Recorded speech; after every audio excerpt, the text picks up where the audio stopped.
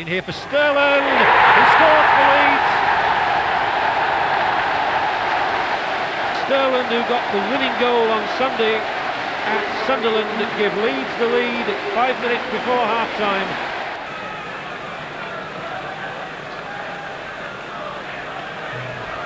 It's played in for Lee Chapman, who scores the second for Leeds.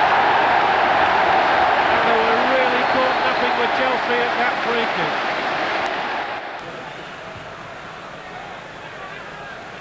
Long and high, Johnson against Chapman, it's through here, Shot, is he onside? I think he is.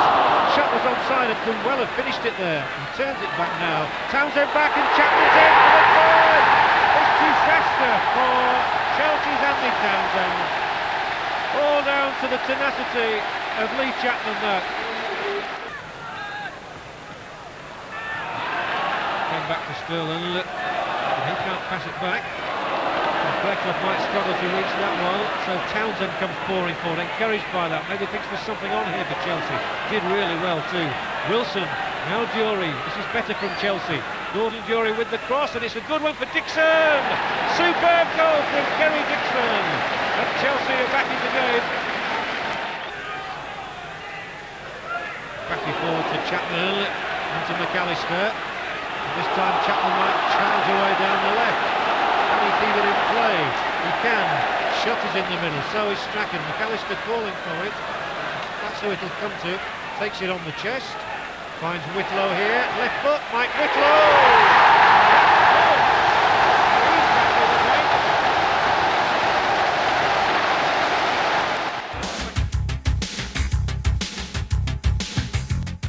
Travelling to Queen's Park Rangers, Liverpool was still in overdrive. They'd taken 44 out of 51 points, but opponents were stretching them to the limits. They lapsed into an unaccustomed habit of losing the lead in games. John Barnes put them ahead at Loftus Road, but Mark Farquhar equalised.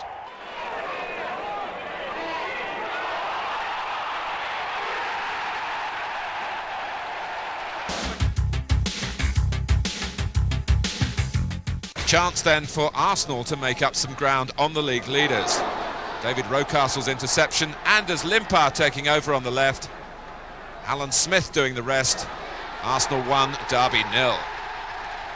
Arsenal continue to control the game.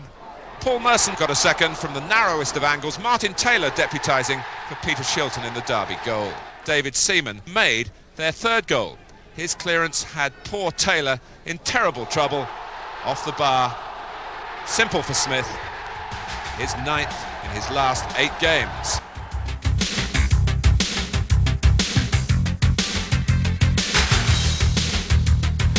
Away to Crystal Palace, Sunderland unveiled a striker with a famous name, Rush. David Rush, no relation to Ian, but with the same eye for goal. Sunderland into the lead. David Rush on as a substitute for Marco Gabbiadini. But Crystal Palace came strong in the closing stages. Andy Gray's long throw, John Salako with a deserved equaliser and setting up a rousing final 10 minutes. With Salako again involved as Palace push forward for the winner. A run on the left-hand side, an inch-perfect cross, and Mark Bright directing it beyond Tony Norman. 3 more points for Palace, their title challenge looking less fanciful as the weeks go by. Well, United's Old Trafford visitors on Boxing Day were Norwich City. Alex Ferguson claims that United are at last becoming the team he's been looking for, and against Norwich it was the striking partnership of Brian McClair and Mark Hughes which did the damage. And Brian Robson's returning to fitness and form. He played a part in the second goal, McClair providing the finish. And the Scot was on target again in the final minute. Neil Webb split the Norwich defence with a clever through ball, and McClair did the rest. 3-0, and United putting an end to a string of 5 successive defeats by Norwich. Coventry faltering under new manager Terry Butcher, but the Sky Blues always enjoy playing Spurs. Who could forget their FA Cup final triumph 3 years ago? And sure enough, they regained winning ways. Kevin Gallagher with the first, his 10th goal of the season. He's justifying that record £900,000 transfer fee. Tottenham, according to manager Terry Venables, fell apart after that. Eric Torsvedt unable to claim the ball on the edge of the area. Mickey Ginn making absolutely sure of the points for Coventry. Their first win under Terry Butcher, and another body blow to Tottenham's title hopes. Peter Reid's Manchester City made a good start at Southampton. A goal from a successful combination for them. David White out on the right, and the aerial strength of Niall Quinn.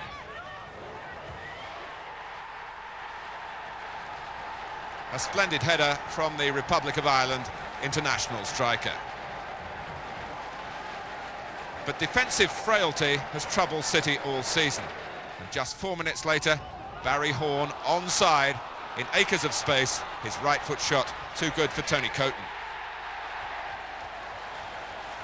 At 1 each, Southampton sensing their first victory in 7 games, especially with the City defence offering such generous helpings of seasonal goodwill. Matthew Le Tissier was the beneficiary of this present, his 10th goal of the season. 3 points for Southampton. Very welcome too.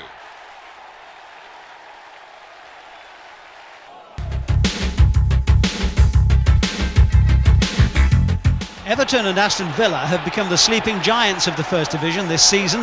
Howard Kendall's men hovering just above the relegation zone, and Villa performing dismally away from home, winning only once. At Goodison, it was the same old story for the visitors. Everton stealing the points with something of a collector's item, a rare goal from their centre-forward Graham Sharp. It was only his 2nd goal of the season, but proved enough to send Villa to their 7th defeat on the road.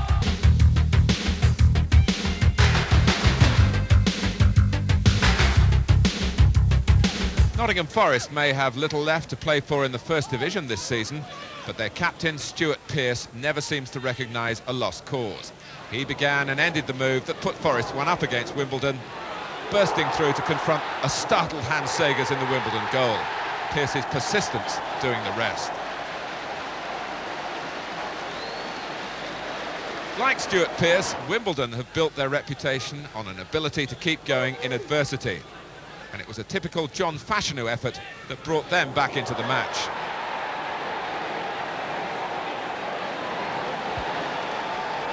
It was a close game, but it went Forest's way. Franz Carr doing well on the right.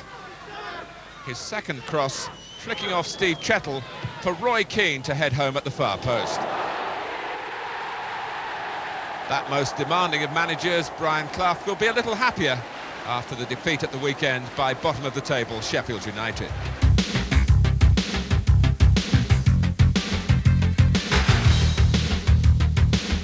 And with Vinnie Jones leading from the front, who would write off Sheffield United's chances of survival in the First Division?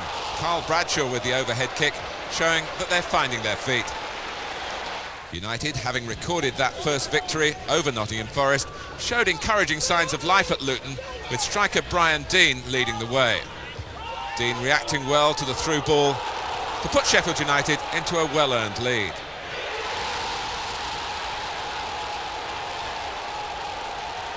They haven't scored many this season, but Deane has got most of them, and he really looks the part in the First Division. And even at the back, Sheffield was showing a newfound resilience. Goalkeeper Simon Tracy equal to the best Luton had to offer from Lars Elstrup. The final word went fittingly to the irrepressible Jones.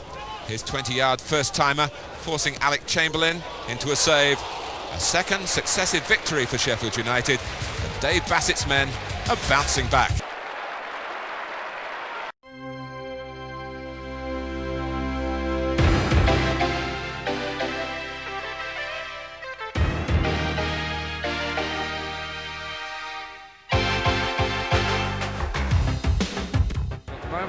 Robson and Ince and Webb all operating in quite a congested area in the centre of midfield. And Owen coming up on the right, he's got it in front of Ormond Roy, a penalty. A long leg of Ian Ormond Roy stretched out, and it brought Owen down. Steve Bruce has taken on the penalty role this year. He has a 100% record. And he still has.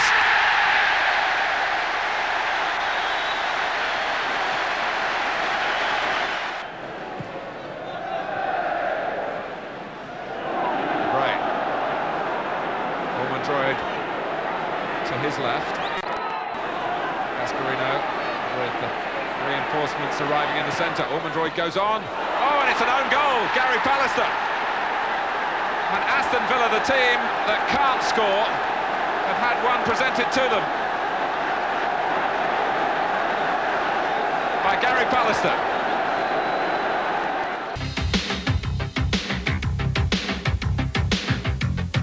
Sheffield United, one of the First Division's form teams over Christmas, took the lead at Highbury. Vinnie Jones's cross was deflected to Ian Bryson. Bryson's third of the week kept United in front until 5 minutes into the second half, when Vinnie Jones definitely pulled at Perry Grove's shirt. You can hardly criticise the referee for awarding a penalty. Lee Dixon, 1-1. Arsenal then ran away with it. The next went down as a Paul Beasley own goal, but we've looked at it a few times. It's Alan Smith's goal, a toe poke right through Beasley's legs. 2-1. Another break down the left. Nigel Winterburn to Paul Merson. Arsenal now in full flight, and a late contender for celebration scenes of the year. Michael Thomas with a cute goal, followed by a touch of Saturday afternoon fever. United reduced to a standstill by this stage. 5 minutes from the end, Paul Davies picking out Alan Smith, his second on the day and his 11th in 9 games.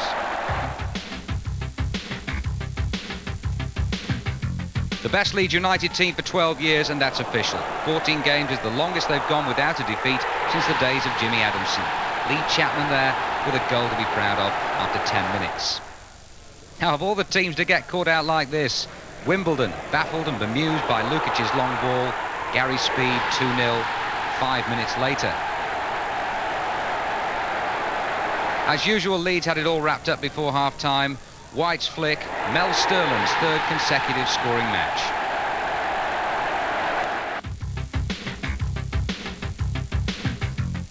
Brian Clough's got his problems at the moment, and you don't need to be a genius to work out what they are.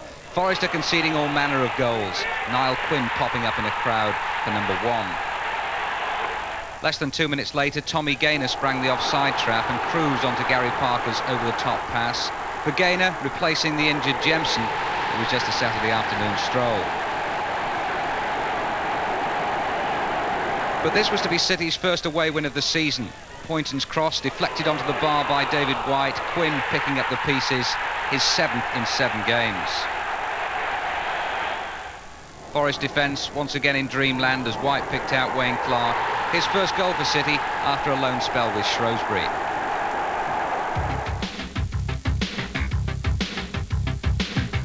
Kenilworth Road has seen fewer First Division goals than any other ground this season. Luton don't concede a lot, but they don't score a lot either. No wonder 3 players claimed the first. We're plumping for a Jason Cundy own goal. Kingsley Black settled it for Luton. 7 minutes from time to end a losing sequence of 3 straight.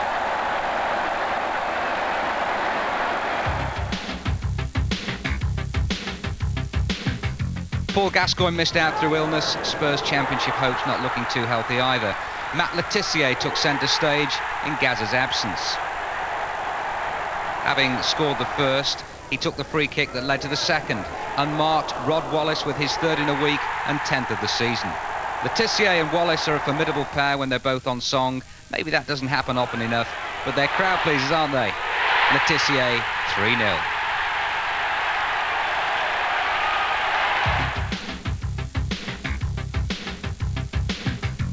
More spills than thrills at Goodison Park. Martin Taylor, Derby standing keeper, presenting Mike Newell with a belated Christmas present.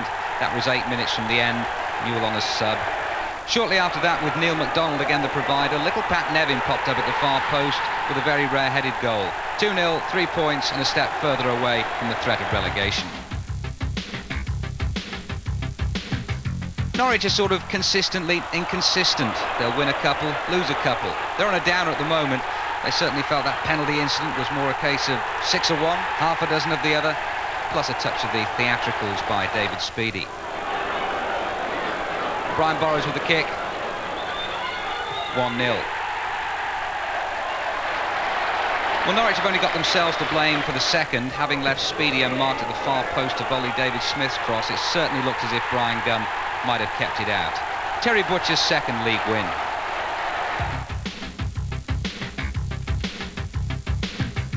An air of desperation about this one. Rangers with only 2 points from 10 games. Sunderland with only 1 point from 5. Just Caesar fouling David Rush in the first of 3 penalties. But Paul Bracewell was foiled by Jan Steischl. Spurred on by that unexpected bonus, Rangers took the lead. Ray Wilkins crossing for Danny Maddox after 37 minutes. Sunderland back on level terms just before the interval when Colin Pascoe capitalised on Rangers' inability to get the ball clear. 1-1.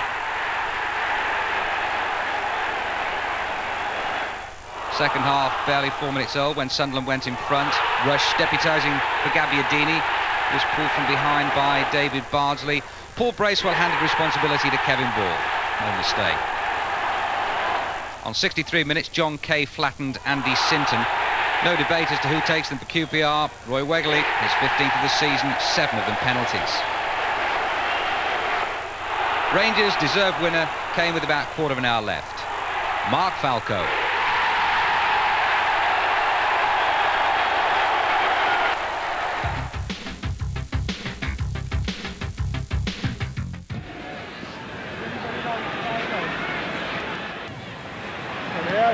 Here's Bright on the far side now. He's got round his man. He's gone round Gillespie. It's in there. Mark Bright.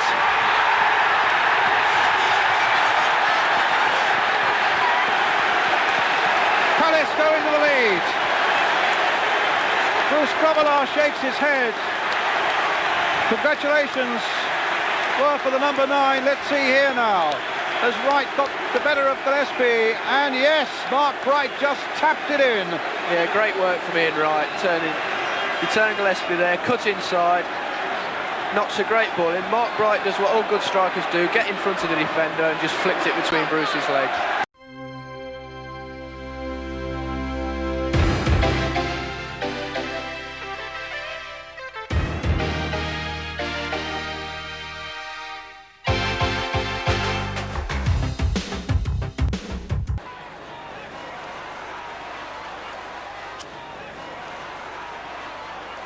Staunton. McMahon burrows to his left. Went past Strachan as if he wasn't there. Chance for Barnes! Flying start!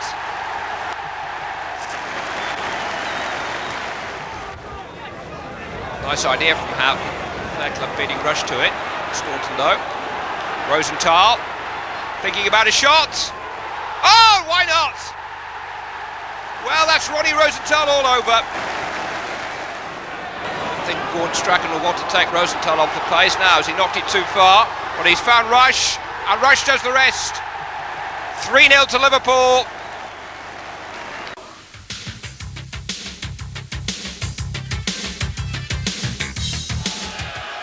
Yes, 30,000 fans at Main Road to see Arsenal extend their unbeaten run now to 21 games.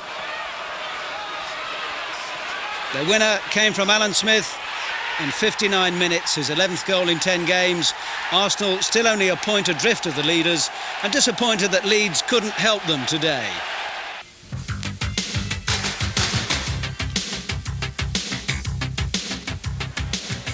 Funny game, isn't it? While Liverpool were inspired by defeat at Palace, Palace themselves were brought down to earth at Aston Villa. Well, Chris Price certainly was, rather clumsily by John Salico, and David Platt with penalty number 6. And then the direct route. Lee Butler's mighty clearance sending the England man galloping through Palace's disintegrating offside trap. Platt's 15th goal of the season, Palace taking 1 pace forward and 2 paces back.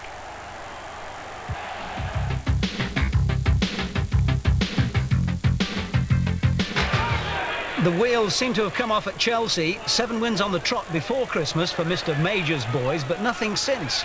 It looked OK early on when Kevin Wilson put them ahead at home to Everton. Nice goal, but only 3 minutes of elation. Graham Sharp profiting from some dodgy defensive play to equalise. But you've seen nothing yet. When Chelsea get into a tangle, it's the mother and father of all tangles. More in hope than judgment. Pat Nevin screwed this one back for Jason Cundy to score his second own goal in 4 days. 3 successive defeats now for Chelsea.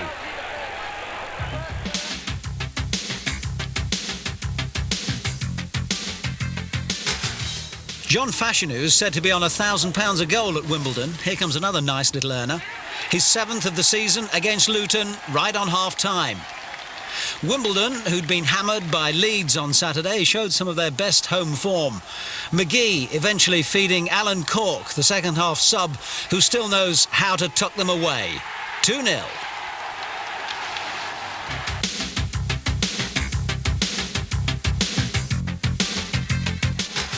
It's been a miraculous festive season for Sheffield United. They've actually won 3 matches, and this is the latest. Brian Deane claiming his 11th goal from Vinnie Jones's long throw. Mind you, Vinnie nearly threw it away before half-time. He's certainly got a hand on it, but of all people, Roy Wegerle missed a penalty for Queen's Park Rangers. There's now only 4 points between them, and United have a game in hand.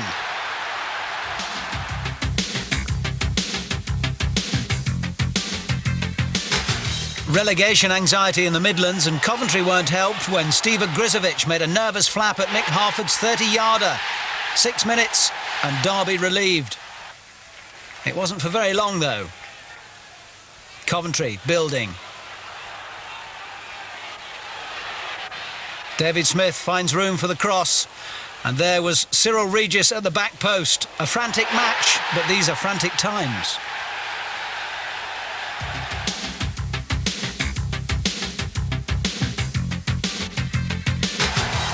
Sunderland eased the pressure on themselves with victory over Southampton. Colin Pascoe fetched down here in full flow by Gary Owers, and Kevin Ball ending a sequence of 4 successive reverses for Sunderland. Southampton's mini revival on ice.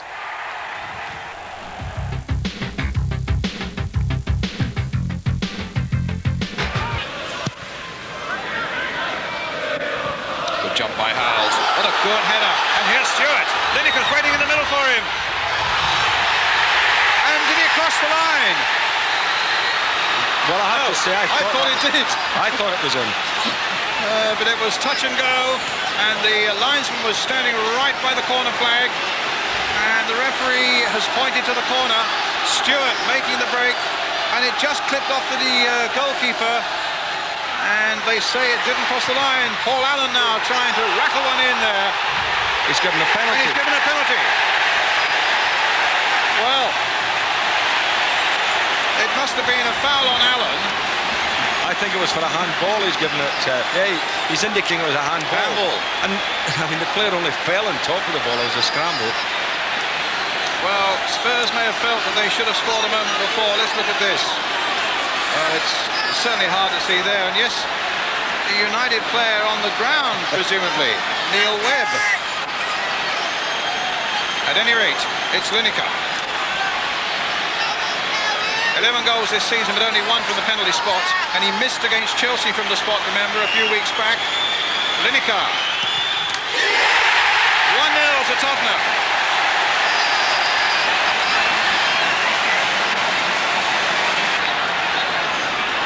Owen, hitting it forward again. Phelan had stayed up there. Who's ducking in with a header? Pallister playing it short. Picked up well by Ince. Played wide now for Webb. Crossed in again towards the near post. And Hughes was almost there. And United so unlucky. Naeem getting in quickly, but United keep possession. Webb spraying the long ball forward now. Sensing possibly that Sharp might have the measure of Mitchell Thomas. I think he has got the measure of him by now. He's very pacey, Sharp. Blackmore playing it in. Hughes, was he pushed down? It's going to be a penalty by Vanden Hauwe. That looked a clearer penalty than the one at the other end. And it gives United now the chance of coming back to 1-1. 3 penalties in the last 2 games. Steve Bruce now with a chance of making it 1-1 and succeeds in doing so.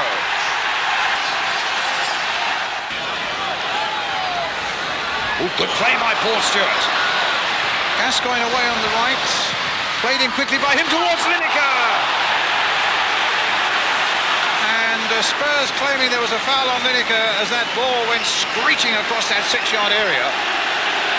But the referee wanting none of it. And in fact, I think Gascoigne may have protested a little too loudly. There we are again. They claim there was a foul on Lineker. Didn't look it to me. And Gascoigne for dissent will get a red card. He must have said something to the referee there that required an instant red card. Paul Gascoigne sent off. Well, that is amazing, really. Obviously, as you say, he must have said something, called the referee something that he thought, well, I'm not having you on the field saying things like that. It must be. Martin. Webb. Can he open the door? Bruce. Already scored from the penalty spot. Not there towards Hughes. Might come from Leclerc. United have snatched it.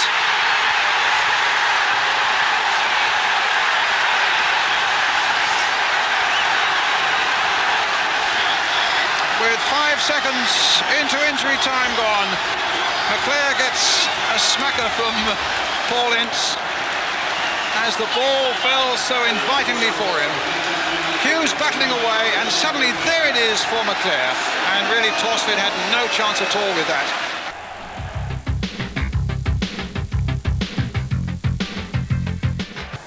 Forest have displayed only fitful signs of the form that will be required to bring Brian Clough some much overdue FA Cup success.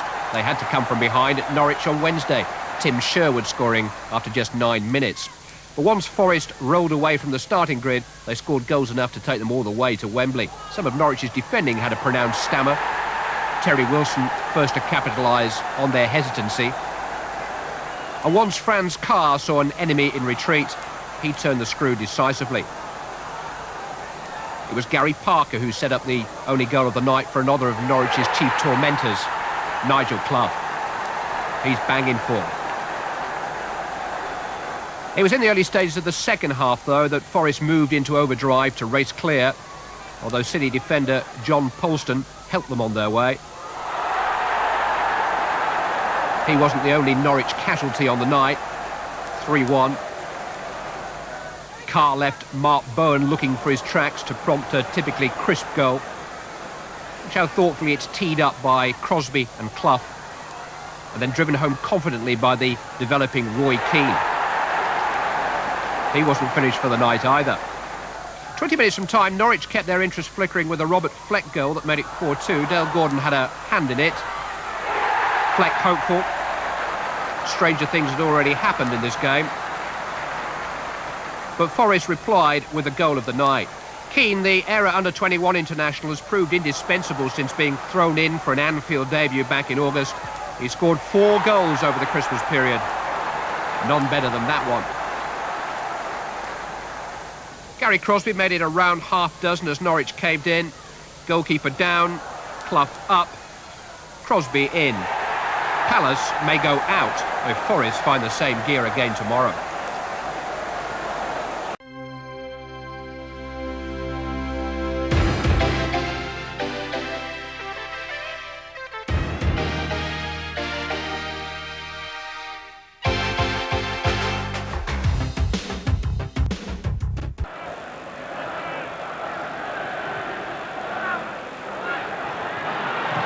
Limpar. Fennick. Now Thomas. Lovely touch from Gascoigne. It's a great move from Tottenham. Has it produced the goal? No. Lineker and Gascoigne. It's no exaggeration to say that that was world class. Howells trying to drop it over the top for Lineker. He's done just that. Gary Lineker. David Seaman just got part of his body to it. Mitchell Thomas. Really has been nothing between the sides in the second half, but now Lineker for Tottenham, and and David O'Leary with some heroic defending for Arsenal. Lineker can retrieve it on the right. Allen! He's got Walsh to his right. Lineker is the only other player up for Spurs. And Walsh gets past Davis and plays Paul Allen in for Spurs, and Seaman was allowed to make the save. Some 90 seconds plus stoppage time.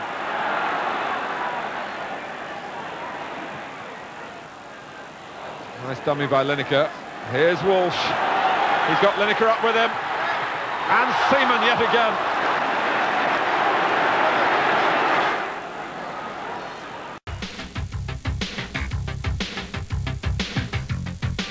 Liverpool gave Jimmy Carter his debut at Villa Park, their new £800,000 signing from Millwall.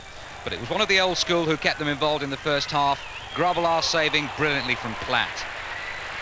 But Liverpool can tell stories about the ones that got away as well. McMahon going close against the club that sold him to Anfield.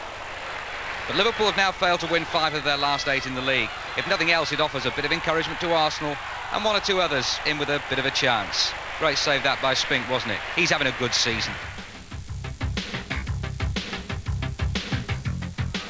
Positionally, there was little to choose between the two beforehand, but Southampton are enjoying one of their good spells. Their good players, like Rod Wallace, are right on song. After that encouraging start for the Saints, Luton played their part in the most entertaining game of the season at Kenilworth Road so far. And here's one of their goals of the season by Lars Elstrup, 14 for him. Luton, who'd won only 1 of their previous 7, went in front 2 minutes later with 20-year-old Julian James getting his second for the club, sliding in on the synthetic, risking artificial grass burns to make it 2-1. But then to complete a hectic 4-minute spell, Southampton drew level. Cherednik putting the ball in, the Luton defence practising Glasnost, and that was easy for Matt Le Tissier. Into the second half, Southampton in front again. Lovely tight control here by Le Tissier for his 16th of the season and 10 in the last 10 games. Outstanding goal coming up, Southampton really buzzing. Alan Shearer, a fine exponent of touch play and a great foil for Le Tissier, and Wallace in this case, and that was Rod's 12th of the season, well over half an hour left. Now, despite conceding a late penalty, Southampton went on to win their 4th game out of 5 and set up an enticing Rumbelows Cup tie against Manchester United on Wednesday. Little shove in the back, Cherednik on Kingsley Black. Plenty of protests, but we reckon the referee was dead right. Now, John Dreyer gets up to all sorts of antics when he takes penalties, but he takes them well. 4-3, that's how it finished.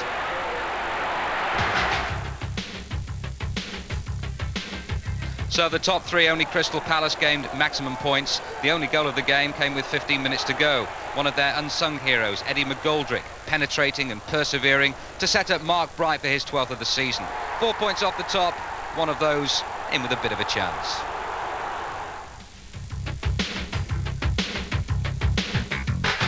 Super goal, this one from Norwich. Great touch from Robert Fleck to get Jeremy Goss away. Support arriving at the double. And a perfect strike by Tim Sherwood. Even Lukic at full stretch couldn't keep it out. Confidence seems to come and go at Carrow Road, rather like a change in the weather. It's high pressure stuff at the moment. Dale Gordon with Robert Fleck to thank.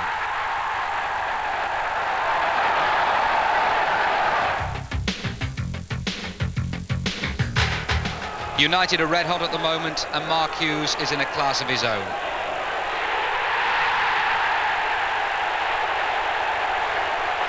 But the man of the match was Lee Sharp. That's why United 2 up after quarter of an hour. Brian McClare with his 13th of the season, 5 in 5. Before half-time, Hughes getting his 2nd of the match, 12th of the season. 1 defeat in 18, another side with a bit of a chance. Troubled times at Stamford Bridge, but at least Chelsea ended a losing sequence of 4 games on the trot. A goal in each half by Gordon Durie against a QPR side that's lost 12 of the last 15 games. Durie's 10th of the season was a brilliant header, leaving Rangers 1 off the bottom and with the worst defensive record in the division. 5-4 the last time they met, Forest the losers in the Rumbelows Cup, despite a Nigel Clough hat-trick you might remember. Well, Steve Ogrizovic bringing Clough down there after an extraordinary back pass by Cyril Regis. Now Clough missed the penalty, but it had to be taken again because of encroachment. So up stepped Stuart Pearce for his first penalty attempt since the World Cup semi-final. Similar outcome, but not the time and place for tears. It's certainly not in Pearce's nature when there's still work to be done.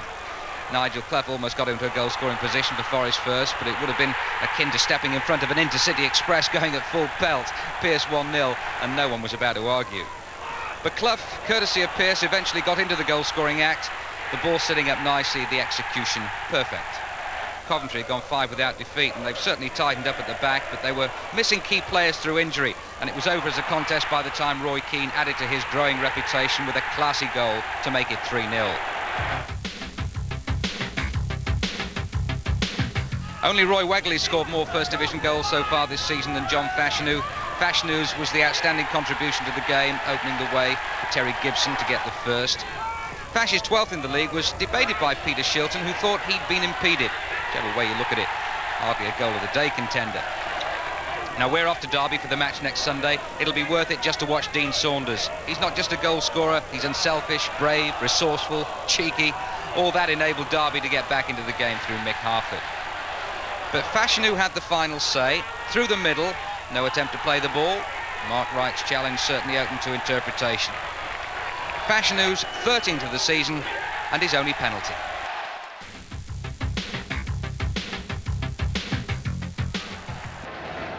Poynton, White, Ebrel for Everton. That's a lovely ball, but there was a suspicion of offside, not given though as Nevin goes on. Well saved, it comes to Beagrie. And how about that? Eat your heart out, Hugo Sanchez. Peter Beagrie scores his first ever goal for Everton and gives us a celebration to remember.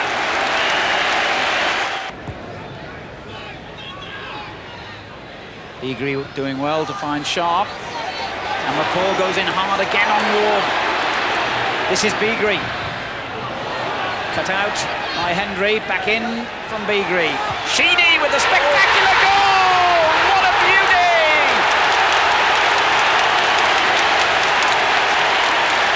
A magnificent goal by Kevin Sheedy!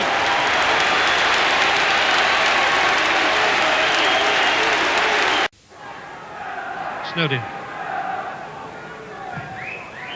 Oh, and Chapman scores! He's done it again.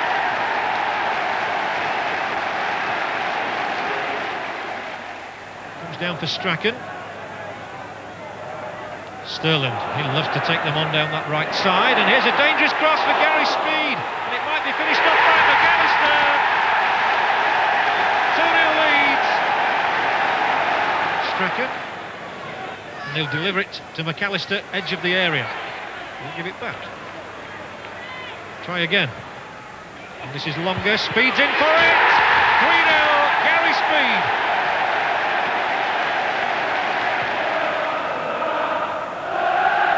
It looks as though Leeds are going to come off first. Chapman's got another one. It came from nowhere.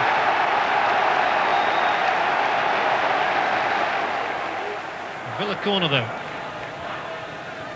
And it's Chapman. I think Chapman put that one in as well, did he?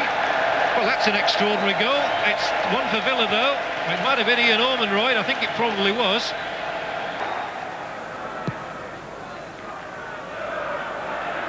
Mabbott beaten in the air by Dixon. Dury! That was a real chance, and Dury knows it.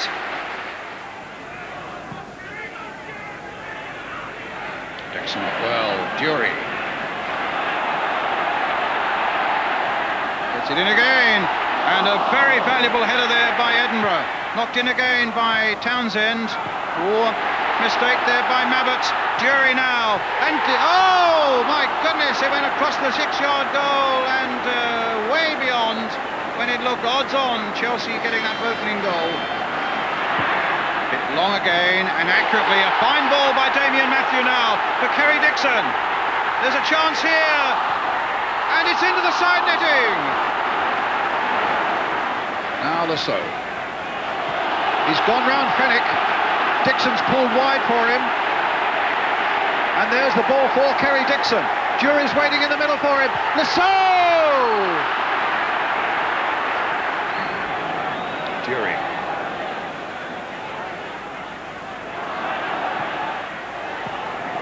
Oh, they're in trouble now. Lasso! Kicked off the line, though, by young Justin Edinburgh.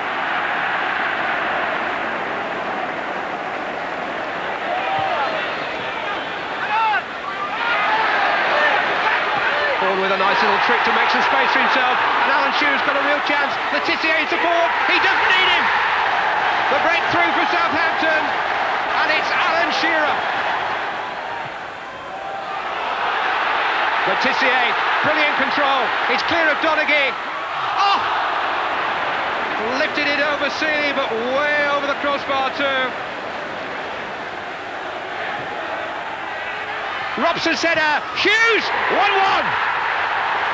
Instinctive and unstoppable.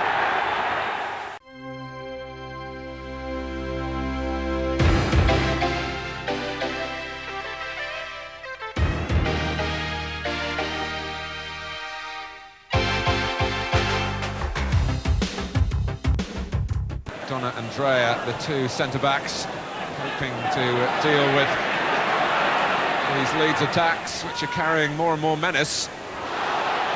Chapman, shot is there, now Strachan, trying to loft it to McAllister. The linesman is flagging, an infringement by James, and it's a penalty. James was holding McAllister there. So here goes Strachan, 1-0.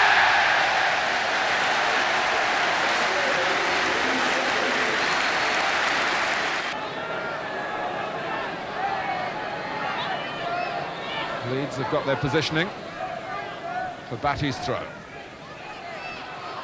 Owen Chapman and Fairclough, 2-0.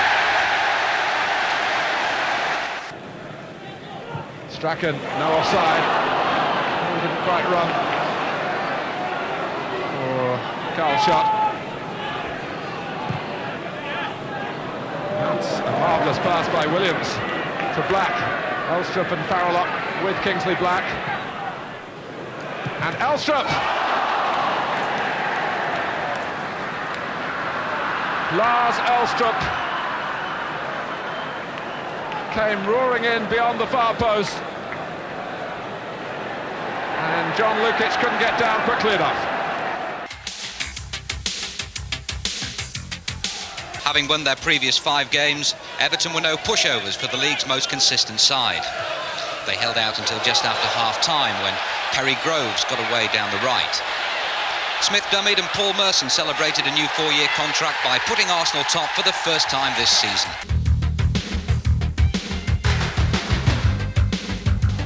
There can't be many First Division teams that relish playing Wimbledon, but Liverpool have more reason than most to fear the worst. Who can forget the FA Cup final defeat 3 years ago? At Anfield, in front of 35,000 anxious fans, the league leaders managed to overcome early signs of nerves. And employing tactics more akin to the South London side's style of play, they even took the lead.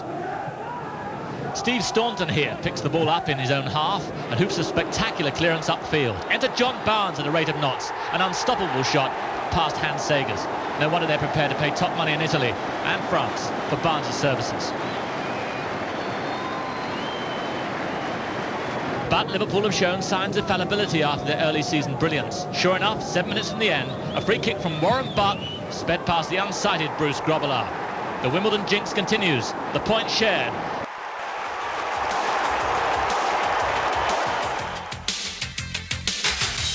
A setback for Palace and further evidence that there are few better teams around than Norwich on their day. And in with a real chance of winning our Goal of the Day competition for the 2nd week running. Jeremy Goss is first in the league.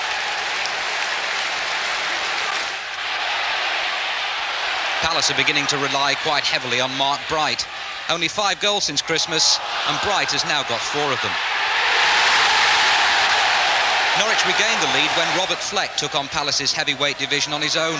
Strong enough to keep going after tangling with Young and Martin, and clipping the ball in beautifully.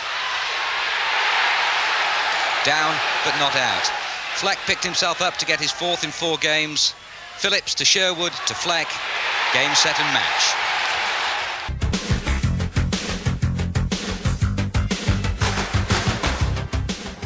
Queen's Park Rangers had lost their last 3 games, so must have been grateful to striker Mark Falco when he volleyed them ahead against Manchester United. A lot of responsibility on Falco's shoulders, with top scorer Roy Wegerle out for 6 weeks. Into the second half, and Rangers check keeper Jan Stejskal pulled off one of the saves of the season when he dived to his left to turn Mark Hughes' spectacular volley round the post. But it's in defence that Rangers have had their most serious problems. And 7 minutes from the end, they subsided once again when Stejskal went from hero to villain as he palms the ball to the feet of Mike Phelan, who coolly collects his first goal of the season. 1-1, but Rangers still in trouble at the foot of the table.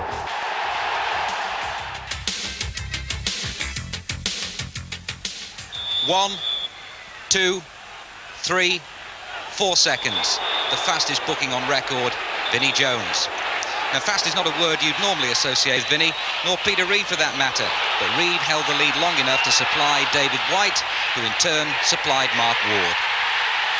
Now, coming up, the incident that led to Jones being sent off, it must have been for intent as much as anything, because Reid, having been too quick for him again, kept on going. City's clincher is a goal of the day contender. Mark Ward's second of the match, a minute from the end.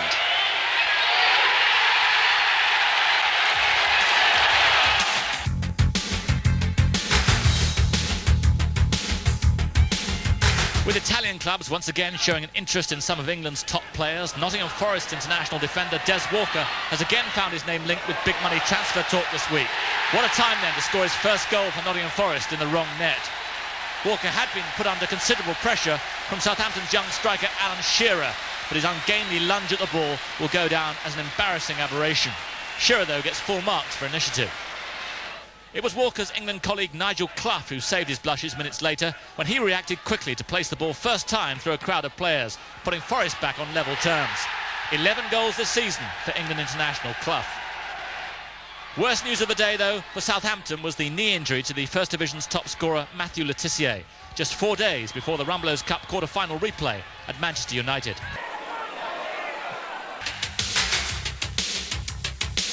The Saint tends to go for teamwork when he's judging our goal of the day competition, but here's an outstanding individual effort to consider.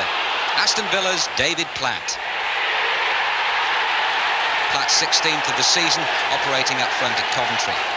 Coventry were a trifle fortunate to get away with their equaliser. Cyril Regis clearly ended up in an offside position. Not interfering with play was hardly an excuse. Mickey Ginn with his 4th in 7 games. Coventry's winner clearly illustrates why David Speedy's such a wanted man at present. Burrows down the right and a well-directed header by Speedy.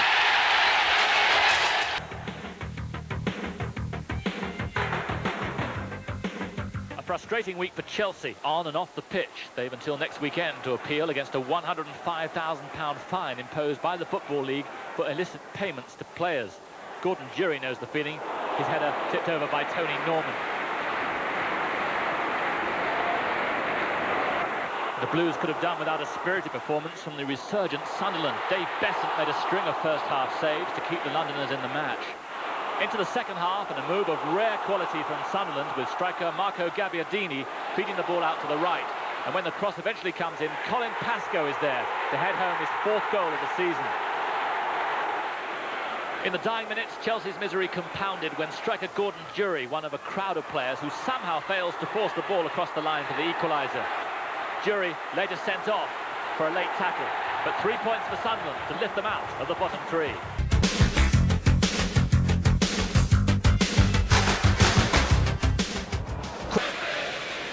Has been a disappointing start to the game so far, but in fairness, the strong wind isn't helping matters. Samways for Tottenham. Walsh, Samways again, trying to put Allen in. Only Lineker in the penalty area for the cross. But Lineker was the only man that they needed, and Tottenham have a goal, and the goal poacher has done it again.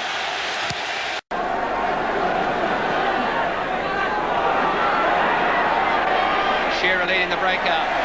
Strong play by Mike Phelan.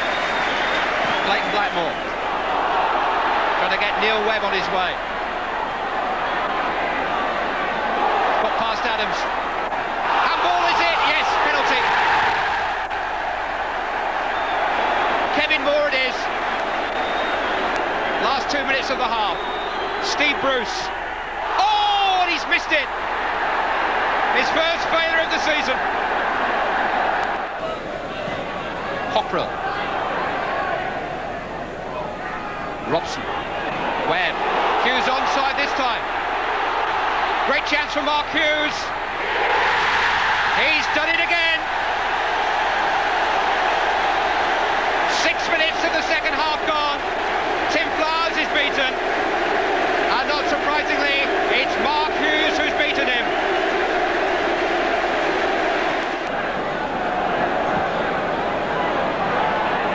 Case's free kick. Ace there! An equaliser by Alan Shearer. 1-1 the score. Lee Sharp onside. Good control too. Useful cross. Mark Hughes, 2-1.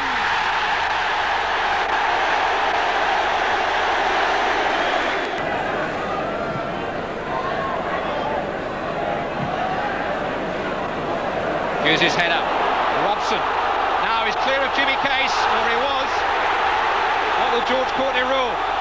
There was another Southampton player beyond Jimmy Case. Was Robson denied a clear goal-scoring opportunity? It's a red card for Jimmy Case.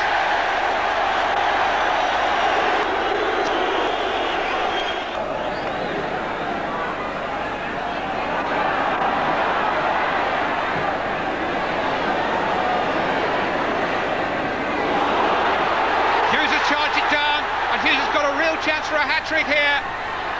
He's got past the goalkeeper, and he's got his hat-trick.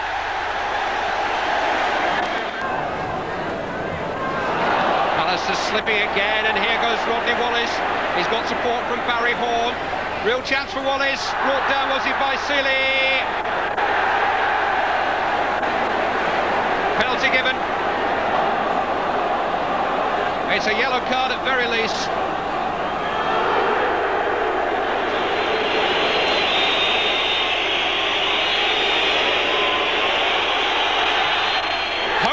Eternal for Southampton. It's Hughes 3, Shearer 2.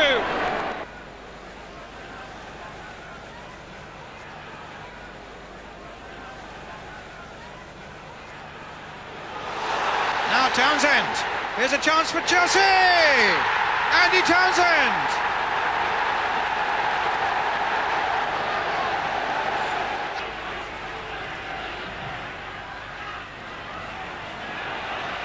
Matthew, Townsend, against the post.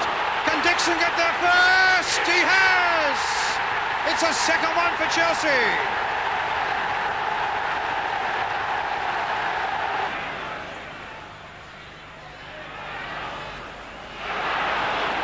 Dury. Penalty given. A foul by Edinburgh on Dury.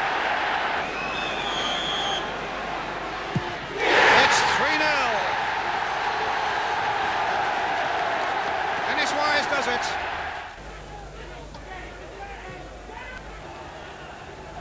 Pearson and Shirtliff, the two centre-backs, are both forward for the kick. Played into the far post and cut back neatly as well, and the turn, and it's gone in! And Pearson, who gets so many vital goals for Sheffield Wednesday, has got another. The captain capitalising on Coventry City's hesitation on the far post.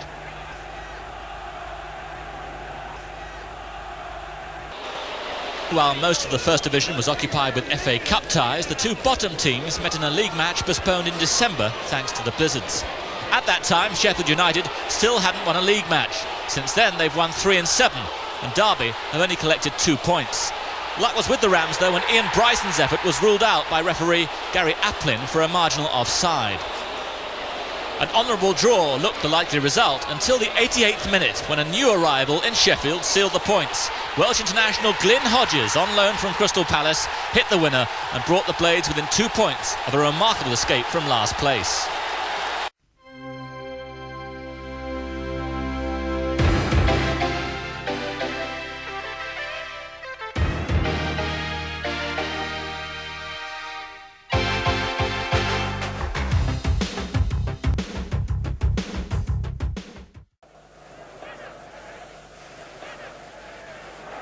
Winterburn.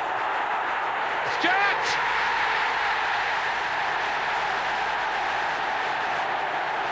Arsenal are behind. Stewart. That's a marvellous ball to Damien Matthew. Kerry Dixon is in the middle. Matthew to Dixon, to the back of the net.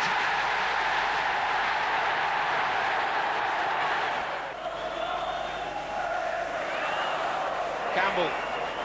And now Smith has got through and got one back.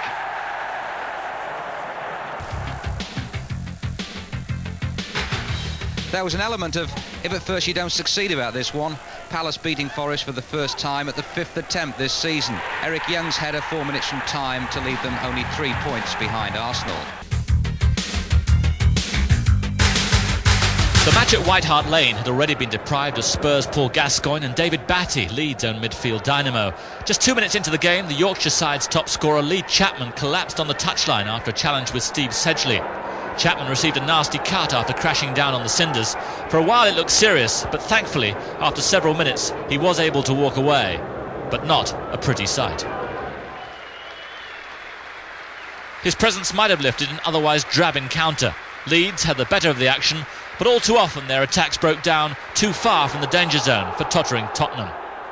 Alan Williams might have made more of this effort, but the match ended goalless. Having spent 10 years in the 3rd Division with Brentford, Sheffield United's Bob Booker isn't going to give up his 1st Division status without a fight. He led the way, wearing Vinnie Jones' number 4 shirt, in United's best performance of the season, scoring after 20 minutes and then a minute later. It was a misty old afternoon at Bramall Lane and a mist in the eyes of Southampton's defenders, who found themselves penned in by the concentration of United's repeated attacks. This is Brian Deane. Glyn Hodges on loan from Crystal Palace. He got the winner against Derby last week and chipped in with the 3rd. The 4th came a minute after that. A suspicion of offside attached, but Brian Deane weighed in with his 12th of the season, 4-0 before the half-hour mark. After the break, which saw the usually laid-back Chris Nicholl laying into his team, Southampton pulled one back through Kevin Moore. But Harry's boys are off the bottom for the first time in 4 months.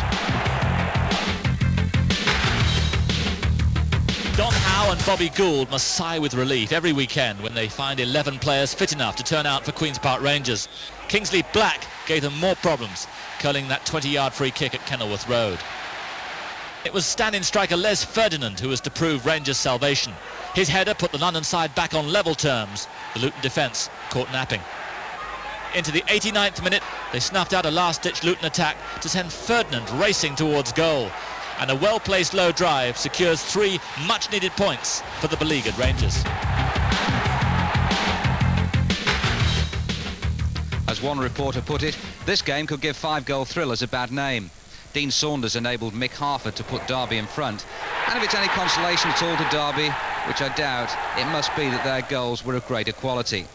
Their lead lasted 2 minutes when Gary Micklewhite committed Harry Carey, an irrational moment that gave Gordon Cowans the opportunity to score his 1st of the season, Villa's penalty taker in the absence of David Platt. Now, anyone who rings in and votes for Villa's 2nd as a goal of the day contender will be dispatched forthwith to the funny farm, more like a loose scrum, with the ball eventually coming out to Tony Cascarino on the blind side, and his 1st in the league since September. 5 minutes later, Villa took a match-winning lead when the ball was played through for the Tobagan World Cup player Dwight York to score his 1st goal for the club. And a little reminder that Roger Miller and the Cameroons are here this week. Derby's response was a genuine goal of the day contender from Mel Sage, but defeat means they go bottom. 2 points out of the last 27, 6 straight defeats. A genuine crisis.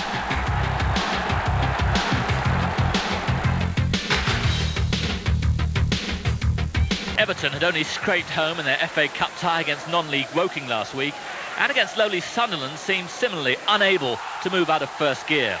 They needed a penalty to break the deadlock. Gary Owers handling midway through the 2nd half. Kevin Sheedy up against Tony Norman. A wonderful instinctive save, but that trusty left foot does the job 2nd time around. Norman made rather more of a mess of Everton's 2nd goal. Neil MacDonald floats over a cross for winger Peter Beagrie to send a well-directed, though none too powerful header towards his left-hand post.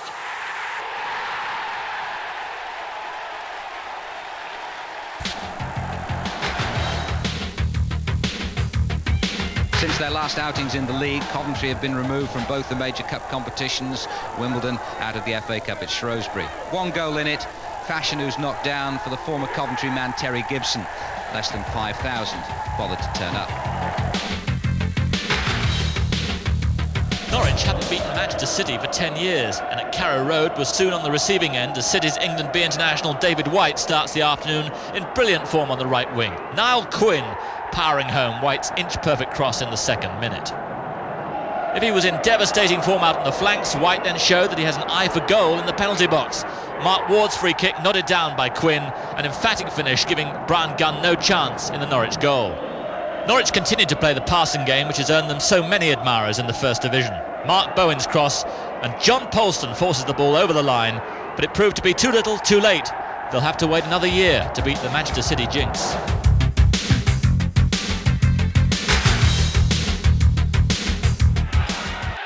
Well, it's a corner for United. Sharp will take it. And plenty of grey shirts in the back, particularly looking for Bruce and for Pallister. That looked like a handball by Hussein. Penalty given. Well, Hussein, I can't understand that. And the Liverpool players look totally nonplussed. Kenny Dalglish can't believe it either. That was amazing. Well, sometimes when you jump like that and you miss the ball, your arm automatically flicks up. And that's what I think might have happened. I don't think he's actually gone to hit that, but the way he's jumped and the way he started to fall, his arm sort of hurled up and hit it, although it looked blatant. And he had no choice but to give a penalty. Steve Bruce, 10 goals this season, 7 of them from the penalty spot. He's got it! United go into the lead with 26 minutes gone. Steve Bruce chalks up goal number 11. 8 of them from the spot. Here's Burrows. 1-0 to Manchester United. Certainly take this man of the match award very seriously, the players. Robson.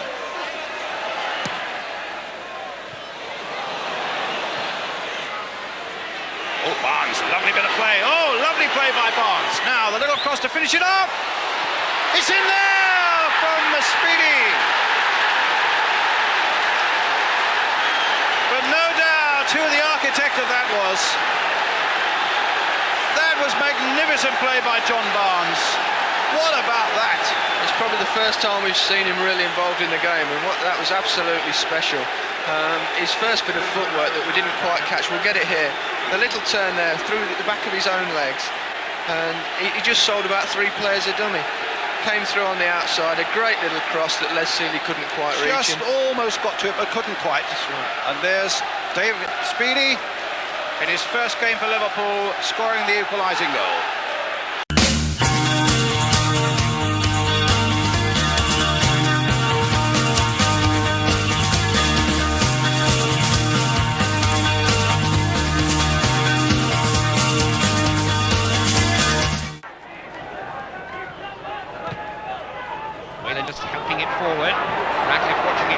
Dropping over his shoulder. It's found only Nickel. 3 forward in support. Away by Watson. Jan Morby! Deflected and in! First blood to the Reds down at the Kop end. Jan Morby with a Helvedova deflection is the Liverpool scorer. And Everton are far from finished. McCall's header. Watson, Nevin, now did he handle it? He smuggled it in, it's a goal. The equaliser in stoppage time in the first half from Pat Nevin.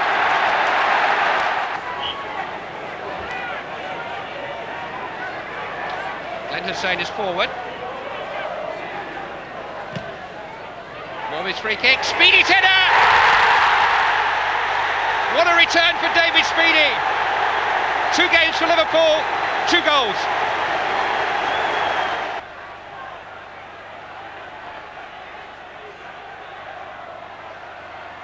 Glenn Hussein is forward from the back. Away by Neil McDonald. Morby.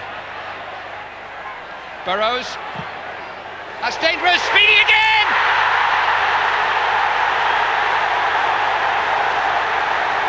Two goals in the space of 4 minutes for David Speedy.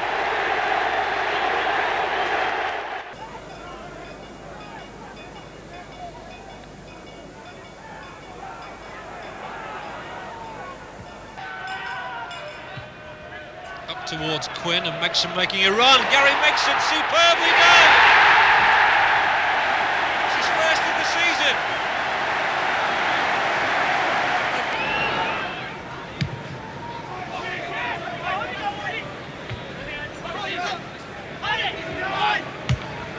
Poynton, and again it's the long one through the middle. Dorigo slips and here's a chance for Wide.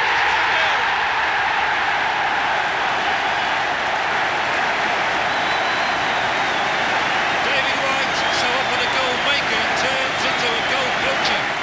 Here's Townsend for Chelsea. Almost beaten out of it by Harper, but he kept his composure nicely. And Matthew spreads it wide. McAllister. Chelsea 3 men in the penalty area. If McAllister can get the cross in, well, he's done enough to get around Poynton twice. Now he lays it instead for Clark. A looping cross, and Coton will claim this. Not a convincing clearance yet, though. Wilson back in. Oh, a cracking goal! Beautifully struck by Dennis Wise. Oh, well intercepted by Megson, who powers forward. Waits for the supporting Poynton. The ball was delivered a bit tightly and he's caught him by the ankle, and that's Clark again, who walks away from the referee, and Steve Clark could well get sent off here. Not dissimilar circumstances. He's going to go. He's going to go.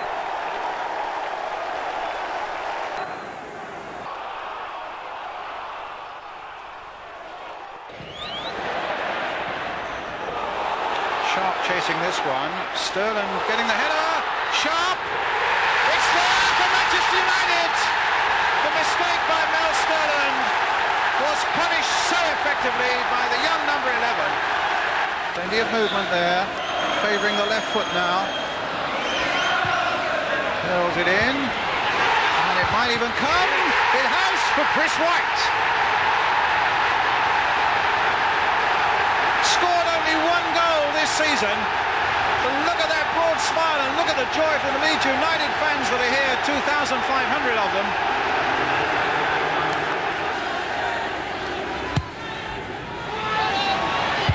Canister with a header. They claim a handball. It might come from McClair.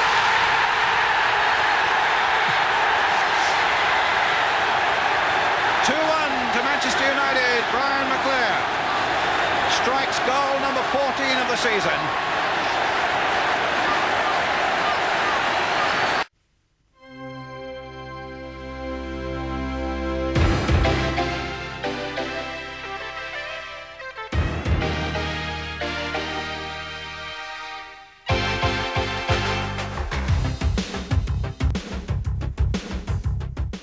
Mitchell got up well, but here's McGee for Wimbledon, getting there in front of Wise, then giving it away to Clark. Mitchell chasing here and tries to get in behind Blackwell and did well.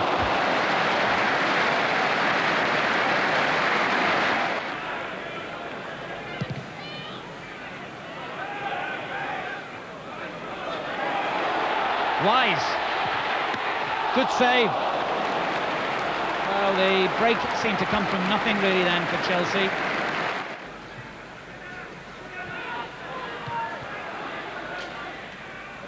And Cundy goes over the advertising hoarding with a little bit of help from John Fashanu, a handshake to help him back when he can afford to smile about it. The crowd didn't enjoy it quite so much.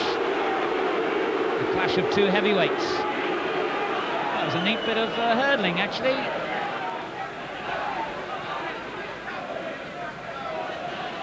Barton. Fashanu. Good save. And suddenly the game is opening up. We've had two good shots, both well saved at either end of the field. Fashanu producing a fine effort And a good save by Besant.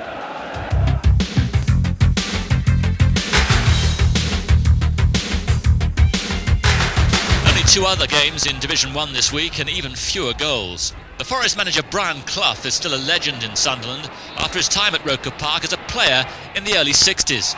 Sunderland's present-day favourite is Marco Gabbiadini, and he almost gave the Roker faithful the start they were looking for. His header off target that time. Despite their poor league position, Sunderland dominate the first half and again threatened to score after 38 minutes. Gordon Armstrong forcing a fine save from Mark Crossley. But it was only a temporary reprieve for Forest, and from the corner, Gabbiadini gives Sunderland the lead. Colin Pascoe knocks in the cross. Kevin Ball knocks it back, and there's Gabbiadini with his 9th of the season, all the more welcome since it's his first goal in 10 games. He's quick to acknowledge Ball's contribution, and a closer look shows the number 6 rising high with a marvellously controlled header to set up Gabbiadini's brave finish. Nottingham Forest have their best chance 4 minutes into the second half. Stuart Pearce on one of his many forward runs finds Roy Keane with space in the box, and it's Philip Starbuck on the end of a move, bringing the best out of Tony Norman. Sunderland keep up the pressure. A long pass from the influential Ball releases Gabbiadini, but an outstanding effort from the Forest keeper Crossley stops the young striker getting his second. Brian Mooney cost Sunderland £225,000 from Preston, and after a neat 1-2 with that man Gabbiadini, he almost marked his debut with a memorable goal, but one was enough for Sunderland's 3rd successive home win.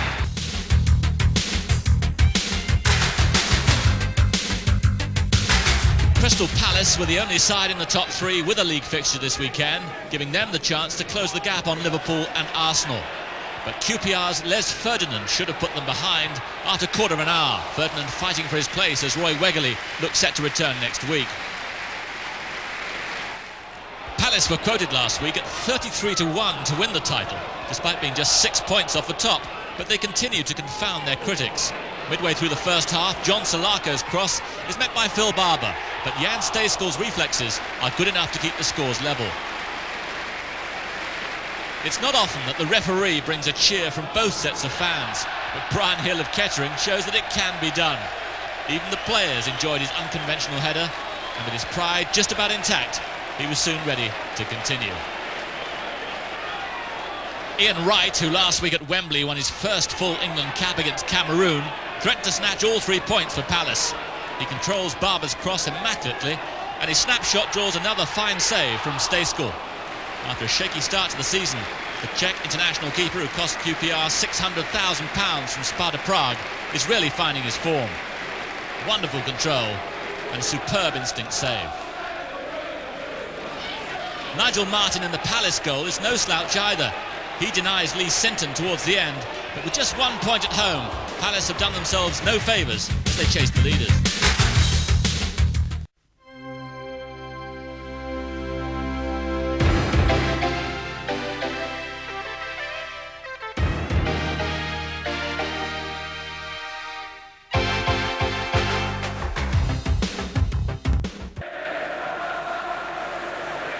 Up by Merson, in comes Linnigan on the far side. Well, David O'Leary gets himself and the ball out of the net, and Arsenal are in front.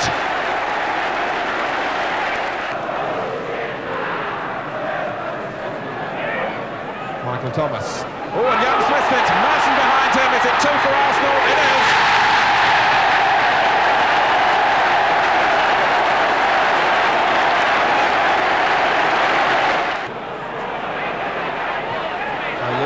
His Campbell for Smith. There's a shot on. There's a great goal on for Alan Smith.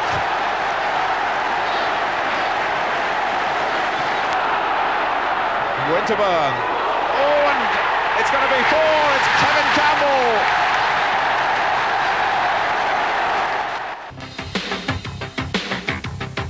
Ronnie Moran didn't appear to have a care in the world on the day he succeeded the one and only Kenny Dalglish. Whether Moran's succession becomes permanent won't depend on the outcome of one match, but having lost their manager, immediately losing their lead in the title race obviously won't help his cause. Julian James was a trifle unfortunate to concede that penalty, and Jan Molby, the architect of Liverpool's finer moments, gave them an undeserved half-time lead.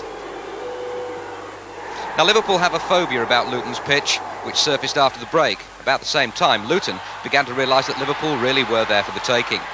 Kingsley Black with Liverpool at 6s and 7s, and our first goal of the day contender. In fact, Luton played some delightful football. Lars Elstrup to Ian Dowie. The season's most audacious 1-2 here. No chance for Mike Hooper, standing in for Bruce Grobbelaar. The first of 2 for Dowie, as Luton ended a losing sequence of 4. Black into the space, permanently vacated by Liverpool, or so it appeared. Hussein dozing, Dowie motoring, 3-1.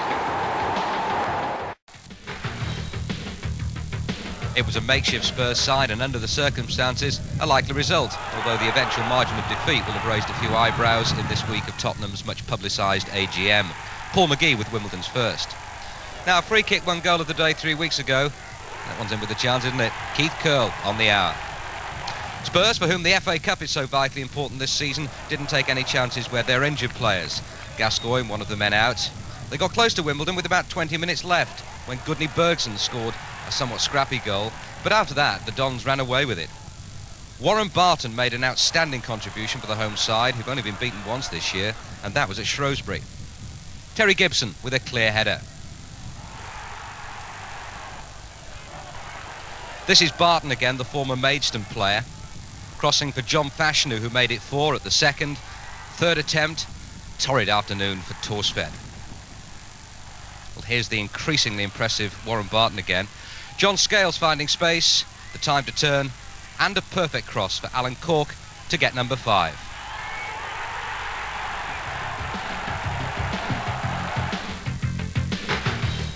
Aston Villa were a bit rusty in the early stages, playing their first serious game for 3 weeks, and Forest took the lead in this Midlands derby with Nigel Clough's 14th of the season. But Paul McGrath got Villa going with a storming run. His knees will be painful this morning. Powering through Walker, laying it on for Tony Cascarino, and clearly this is a goal of the day contender. Villa went in front 3 minutes later, only their 10th goal away from home in the league all season. Derek Mountfield. They were a minute from taking maximum points, but Forest showed a glimpse of their recent cup-fighting spirit. Steve Hodge stooping to equalise, honours even for the two sides vying for the title, a top team in the Midlands. Everton's previous 3 games have been Mersey derbies, and so is their next one. In between all the hullabaloo, Sheffield United's visit must have seemed very low-key, even though Tony Cottee put them in front after 75 seconds. Cottie's return to form has come at a crucial time. It was anything but low-key for United, a great following away from home and bags of spirit. They're battling to stay in the First Division in the way that Charlton used to. Glyn Hodges on loan and on target for the 3rd successive game. What's more, United won for the 3rd successive time. Chairman of the PFA, Brian Marwood, hadn't had too much to shout about since his move from Arsenal, but all that changed a minute from time. Too late, even for Everton, to get an equaliser. Queen's Park Rangers are beginning to get their act together. It's 4 without defeat now, with Les Ferdinand taking over the goal scoring from the injured Roy Wegley, quickly in after Ian Andrews' save. Ferdinand got both goals in their last win at Luton, grabbed another double against Southampton. The second courtesy of Andrews, and one of those nightmare moments for any goalkeeper. Southampton are by no means out of the relegation mire. As Howard Kendall said on his return to Everton, no one's too good to go down. Anyway, down went Rod Wallace, and up stepped Matt Le Tissier to tuck away the penalty. 2-1 at Loftus Road.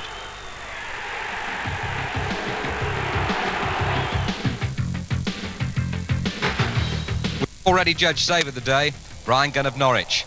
Sorry there's nothing to be won, Brian, but it's the thought that counts. Dean Saunders brought down Dean Saunders to take the penalty, and what an important one for Derby, who'd lost their previous 6 and are stuck at the bottom. But Brian Gunn reacted superbly, particularly to block the follower. No goals at the baseball ground.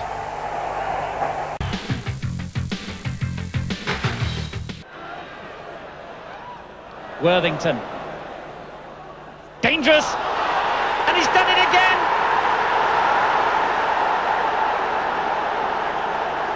Besant's mistake, but what could he do about that, as Shirtley was in the right place at the right time.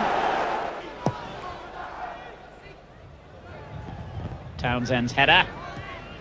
Sheridan to Hurst. King.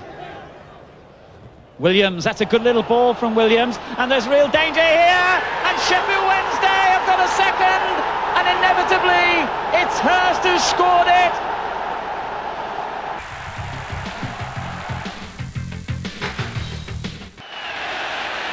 And Hughes gets it away to McClare.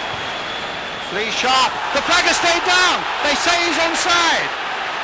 Lee Sharp now for Manchester United. And that has settled it. No doubt about it now.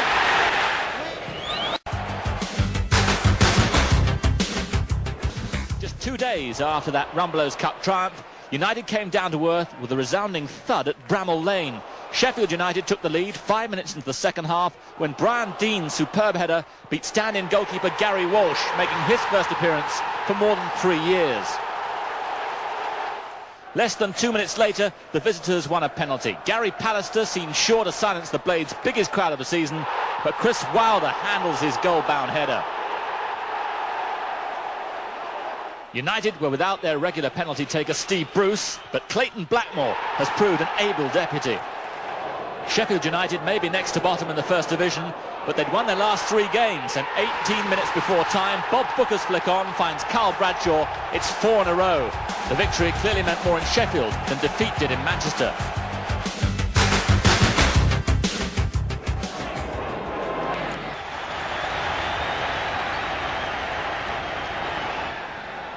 And in it goes Shaw, back again to Sheridan, turned in dangerously towards Pearson. He's done it again, Pearson!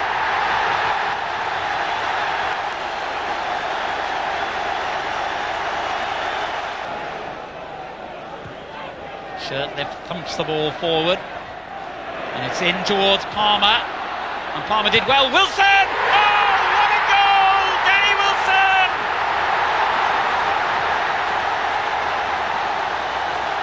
And that's that! Wise, unpopular with the Wednesday supporters, but he's heard that before. Dorigo in possession. Dixon! And it's turned in, and it was easy for young Stewart. Parks.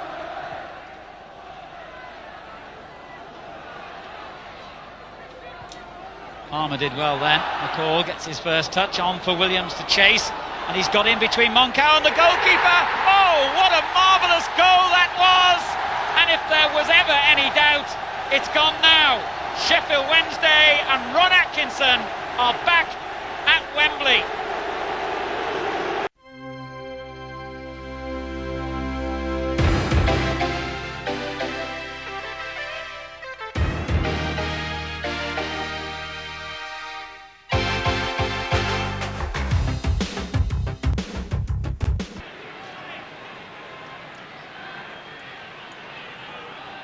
It's Hinchcliffe, good save, Newell, 1-0.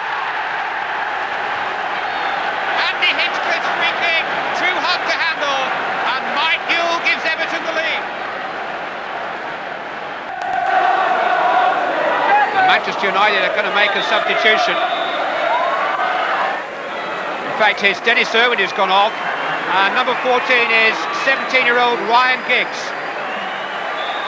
Manchester United believe we may be seeing the start of a very special career here this afternoon.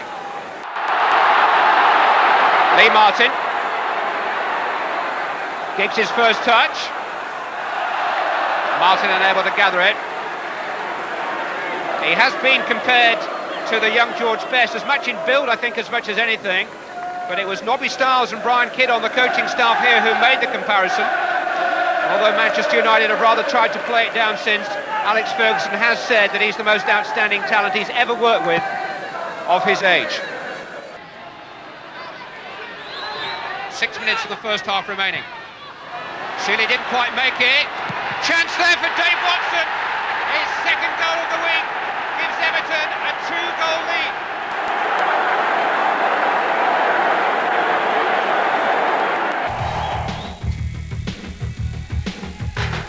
This was a 5-star relegation match that produced a 5-star entertainment rating, although the result really was a poor one for both sides under the circumstances.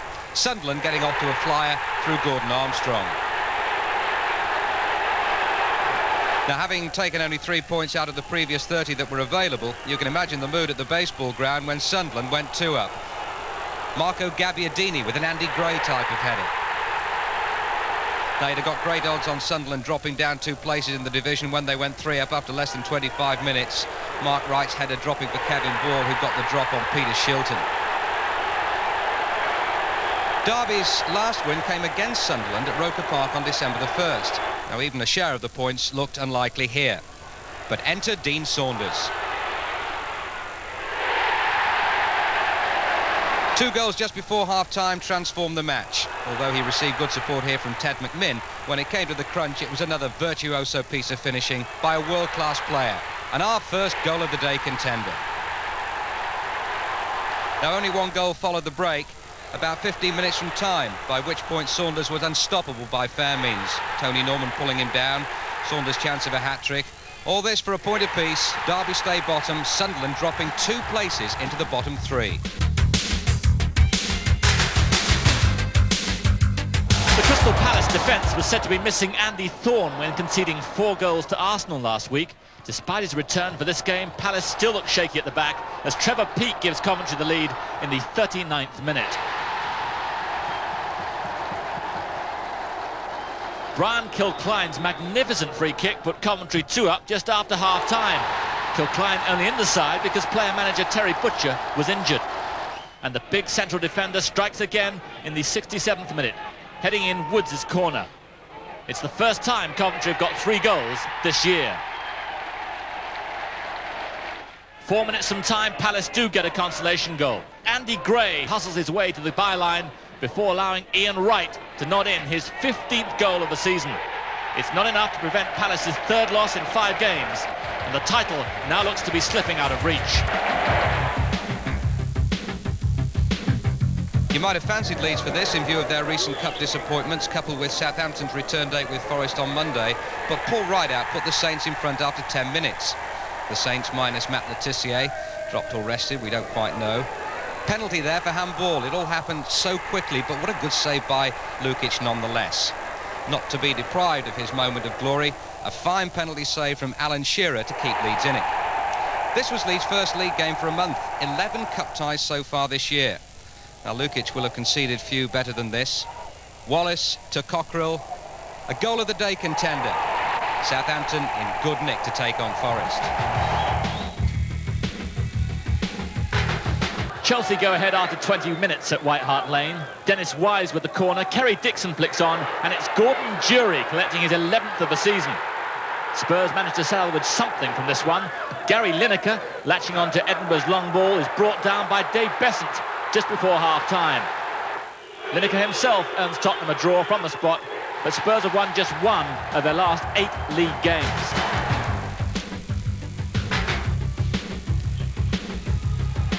Faced with yet another FA Cup replay on Monday, Forest held out until 5 minutes from the end. David Priest picking out Ian Dowie, 3 goals of such importance for him over the past 2 games.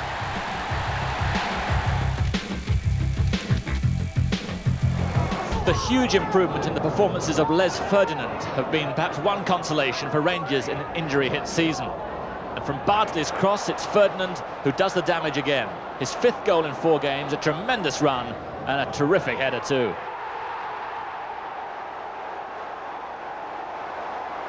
Ferdinand causing all sorts of problems for City in general, and Neil Poynton in particular. Poynton dismissed after 33 minutes for that professional foul. City never managed an equaliser. 5 games without loss for QPR.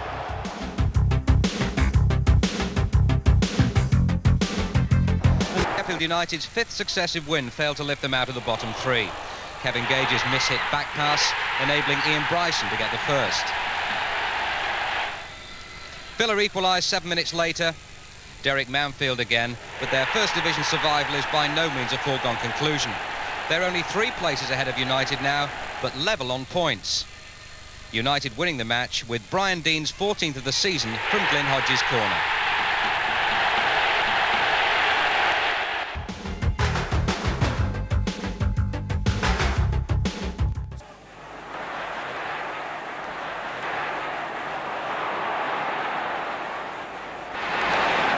Merson. Oh, that's a good ball. Smith playing him back in now for Paul Merson.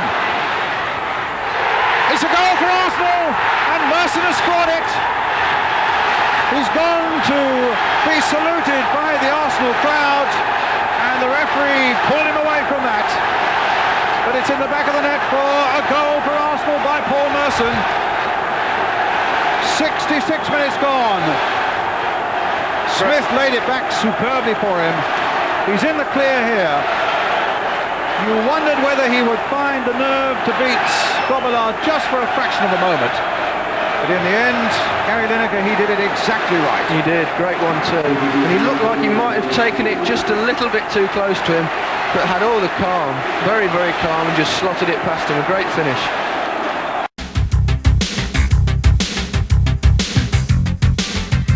And Luton, despite beating Liverpool 2 weeks ago, haven't had much else to cheer about lately. They travelled to Main Road, Manchester in search of their first away point since the 1st of December. It wasn't to be. Niall Quinn pouncing on Darren McDonough's stumble to give City the lead after 20 minutes. 11 minutes later, Luton were a little unlucky to concede a penalty when Graham Rodgers slipped and brought down Clive Allen. Allen made it 2-0 to City from the spot. Luton never threatened Tony Coton in the City goal, and before half-time they were 3-0 down and buried. Another sweeping City move finds David White in acres of space on the right wing. His cross picks out Niall Quinn, who towers above the orange shirts to head home his second of the evening.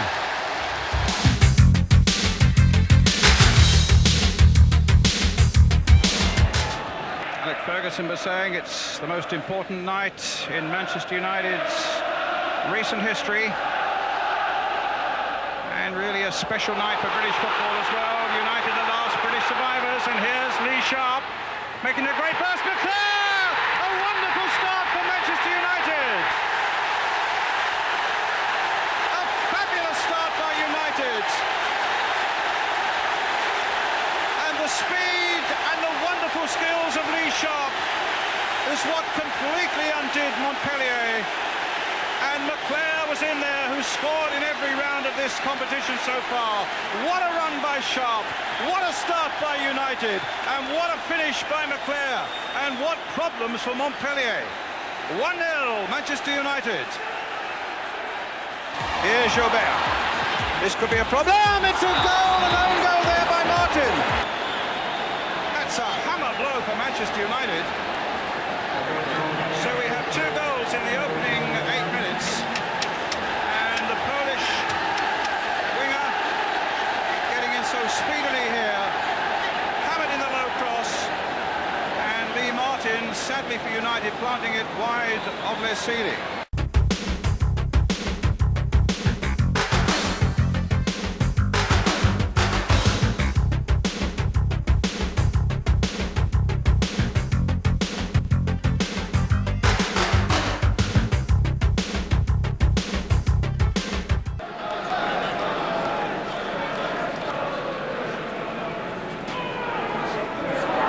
Missed it for once, and now it's Elstrup and Black, the 2 danger man in unison.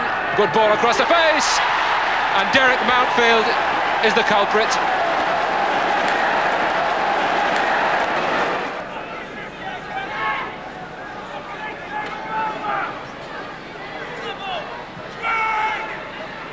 Pembridge, good effort. Oh, what a magnificent goal for a youngster. What a superb goal. And Villa are in real problems here. Gage makes something out of that ball from Cowns. Read it well.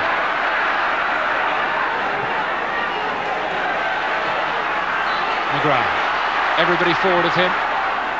Cascarino was pulled. Must be a penalty. And that is poor defending by John Dreyer on Cascarino. But it's given Aston Villa a lifeline, and it's David Platt on his return to the first team in front of his beloved Holt End.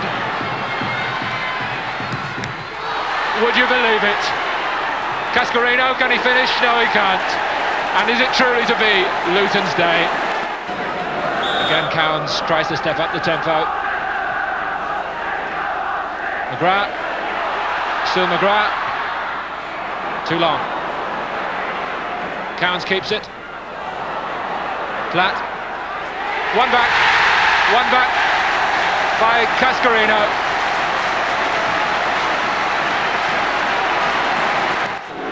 And for Joseph Venglosh, a first home defeat could not really come at a worse time.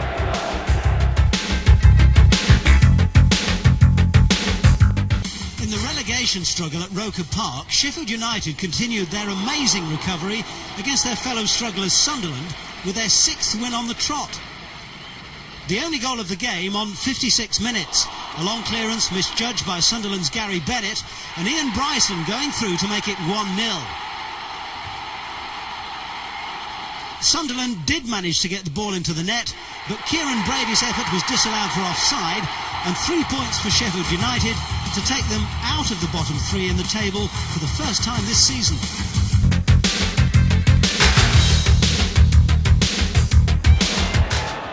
Nickel.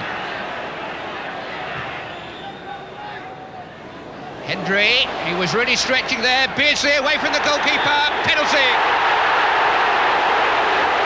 The referee looked to his linesman and then looked to the spot and pointed to it.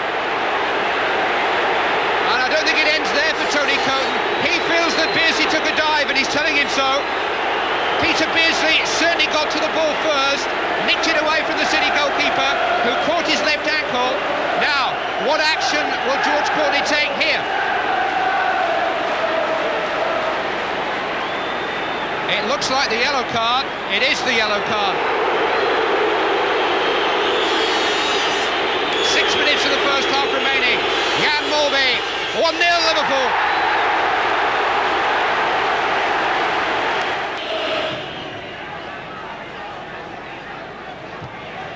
It's over 5 years since Manchester City have beaten Liverpool, a sequence of 7 games. Quinn, Allen. Here's Brightwell.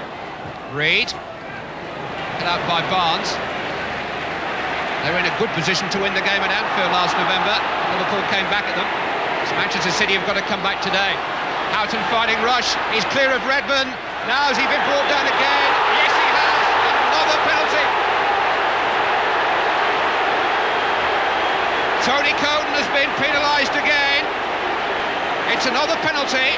It was a yellow card for the Manchester City goalkeeper last time.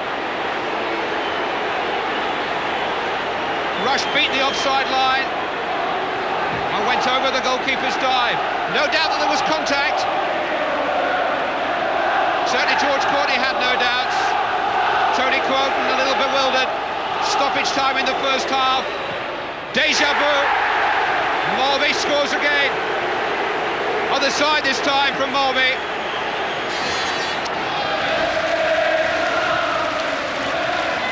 David Speedy. Peter Beardsley. A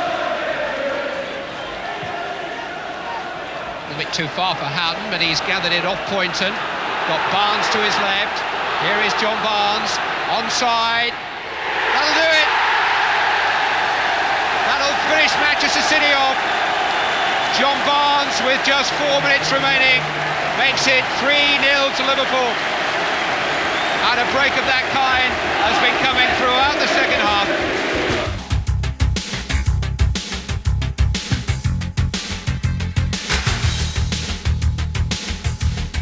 At Selhurst Park, Crystal Palace were looking to consolidate their 3rd place in the First Division, but in the first half they could find no way past Tim Flowers in the Southampton goal.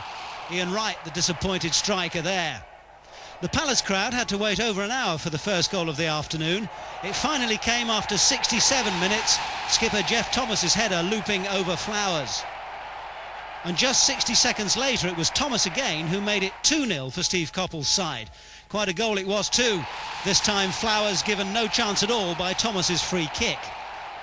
Southampton though did manage a late consolation goal. The Palace defence clearing the ball only as far as Glenn Cockrell on the edge of the area, and the Southampton player finding the net 6 minutes from time. But 3 points for Palace, and Southampton now dangerously near the relegation zone.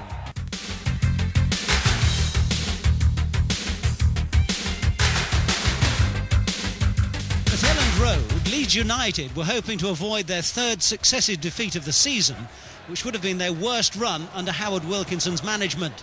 And it was one of Wilkinson's team changes that paid dividends on the half hour. Bobby Davison playing his first full game of the season, putting Leeds in front. They came close to increasing their lead soon afterwards. Terry Butcher wouldn't have been too pleased as Coventry gave the ball away, but Lee Chapman unable to punish the mistake and Coventry getting away with it this time. But in the dying minutes, Leeds made sure of the 3 points against Butcher's side. Gordon Strachan setting up a third goal of the season for Chris White. Leeds 2, Coventry 0.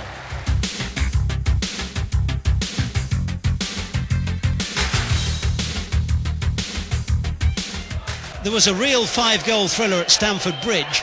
Manchester United, after their disappointing performance against Montpellier midweek, took the lead through Mark Hughes, his 18th of the season. It was Chelsea, though, who had the better of the first half, and that dominance was finally rewarded on the stroke of half-time. It was a fine individual effort from their former Scottish international Gordon Jury to make it 1-1. The United defence allowing Jury a clear run at goal and the striker making the most of their generosity. And 7 minutes after the interval, it was 2-1 to Chelsea. Another solo effort outwitting the United defence. Tony Dorigo, the fullback, finding himself clear out on the left and ending his run with a shot that crept in between Seeley and the near post. That was only Dorigo's second goal of the season. Seeley won't be too happy to see it again. 10 minutes later, it was all square once more. Gary Pallister heading on from the corner and Brian McClare nodding it in from close range. That was his second goal in 4 days. Remember, he'd been on target after 50 seconds against Montpellier. The winner came 5 minutes from the end, and it was Chelsea who got it. Ken Moncal rising above the United defence for his first goal of the season. Luton have been showing anything but relegation form recently, with wins over Liverpool, Nottingham Forest and Aston Villa, and they took the lead at Coventry. Graham Rodger scoring against the club he left 18 months ago, though he's been out injured for most of that time. However, Rodger turned villain with a mistake which led to Coventry's equaliser when Kevin Gallagher was brought down by Luton goalkeeper Alec Chamberlain. A penalty.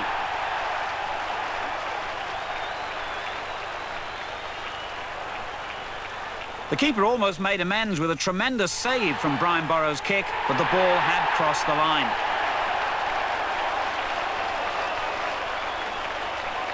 With 7 minutes to go, Coventry got the winner from an unexpected source. Manager Terry Butcher, one of a host of centre-backs unavailable through injury, but Andy Pearce on his home debut proved a very capable deputy. Southampton have played so many cup ties recently, they've slipped into a dangerous position in the league.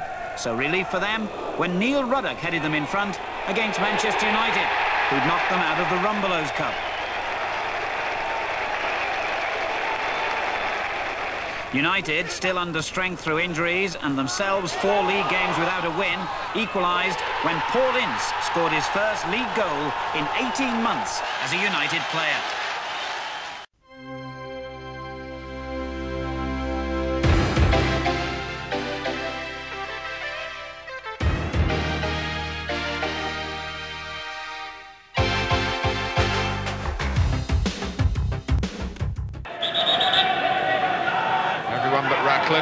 Has come forward for Everton. McDonald can place it right. Oh, and Watson has scored again. What a run he's on. David Watson, 4 in 5 games. And Southampton are behind with half an hour gone. Ruddock, who was penalised, and that led to the first goal of the game for Everton. Ruddock trying to supply something of his own here. Oh, both posts! An amazing let-off for Everton. Case decides to take it himself.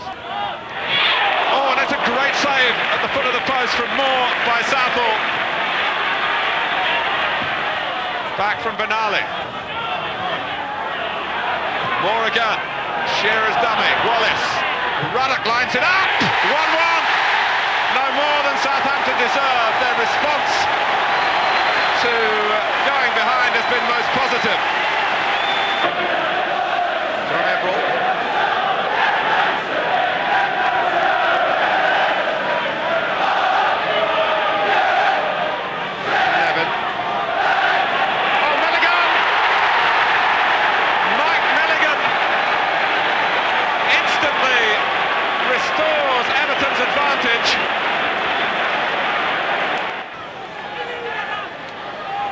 opportunity for Ruddock and Moore to go forward again, and that could cause Everton some concern.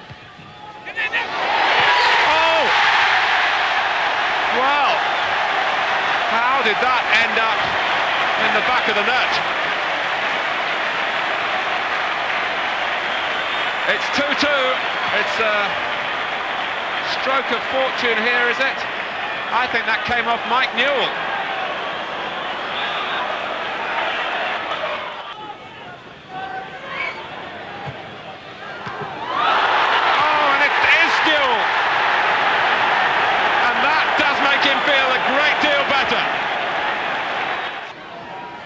Wallace takes the corner. Shearer headed it back when really Maddison could have called for that in a better position. Good jump by Keown. Everton, oh, they're two away. Onside, McCall is on the ball and Cottee were both in their own half. Is this 4-2? Oh! Southampton gambled and lost. Cottee scores. Flowers totally exposed. Case.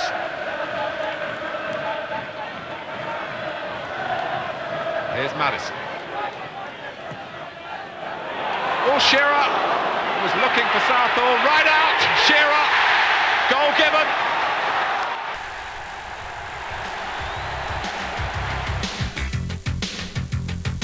Somehow you couldn't see Liverpool losing this and winning the championship. The Anfield faithful must have felt decidedly edgy then after 20 minutes when Sunderland's rush hit the bar, Armstrong hit Rush, and then finally hit the net. There was a very familiar ring to Liverpool's equaliser, Beardsley, to Barnes, to the one and only Rush, and his first in the league since New Year's Day. There was also a familiar look about the build-up as Liverpool took the lead just before half-time. Pass and move has always been their method.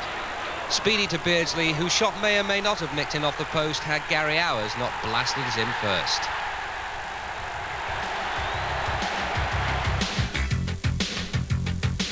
Just like Leeds, the last thing Palace want is an Arsenal League and Cup double, otherwise their European hopes will be scuppered. Wright tangling with Wright, but who was in the wrong? The referee thought Mark for the challenge as opposed to Ian for the handball. Andy Gray's penalty converted Franny Lee style, as Peter Shilton will no doubt remember. Palace have been finding they're going a bit rough of late, but nowhere near as rough as Derby. The old 1-2 combination of Bright and Wright putting the game beyond the bottom club. Derby's bid to survive and avoid their latest defeat came with 6 minutes left. Gary Micklewhite going solo, but with only 3 points out of the last 33, Derby appear to be going only one way, and that's down.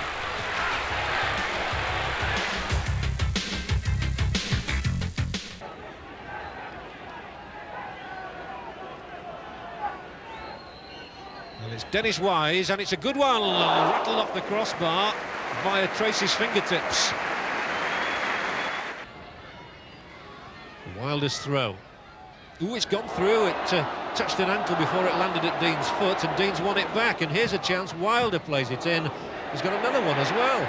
And again, he doesn't get the loft on it. Besson punches it out. It's in from Ian Bryson. And Bryson, the man who won the game at Sunderland last week, might well have won another one here at Bramall Lane this week.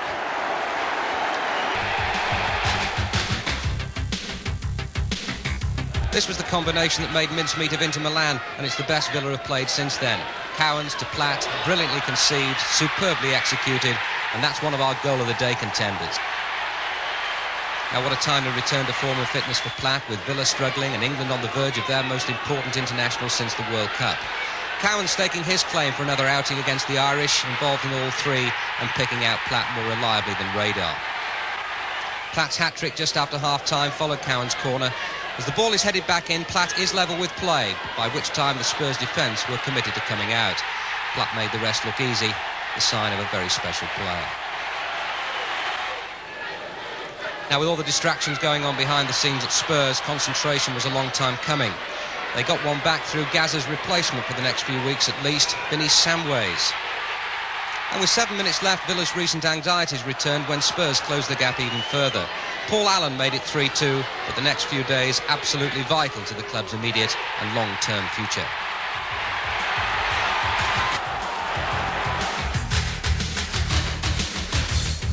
2 goals in less than a minute just before half-time. Wimbledon, who are unbeaten in the league this year, struck first with John Fashion, who's 15th of the season. All of them in the league. Bad vibe for City, who'd lost 4 of the previous 5. But straight from the kick-off, City pressed forward. Loris Sanchez handling. But was it ball to hand or hand to ball? Referee went for the former. Mark Ward with his 7th penalty of the season and Wimbledon's 11th single-pointer of the season. They're top of the score-draw league. 2 goals at the City ground and 2 goal-of-the-day contenders. Brian Robson spotting Clayton Blackmore's run. Blackmore committing Crossley with 1 subtle movement and scoring with the next. 7 weeks since United's last win in the league, 8 in Forest's case. A draw then hardly surprising.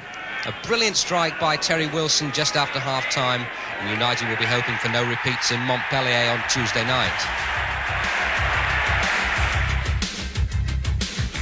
Brian Gunn, the Norwich goalkeeper, the man of this match, but in one fluent example of how to play on the Kenilworth Road plastic carpet, Norwich won it.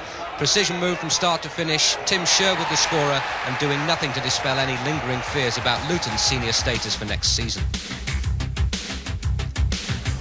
The man shooting QPR to safety is Les Ferdinand. Ray Wilkins' free kick. Glance down, bouncing up and just beyond Ogrizovic. Ferdinand 6th in the last 5 games. QPR 6th without defeat.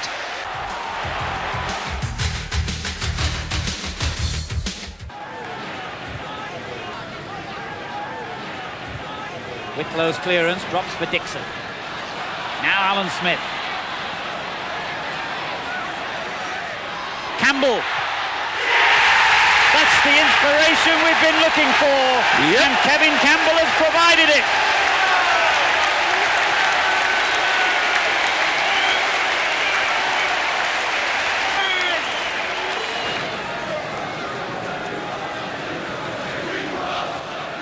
Five minutes remaining.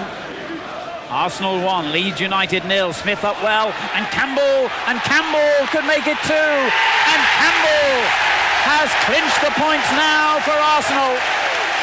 Kevin Campbell gets his 2nd goal of the game, and I wonder if he's going to get a bottle of Barclays bubbly to go with it. He's got every chance, hasn't he? Good persistent play here. It was another good flick on by Alan Smith. He keeps getting his head to these things, and a little bit fortunate, but if you don't get in those positions, as we always say, you don't get. And he's got in the position, and it's there. Blackmore strikes a tremendous ball, and just 3 in the wall, including Valderrama. Blackmore shot, and it's in there! United have scored! A wonderful breakthrough for Manchester United. Bruce finding Hughes with a good ball and some space ahead of Mike Phelan now. McClare's up there. Blackmore's getting in there as well. Now Phelan get it across. In comes Blackmore, brought down, a penalty! United now got a penalty! And United now have a perfect chance to give themselves a cushion of a 2nd goal. There's the incident. Steve Bruce. It's 2-0. That's what they think about it on the Montpellier bench.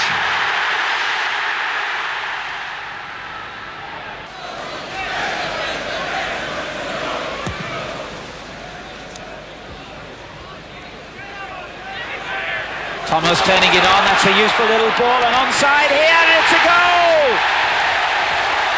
He's done it again. He's so lightning quick, this young man, that you cannot let him out of your sight for a moment. And Campbell has scored his 5th goal in the last 6 games. It is Clough, and it's along the ground, and Parker got the shot in, and that's a splendid goal! A variation on the theme, but it still paid off for Nottingham Forest. An equalising goal. And that was quick thinking by Jemson. His 13th goal of the season, and Nottingham Forest, out of nothing, have drawn level.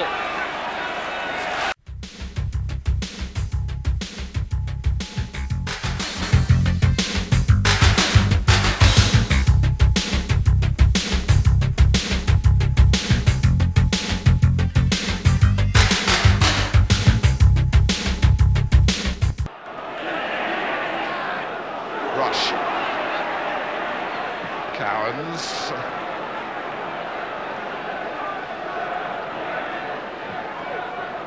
And Penrice has got in behind Hardiman. He's dragged Ord across.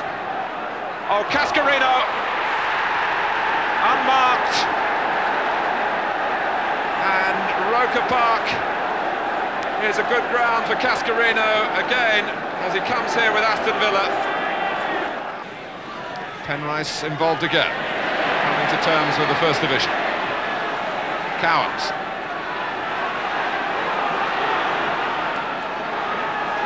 Here's Mountfield. All this as a result of Pascoe and Bracewell getting in each other's way.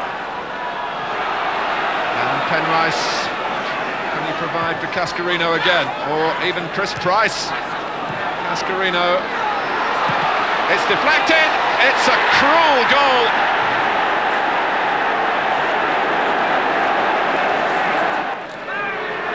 Sunderland in a situation here, 10 minutes into the second half, when they badly need something to go their way. This free kick situation might supply it. Pascoe!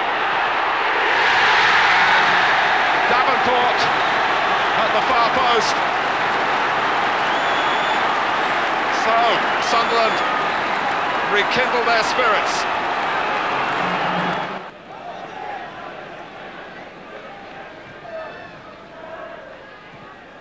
Oh, Cascarino won't go out, I don't think.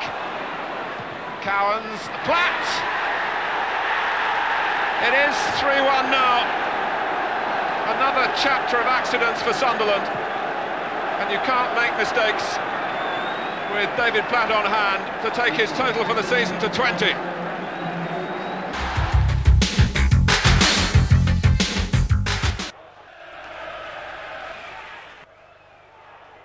Rush goal side of Wright, who seemed to hold him back there. Thought so, it's a penalty. Mark Wright can argue all he likes, but he definitely wrapped his right arm around Ian Rush, held him back, and the referee's perfectly correct. Peter Shilton with a penalty to face inside of 7 minutes. Jan Mulby, his opponent. Only ever one winner. Liverpool ahead.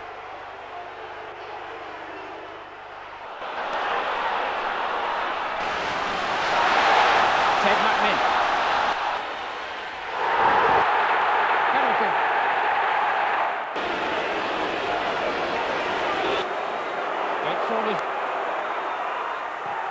Oh! Dean Saunders the scorer. Wright gave Barnes a little nudge there. Ball retrieved by Gillespie. Mulby finding Beardsley. Rush. Barnes. Beautiful football. Rush. Oh, what a shame. Barnes. Well, it was nearly the perfect goal, wasn't it? But it'll do. Barnes. Beardsley changing the tempo. Rush. Oh, that's so slick. 3-1 to Liverpool. Beardsley choosing the moment for Barnes. Right through Shilton. John Barnes' second is Liverpool's fourth. Barnes making space and time where there was neither. Nicol this time maybe. Oh, the deflection did the damage. I'll have it if nobody wants it. Barnes. Houghton. Barnes. Nicol. Now what's he doing there? Making it 6-1, that's what. Derby's long day in the field drawing to a close at last. Barnes, abracadabra, Houghton. Now that is magic. 7-1. What a performance.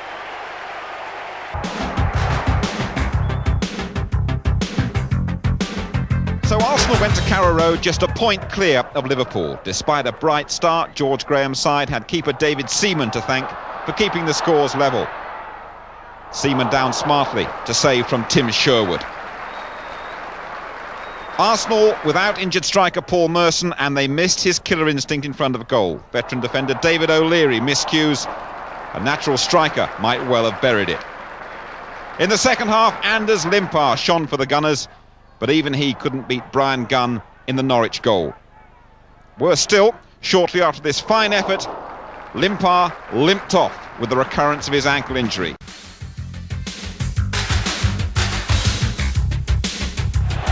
Shut inside the area, trailed by Young, turns it back beautifully. McAllister's in here. Now the turn is from Speed, who whips in the shot.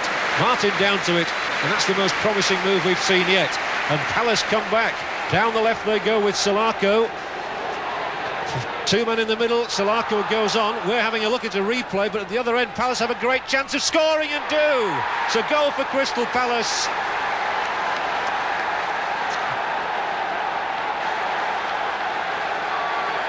Ian Wright with the header inside Lukic's right hand upright. Bright got a little flick on that one. And he's not offside, and Gary Speed has a great chance here to equal things for Leeds United. It's against Martin, and Gary Speed puts Leeds level. 6 minutes from half-time, and the Crystal Palace offside trap is undone.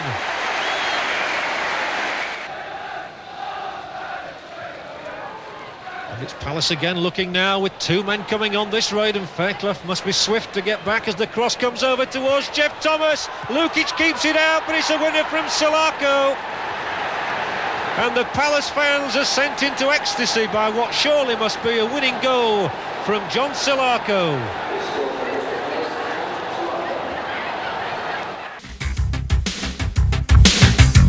Manchester United, fresh from their midweek win over Montpellier in Europe. It takes them just 6 minutes to carry on where they left off in France. Corner from Lee Sharp. Gary Pallister does well, and Steve Bruce forces home his 13th of the season. A bizarre equaliser for Luton, though, on 34 minutes. They've never won at Old Trafford. Just watch this effort from David Preece.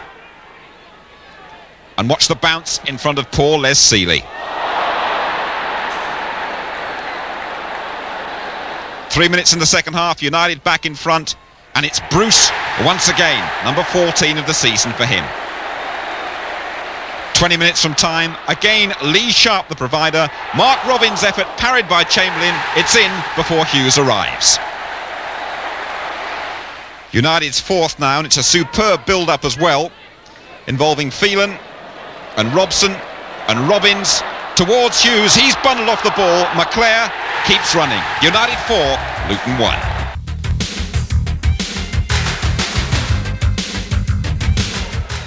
Terry Butcher signing autographs at Highfield Road before Coventry's game against Manchester City. He'd made a more important signing in midweek. Kenny Sanson making his debut after his transfer from QPR. Good start for Sanson. His long ball sets up Coventry's opening goal. Kevin Gallagher's cross. Cyril Regis, a free header.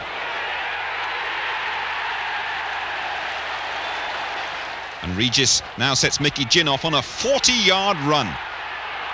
Ginn goes all the way and slips the ball past Tony Coton.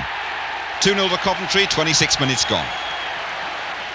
City pull one back a minute into the second half. Niall Quinn's flick and Clive Allen in for a simple goal. Coventry needing a win, and they make absolutely sure of all 3 points midway through the second half. Brian Burrows well forward, half stopped by Coton. Gallagher forces it in.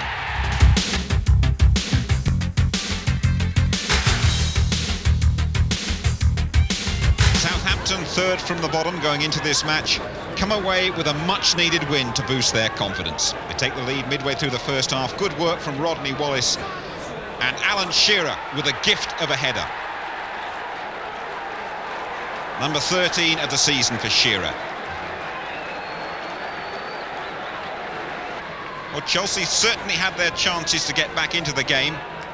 There's a good effort from fullback Tony DeRigo, seemingly on his way north to Glasgow Rangers. Almost, but not quite, giving the Sheds something to shout about. Wallace very much in evidence in Southampton's second goal as well. But there's superb work from Alan McLaughlin, the Republic of Ireland international. brought down by Dave Besant. He knows that's a penalty. Matthew Le Tissier back after injury. That's 2-0. And the relegation worries easing. Cundy hits the post. Vinnie Jones back on his old stamping ground at Plough Lane, along with Dave Bassett, who dragged Sheffield United out of the relegation zone with 7 wins on the trot. Against Wimbledon, they're going for win number 8, but it's the Dons who take the lead. Mickey Bennett for the veteran Alan Cork. The Dons won up midway through the first half. United back into the game in the second half. Typically long throw from Vinnie Jones, and watch for a bizarre handball. That's John Fashanu. What's he doing there?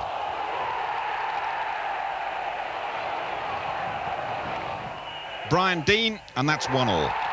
United also claim they should have had another penalty soon after. Similar situation, Jones throw, Fashanu up with a hand again.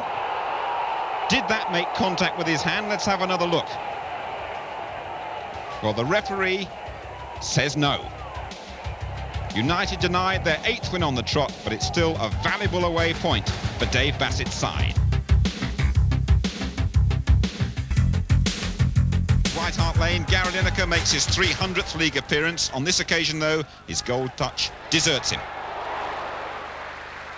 In the second half, Spurs claim they should have had a penalty. Walsh down and Naheem down as well. Play on, says the referee. Rangers, in fact, rather unfortunate not to get all 3 points. Wegerle springs the offside trap. Simon Barker's effort, well saved by Eric Torsved. 3 minutes later, Barker beats Torsved. This time the post's in the way.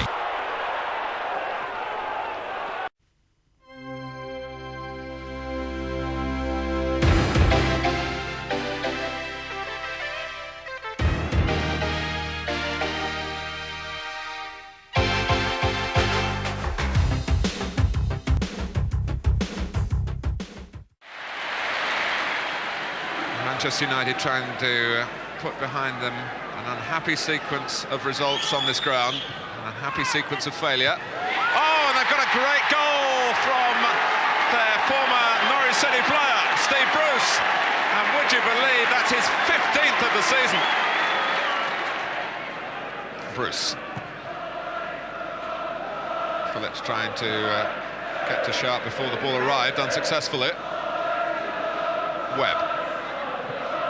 Ince. He'll get it again. It's within shooting range. It's found the bottom corner.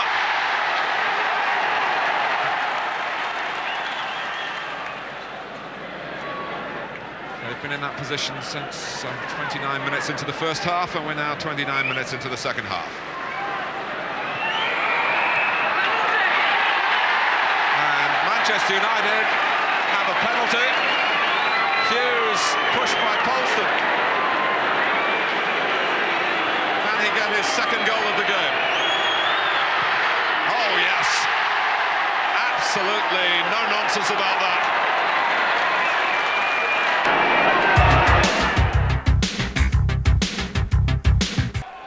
Last weekend's trouncing of Derby might have convinced some Liverpool fans that everything was going to turn out fine after all.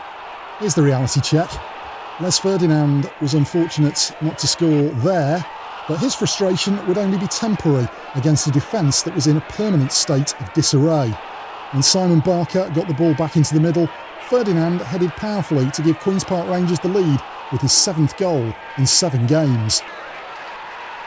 Liverpool's back line has looked decidedly papery without Alan Hansen's influence, and the midfield is no longer playing well enough to protect it. Even so, some of the goals the champions are now conceding are inexplicable. Roy Wegerle contained his astonishment just enough to take full advantage of the generosity on offer. Plenty of questions about this goal. Why was Steve Staunton passing back from so far out? Did David Burrows get a call from Mike Hooper to leave it? Could any of the half-time discussion in the home dressing room have been repeated in front of the family? 2-0 down and bereft of confidence, Liverpool needed a miracle. They got one of sorts. It was certainly miraculous that they got a penalty for that. Deliberate handball by Rufus Brevitt in the eyes of referee Mike Reed. Jan Molby's penalty taking has been the only consistent aspect of Liverpool's recent performances, his 4th conversion in 4 games. The Rangers team, who lost 8 straight league matches in the late autumn, might have crumbled at this point, but they've been transformed over the past couple of months. Maybe that's down to the firm of sports psychologists they brought in, or perhaps it's down to tactical improvements. Whatever the reasons, they look much more solid at the back and much more dangerous when attacking these days. Clive Wilson, just on as a substitute, pinched the 3rd goal under the noses of the Kop and extended QPR's unbeaten run to 8 games. By the end, the visiting fans were taunting Liverpool's support with chants of "Are you Derby in disguise?" Rangers will get a chance to compare and contrast when Arthur Cox's side visit Loftus Road on Monday. Liverpool will look to repair their title challenge at Southampton.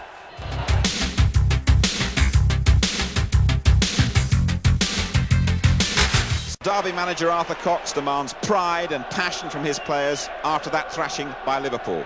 This time round, Arsenal are the visitors. Flick on from Bold, Alan Smith in there. 1-0, just 7 minutes gone. But Arsenal have to wait a long time for their second goal, just 2 minutes to go now. Bold's flick once again, and Smith finishes it off once more. Number 19 of the season for him, his 4th against Derby this season.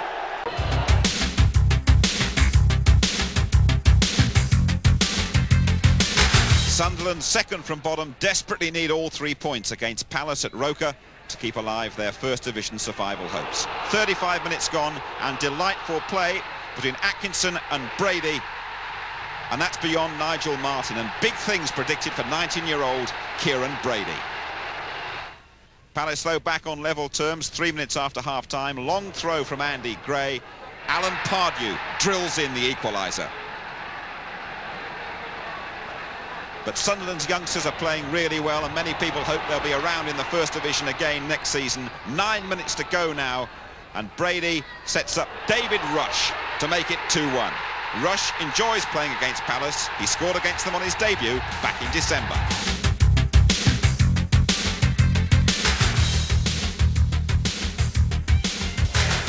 Chelsea hoping to improve on a record of just 1 win in 6 games, but they fall behind after just 10 minutes. Carl Schutt, the scorer for Leeds. 4 minutes before the break, Chelsea go further behind. Dorigo's beaten in the air. Chris Fairclough, unmarked, 2-0 leads. Some cheer for Chelsea with 3 minutes to go. Their outstanding player on the day is Graham Lasso, and he pulls back a late individual consolation goal. Too little, though. Leeds take the 3 points.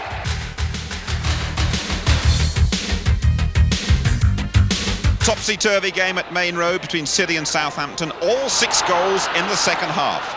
Matthew Le Tissier puts the Saints in front. 47 minutes played.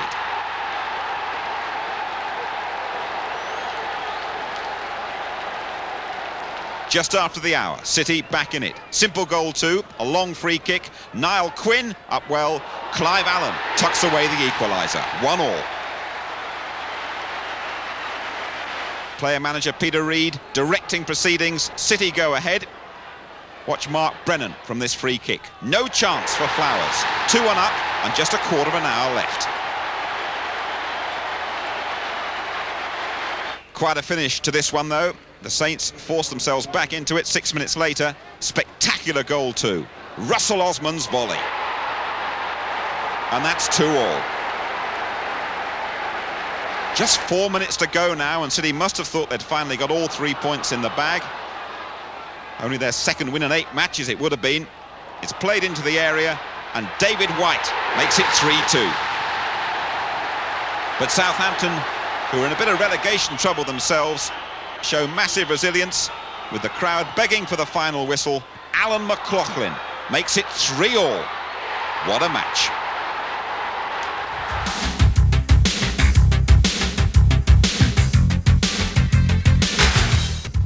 Forest are struggling with injuries at the moment. Nigel Clough plays a sweeper at Plough Lane, but they get a great start. Poor back pass from Sanchez, and that's Tony Loughlin, his debut. On the score sheet, just 36 seconds gone. Forest a goal to the good.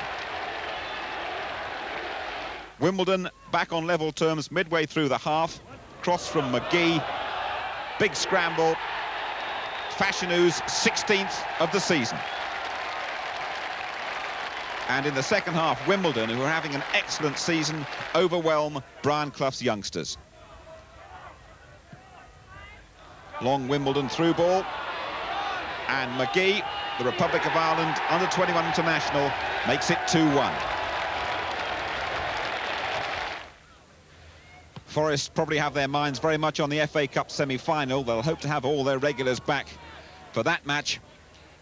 But Brian Clough will be incensed about sloppy defending like this that opens the way for Wimbledon's third. It's scored by their recent acquisition from non-league Barnet, the substitute Andy Clark. Ray Harford's side now unbeaten in the last 10 games and in the top 6. At Bramall Lane, Dave Bassett's United could make virtually certain of avoiding the drop with a win against Luton, and Luton themselves in deep trouble at the bottom. 14 minutes gone, and Lars Elstrup with a neat header, his 17th of the season.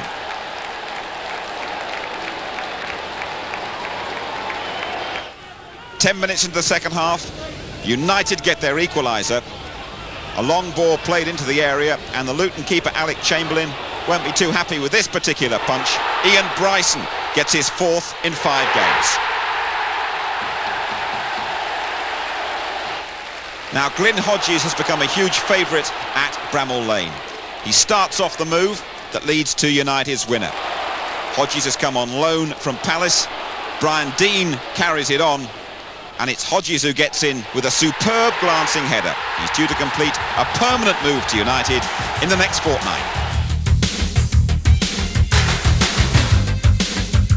Spurs without 2 star prize assets, Gascoigne and Lineker. Coventry take full advantage. They go 2 up in 19 minutes. That's David Smith's first of the season. And Coventry City really dominate the match early on. Tottenham all over the place, particularly in defence. Cyril Regis with an excellent header off the post. Coventry's second has to come though, and indeed it does. And the scorer is Kevin Gallagher. Again, poor defending, and Gallagher takes full advantage. Good finish from the Scot. So Coventry looking set for only their second away win of the season, but 2 minutes before half-time, and against the run of play, Spurs are back in it. And a good finish too from the Spaniard Nahim.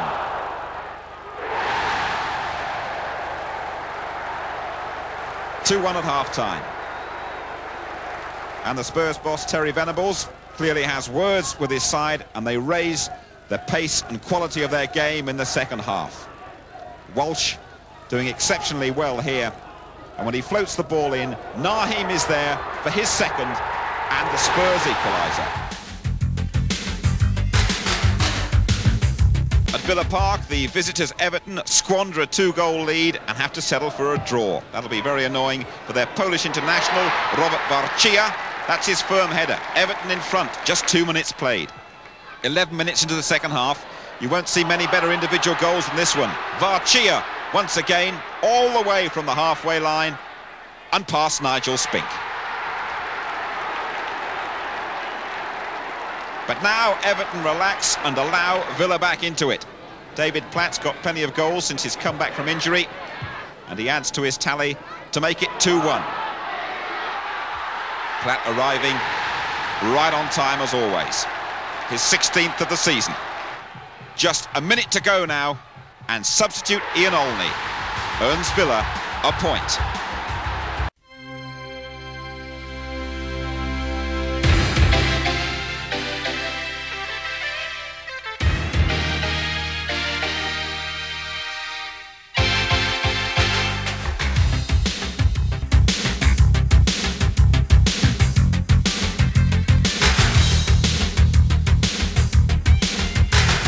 Great week it's been for Manchester City's Niall Quinn. First a goal for the Republic of Ireland at Wembley against England in midweek, and then a hat-trick for City at Crystal Palace. The first, a simple tap-in at the far post. 32 minutes played.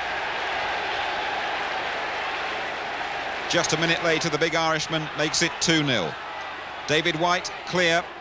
His cross finds Quinn, unmarked. And that's a sweet volley beyond Nigel Martin in the Palace goal. 8 minutes after half-time, and it's his hat-trick. Free kick from Adrian Heath And Quinn in decisively. The player-manager, Peter Reid, absolutely delighted. Steve Coppell's side get a late consolation through John Solarco. It's a neat turn and shot as well. 3-1, and too little, too late for Palace.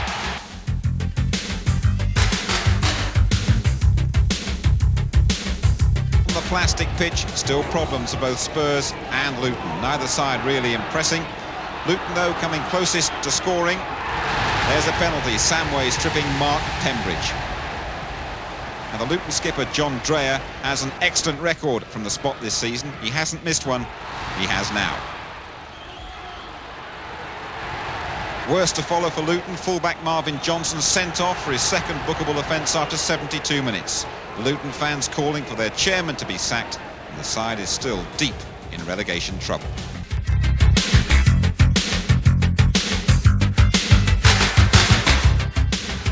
At Highfield Road, Chelsea are looking to get back to winning ways again after 3 successive defeats. The match played in a very difficult wind, and Coventry get the only goal of the game on the hour. Mickey Ginn picks the ball up on the halfway line and goes all the way. His 8th of the season. Valuable points for Terry Butcher's side. And they're out of the relegation zone and comfortable in mid-table.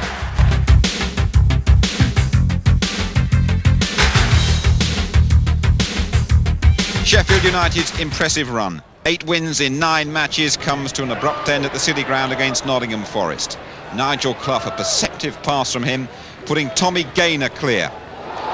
And Gaynor lobs Simon Tracy in the United goal. Gaynor only back in the side for the injured Nigel Jemson. 8 minutes from time, Forest wrap it up with a second. Ian Wone does all the hard work. His shot beats Tracy. And then Gaynor pokes it over the line. 2-0 to a Forest side without 5 first-team regulars. It could have been 3 as well.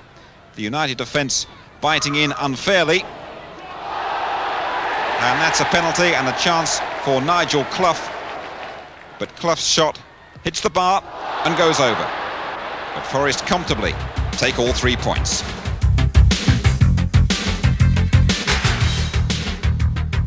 At Goodison, the game between Everton and Norwich is decided by a single goal just after the hour. The Pole, Robert Borgica, continues to make quite an impression on Merseyside. His shot is parried by Brian Gunn, and Newell is in for the finishing touch. His 8th of the season, all 3 points for Howard Kendall's Everton.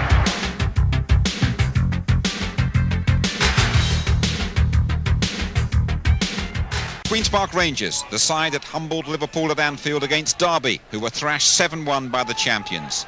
Free kick from Wilson, header down from right, and Harford finishes it off. Bottom of the table Derby in front, just 14 minutes played.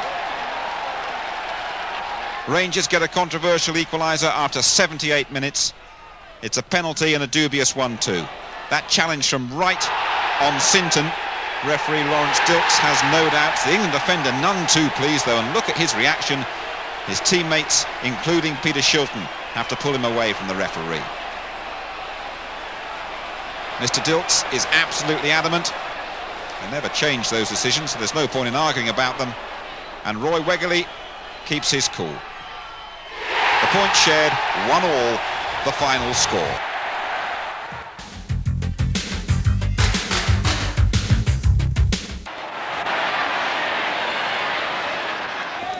Adams with the throw. Over the head of Wallace. Shearer got it back to him though, and it breaks for Letizier. It's gone in! Southampton take the lead with less than 5 minutes gone. Mulby with the through ball for Liverpool. Rush almost onto it. Rush! It's an equaliser! Or is it? I think it's been ruled out. And I must say there was a suspicion of handball as Rush challenged with the defender. Rush has made a splendid run, so too has Beardsley.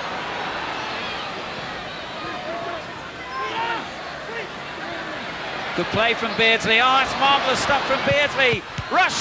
It was off the line. Liverpool claimed it crossed the line.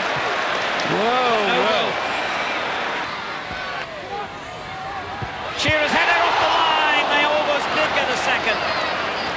And it was Beardsley back on his own goal line.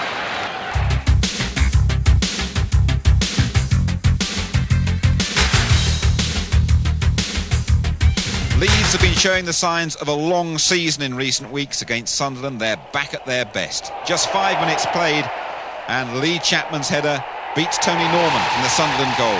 The floodgates open. 22 minutes gone, Leeds further ahead. Gordon Strachan at the heart of so many good moves.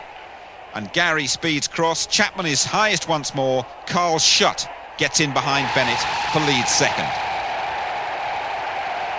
There's a superb third 10 minutes before the interval. Mel Sterland's free kick, and look at that header from Gary Speed. 3-0. There's no holding Leeds in the second half. Little Strachan, splendid once again, and a simple tap-in for Speed. And 5 minutes from time, Chapman rounds off the scoring at Elland Road to complete Leeds' biggest win of the season. Lee Chapman has now got 23 goals. He's the First Division's leading marksman.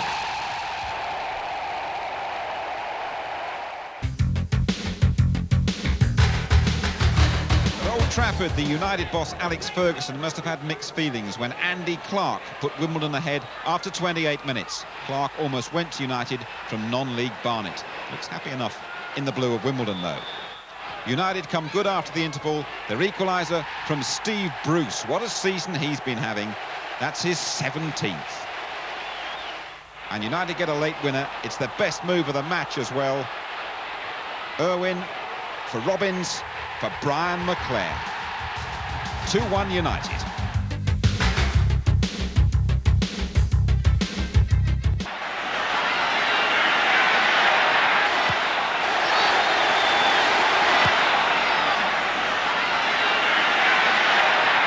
It's a good ball there. Not given offside. The goal is given. Kevin Campbell. Penrice looked as though he was getting into trouble there, and Mountfield's ball never looked like reaching Price. Davis. It's a goal.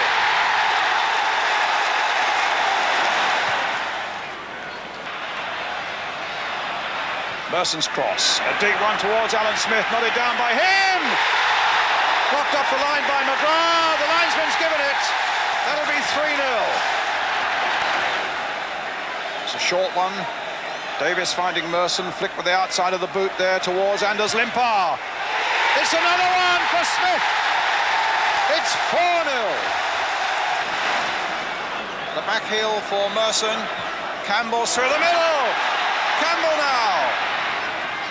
A chance for goal number 5. Kevin Campbell.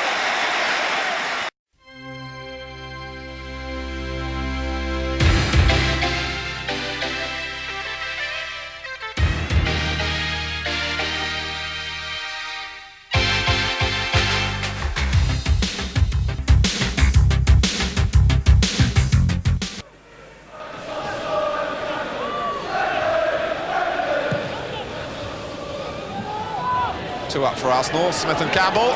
Now, can Campbell use his strength? He does do! He tucks it away. And his run continues. Bryson might fall for him. Now, who's going to come out of this mess in possession? Well, it's Dixon who clears. Campbell who shrugs Beasley aside. Smith is there with him. Smith takes it early and steers it home with real style, and Arsenal have broken out to take a 2-goal lead.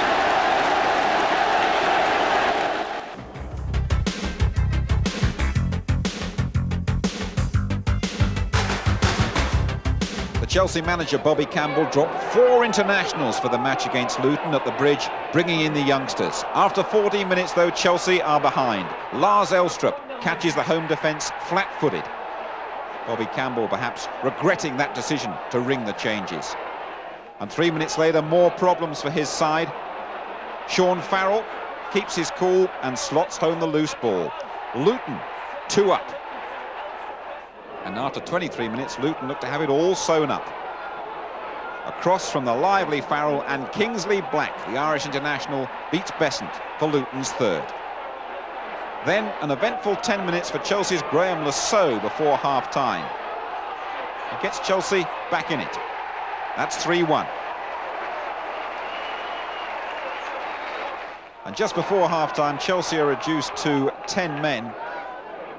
Graham Lasso elbows Graham Rodger there. There's a yellow card for the Luton man, and Lasso, who definitely left the right elbow in, gets his marching orders. Chelsea in real trouble then, 3-1 down, and down to 10 men as well. But all that does is to inspire an amazing comeback in the second half. Townsend's free kick, Graham Stewart heads it in, and that's 3-2. And on 67 minutes, it's all square thanks to Dennis Wise. There's a shove on Wise there. The referee giving Chelsea a penalty. Luton none too happy about it. Wise to take it. Alex Chamberlain blocks the effort, and Wise forces home the rebound. Luton squander a 3-goal lead, but what a comeback by Chelsea. Wimbledon have never beaten Leeds in the league, and that record is still intact after Leeds' latest visit to Plough Lane. The Yorkshire side cherishing hopes of a place in Europe next season. A brilliant cross from Strachan. Lee Chapman with his 24th goal of the season, and Leeds a step closer to European football. Just 3 points behind third-placed Palace. Manchester United warming up for their midweek Cup Winners' Cup trip to Legia Warsaw at Villa Park. United thoughts may well have been in Poland already. Tony Cascarino putting Villa in front 11 minutes after half-time. But just after the hour, United get the equaliser they deserve. Good work between McClare and Irwin.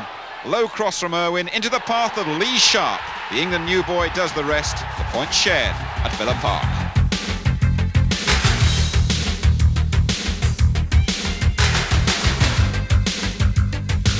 Main Road, City need just 7 minutes to take the lead against Nottingham Forest. Roy Keane handles the ball in the area for no obvious reason. It is an obvious penalty though, and Mark Ward opens the scoring from the spot and bursts the net in the process. Niall Quinn's on a brilliant scoring run, as we've already seen. 28 minutes gone and he adds to his collection. There's some desperate defending by Forest. Steve Chettle is the culprit. Bread and butter for Quinn. 2 minutes before half-time, it's 3. A free kick from Adrian Heath. The skipper, Steve Redmond, heads home. City totally in charge. In the second half, Forest get a consolation, a Stuart Pearce special, but another 3 points for Peter Reid's City side, and the double for them over Forest.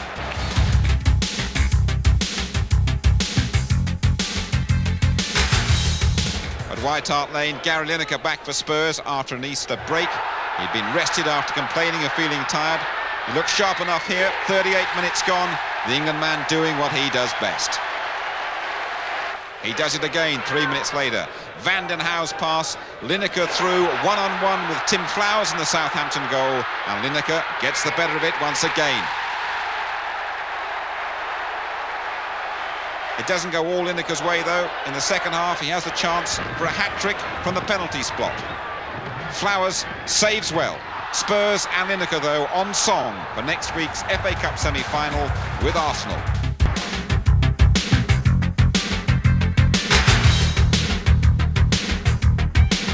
Coventry the visitors against Norwich at Carrow Road, and the Midland side go ahead after 29 minutes. Good work from Mickey Ginn.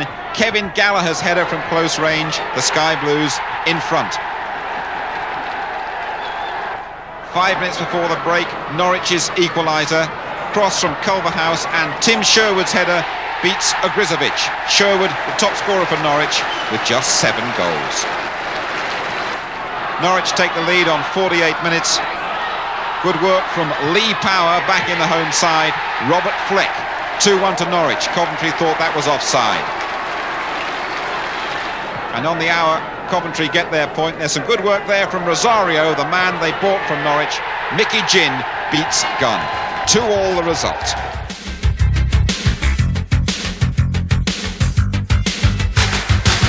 threat of relegation looming large over Roker these days. Sunderland 5 defeats out of their last 6 before this match with QPR, and things look even worse now. Andy Tilson heads home the only goal of the game on 48 minutes. His first goal for Rangers. That eases the London side's relegation worries, but it's looking bleak for Sunderland.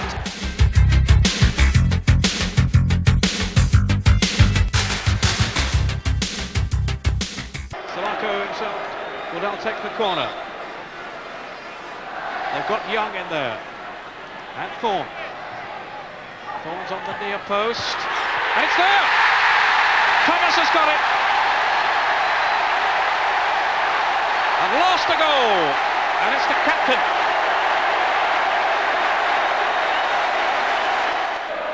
Salako now, his corner provided the first goal. Straight at McDonald. It's Thomas, the goal scorer. Now Washika. It's end to end now. Newell. Washika! 1-1.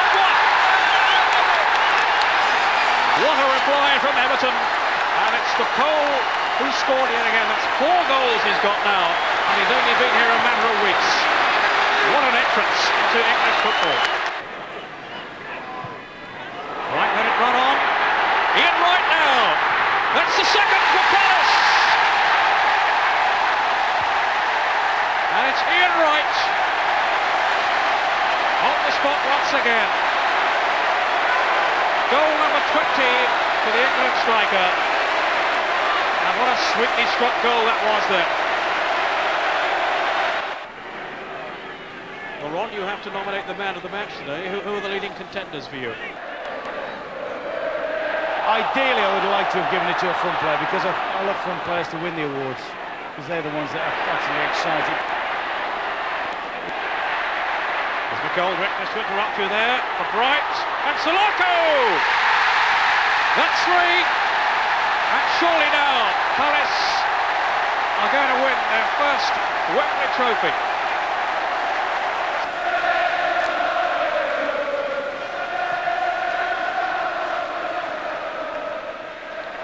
Goes right, and it's there.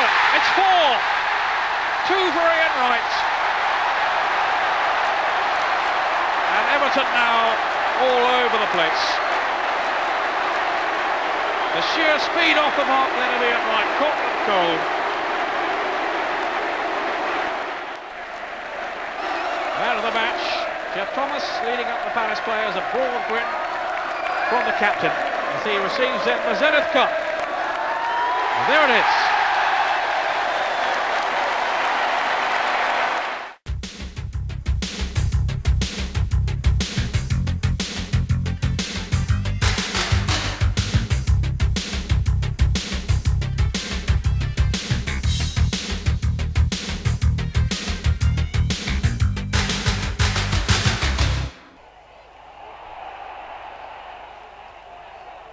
Winterburn under pressure. Less so here. Now Merson. Arsenal congregating in the centre. And Merson lines it up. Oh, it was a double ricochet. First of all off Case, and then it has to go down as an own goal to Mickey Adams. Well, Merson should get credit for his positive play, but it was a cruel goal for Southampton to concede. Adams, now Shearer. Wallace to the left. Dixon trying to stop the cross coming in, but it does towards Le Tissier. Arsenal look for offside. No flag. 1-1. Complaints from the league leaders. But Adams, who had been unfortunate when Arsenal had scored, has set up the equaliser for Le Tissier.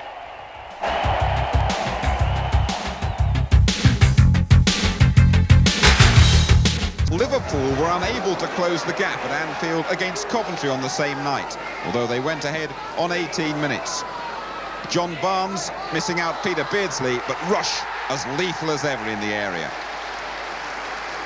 Coventry get the equaliser they deserve after 34 minutes. Mickey Gin's pass. Regis clear on Liverpool's goal. Hooper blocks the shot, but Mickey Gin pokes it home from close range. And Liverpool missed the chance to close the gap on Arsenal.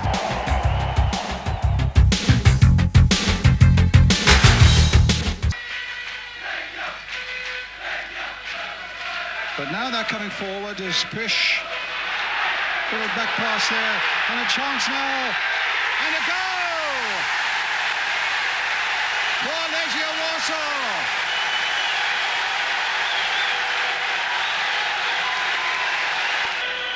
That's a real blow for them, and now let's see if Sharp can do something about redeeming this situation.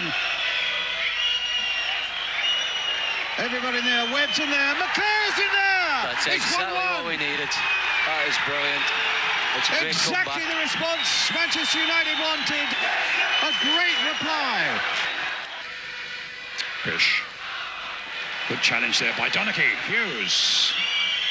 Flegger stayed down. Hughes, a little dummy by him. Oh, fabulous goal! Mark Hughes. What a tremendous piece of football by Mark Hughes. Absolute great tackle from Mal Donachie to set it up. Robikovic, the goalkeeper's had an excellent game. Been beaten twice. Chizio getting it away. Irwin. Hughes on a rapid turn there. Gets the little cross in. It's not away yet by any means. McClare's in there. Bruce is in there. It's another one. It's Steve Bruce.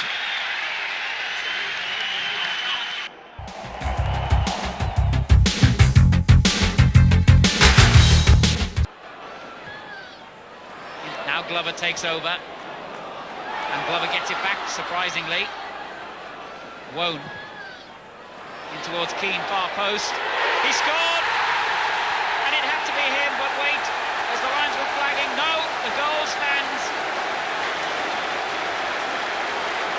And it had to be the man whose skills have shone throughout this game who broke the deadlock. It was a lovely ball from the left.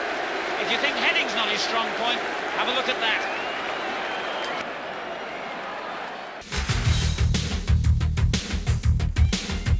At Carrow Road, all eyes on Paul Gascoigne. The Spurs boss Terry Venables taking a gamble on Gazza's fitness before the FA Cup semi-final against Arsenal. Just 4 weeks after a double hernia operation, Gazza, skipper for the night, is back to his best. But the Spurs manager had rested half his first-team regulars with that cup match very much in mind.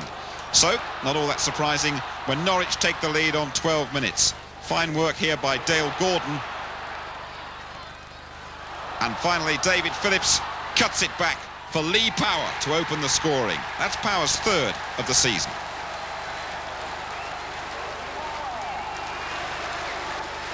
Just before half-time, Gazza right in the thick of it as Spurs get their equaliser. Gascoigne for Naheem, and the Moroccan's cross is flicked on by Paul Walsh for the young Scot John Hendry. And Hendry beats Brian Gunn. It's his Spurs debut. A fine way to mark that. Norwich, though, take the points. 9 minutes to go, and a superb effort from Ian Crook. In off the crossbar, and Ian Crook, of course, a former Tottenham player. Rangers had gone 10 matches without losing before their game against Aston Villa. Aston Villa take the lead after 32 minutes. An exceptional goal too. David Platt beats Jan Stayskal. Platt's 22nd of the season. All change after the interval. Rangers storm back into it, and substitute Bradley Allen had only been on the pitch for 5 minutes before he gets the equaliser. A curler gets the better of Lee Butler in the Villa goal. And 3 minutes later, Don Howe's tactical changes pay full dividends. His other substitute, Paul Parker, back after injury, involved in the winner. He crosses and Andy Tilson heads in. Rangers now unbeaten in their last 11 matches. And Manchester City, they're on a roll as well, looking for their 4th win in a row at Elland Road. Niall Quinn typically flicks on the corner, and Andy Hill heads past John Lukic in the home goal. 1-0 to City, 26 minutes gone. Leeds, desperately in need of points to overhaul Crystal Palace in third place, keep their hopes alive just before half-time. Gary McAllister sharply in on that rebound, his first league goal since November. Well, on the same day that neighbours Manchester United won against Legia Warsaw in the Cup Winners' Cup, City did their own fate hopes of a European place no harm on 79 minutes. Niall Quinn's header makes it 2-1. The Irish international's 19th of the season. It means all 3 points. Everton have been beaten just once in the last 7 league games before playing host to Wimbledon at Goodison. After 12 minutes, there's a spectacular goal from Tony Cottee. Hans Seegers completely flat-footed in the Wimbledon goal. But the Dons get their equaliser just before the half hour. There's good work from Andy Clark, Wimbledon's recent signing from non-league Barnet, and John Fashanu tucks in the equaliser. Quite a transformation in the second half. Wimbledon take control, and Clark gets the winner on 71 minutes. Substitute Newhouse with a long ball upfield, and Clark gets the better of McDonald, and then Southall. It's his third goal in 4 games, and a fine away victory for the Dons.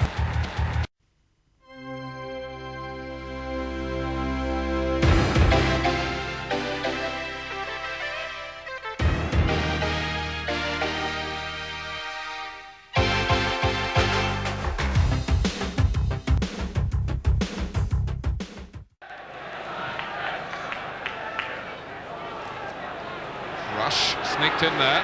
Barnes. That's Ray Houghton. The goal is given, and Leeds stood and watched it happen, and Liverpool celebrate taking the lead in the 12th minute. This match has been played in an electric atmosphere, as if there was a trophy at stake at the end of the 90 minutes here. Barnes. Lovely dummy by Rush. Is it going to be a second? He's pulled down. It's got to be a penalty, it is. And Liverpool carved their way through then. Rush has earned the penalty. Jan Molby will take it. 2-0 it is. Lukic went the wrong way.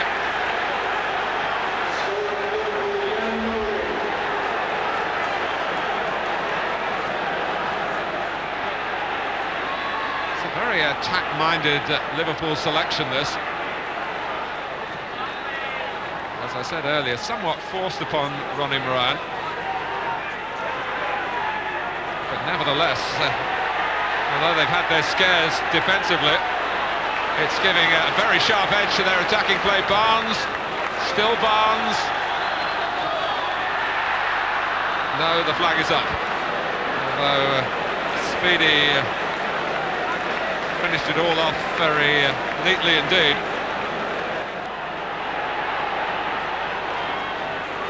Rush. Nickel hit Batty. With Beardsley again.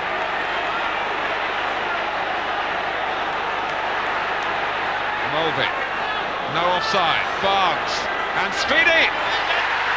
It is 3 this time, it does count.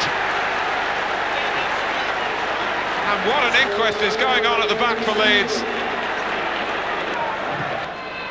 Liverpool now putting on something of a masterclass against a defence that has been flirting with an offside trap, and they just haven't got that right as Barnes strides away and makes it 4. This is wonderful. It's slaughter here to Leeds United, but a delight for Liverpool.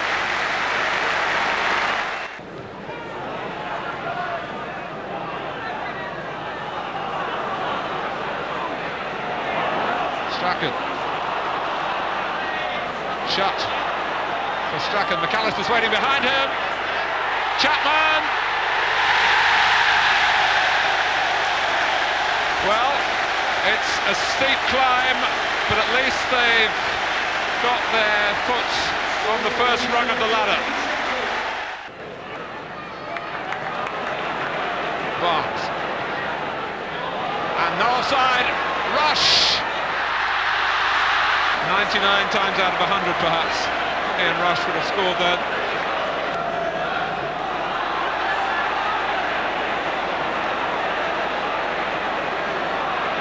Batty. Well, Chapman will challenge the goalkeeper here. It's over the line, and it's not going to be given. And Chapman wants to know why. Ken Redfern indicated that an elbow was used. But Ken Redfern made a decision there, which is damaging to Leeds' hopes, however small they are realistically, of really getting back into the game. But that does count for shot, and they simply want to get the game restarted.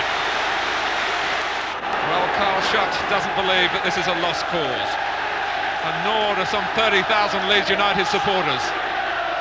But Barnes can make it academic. It is 2-5. And when they needed him, John Barnes has obliged again.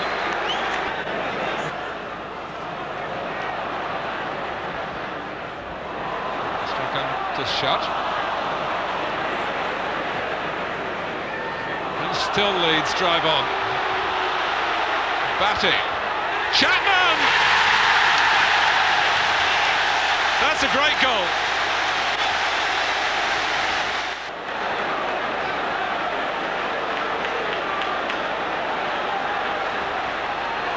Whitlow, well played. McAllister. Speed. Chapman waiting at the far post. Jumping with Hooper again. Sterling. Here's Strachan. He can tee it up. He doesn't want to do that, he wants to get closer and cross, and Chapman's got a hat-trick! Leeds United punching the air in delight. There's only one goal in it now, and there's only 1 minute left.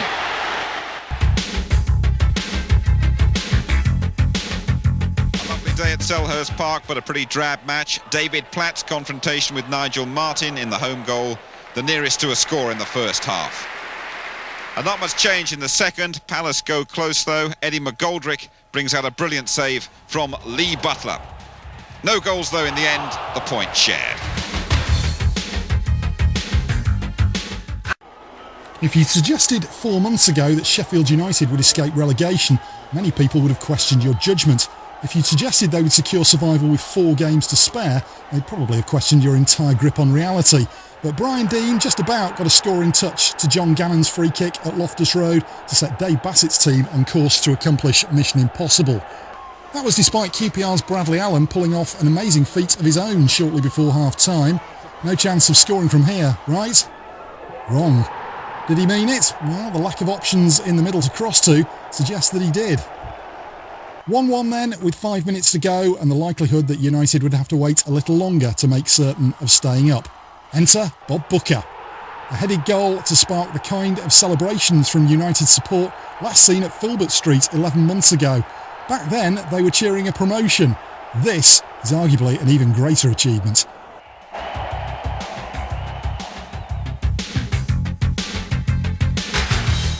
Sunderland now look odds-on to make a quick return to the second division, despite getting off to a good start at the Dell.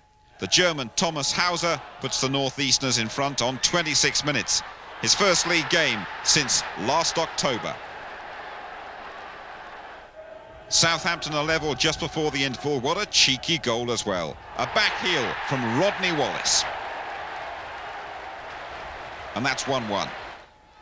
Southampton now get 2 in 9 minutes after the break. The first from a penalty after a scramble in the area. And amid all the confusion, a definite handball on the line. The referee points to the spot. Sunderland very unhappy about it. And Gordon Armstrong soon afterwards is sent off for dissent. Matthew Le Tissier puts away the penalty. And Southampton are 2-1 up. Worse to come for Sunderland. Southampton get a third late in the game. Simple goal as well. Alan Shearer, the scorer. And Sunderland go back to the northeast, contemplating next season back in the second division.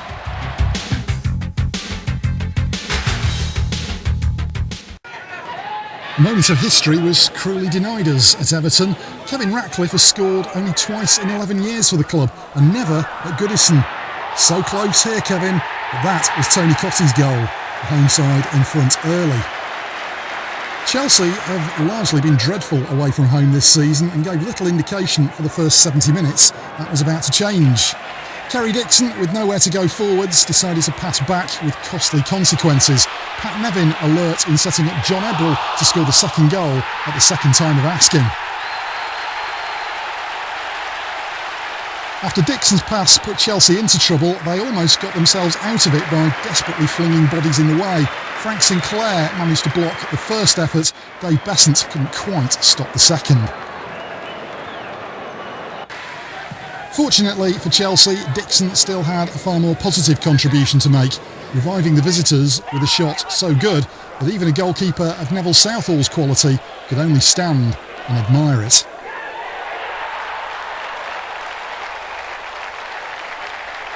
Everton, who had been comfortable up until that point, suddenly looked wary. They've had a rotten week, thrashed at Wembley by Crystal Palace, then beaten at home by Wimbledon. A win here would have provided solace, but they were denied even that. 9 minutes remained when Dennis Wise provided the cross for Dixon's second, securing only Chelsea's 9th away point of the season. 2-2 the final score.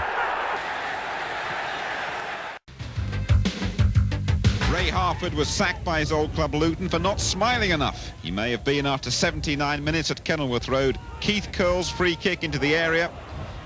It comes back for John Fashanu, and the striker's 18th of the season is enough to give Wimbledon all 3 points and keep their manager Harford very happy.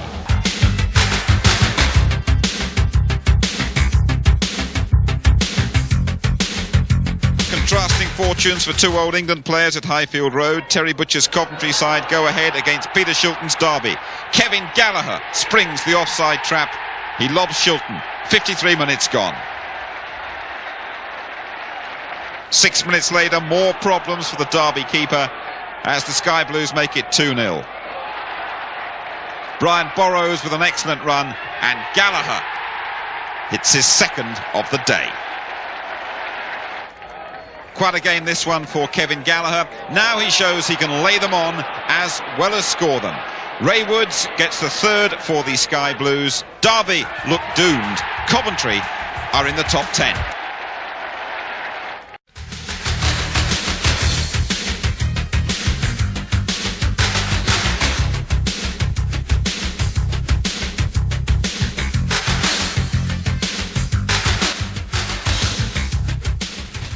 End of the table, Derby went to Old Trafford and they don't look like coming back there in the league next season. Clayton Blackmore and the Welshman give stand-in keeper Martin Taylor no chance. Derby, with their two big stars, Mark Wright and Dean Saunders, like the club itself, up for sale, refuse to give in, and 10 minutes later they get an equaliser. There's a good ball in from Gary Micklewhite for Paul Williams, and the United reserve keeper, the Australian Mark Bosnich, is beaten by the deflection off Bruce. Williams, though, claims the goal. United make it 2-1 on 67 minutes. A good advantage played by the referee. Robson for Brian McClare, and the Scot does the rest. 5 minutes from time, United make absolutely sure. Good work from Danny Wallace. His first shot is blocked, and this time he produces a far post cross, and Brian Robson in with a typical header. It's his first of the season.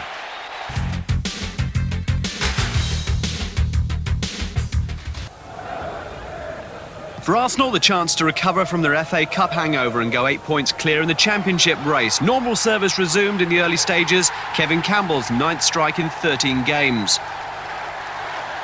When Arsenal scored again, only the margin of victory seemed to be in question. Perry Groves enjoying his right-wing freedom, Alan Smith unselfishly turning provider, and Paul Merson's shot good enough to beat Tony Coton. 2-0 to Arsenal, and only 14 minutes gone. But then it all went wrong for George Graham's team, Steve Bold giving away a dubious penalty 5 minutes before half-time after allegedly bringing down Arsenal old boy Niall Quinn. Referee Ian Borrett seemed to have no doubts, and Mark Ward duly converted the spot kick to give his side a glimmer of hope. The Arsenal net bulging for only the 15th time in the league this season. That soon became 16, with the North Bank stunned into silence by City's equaliser.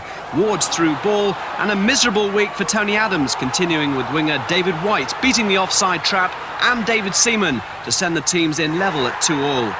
City's comeback was hard to believe. The Arsenal fans hope for better things to come, and indeed 1989 Championship hero Michael Thomas could have won it for Arsenal in the second half. His brilliant run deserved a goal. In the end, the width of the crossbar enough to keep Liverpool in the Championship race. George Graham left to reflect on that dubious penalty, which proved the big turning point.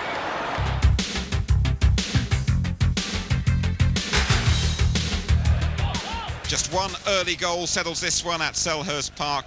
Thorsved challenged, can't hold it. Eric Young hooks it in for the only goal of the game. Spurs back down to earth after that semi-final success.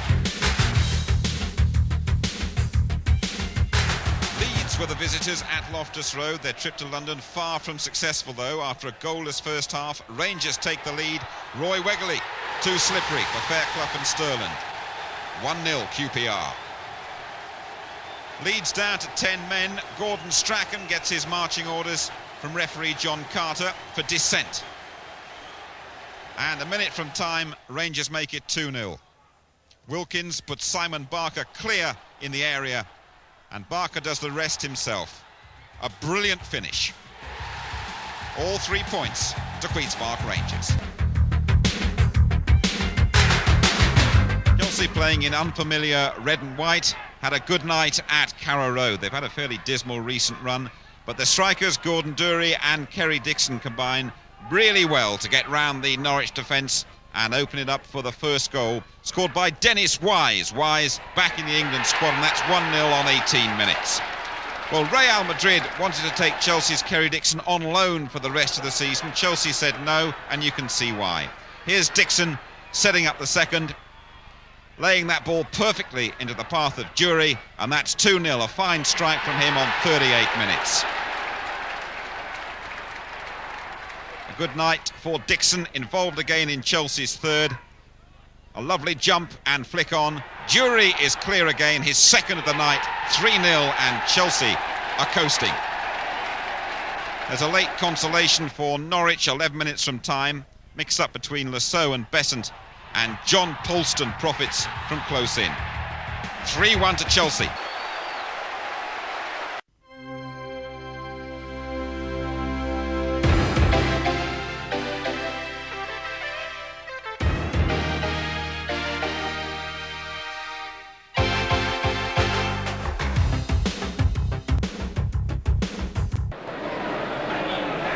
Ratcliffe is loitering to the left. Paul has his back to the goal, and Sheedy is asking for the referee to ensure that the wall is back 10 yards. Mike Reid seems to think that it is, although it doesn't look like it to me. Sheedy takes, and Martin saves.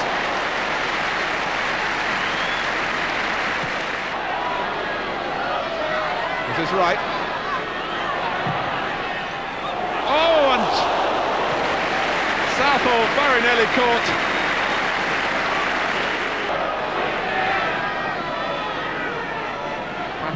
Pushing out. Oh, now that was naughty. We've waited a while for it, but it's finally come, and Martin Keown just couldn't contain himself. Now this could mean a red card. It does, and Keown can have no complaints. It's been simmering. It's a legacy of what happened at Wembley, when Martin Keown had his nose broken, and he wasn't going to depart here without leaving a similar sort of blow, which was very unprofessional.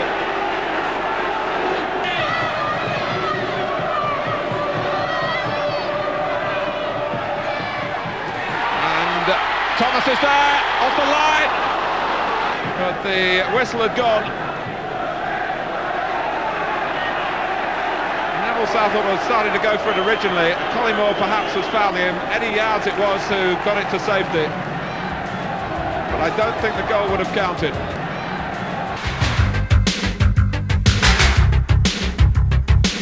Well, Graham Souness back at Anfield once again for his first match in charge of the club. He served with such distinction as a player, and he gets a hero's welcome from the Kop. The new manager had rung the changes, dropping the skipper Glenn Hussein. It seems to pay off. Free kick from Staunton.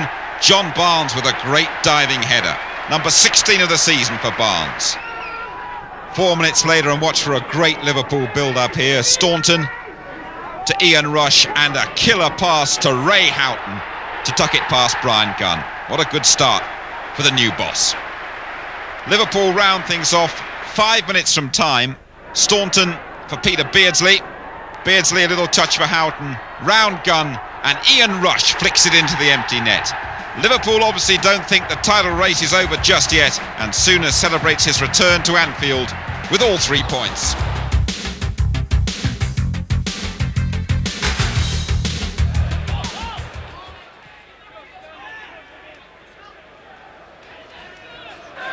Manchester City sealed Derby's fate due to extraordinary circumstances.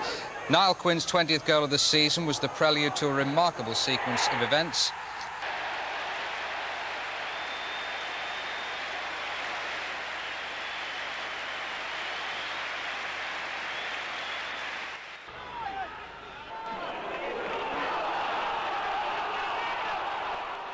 Dean Saunders brought down by Tony Coton.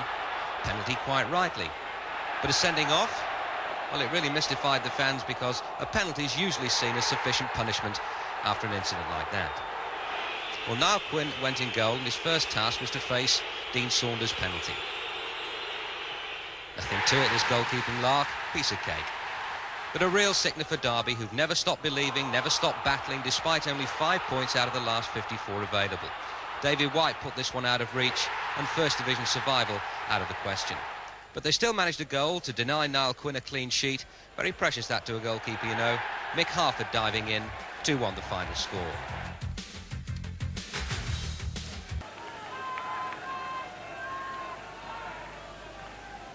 Okay. Hauser, Mooney, square for Bracewell. Armstrong now. Armstrong, can he finish it? He's done it. He's there. Armstrong scores. 22 minutes gone, and Sunderland have got the breakthrough they wanted. Beaumont hits the free kick. Powers fallen for Black. And Roger, and 1-1. Graham Roger, the defender, comes forward. And it's level pegging again.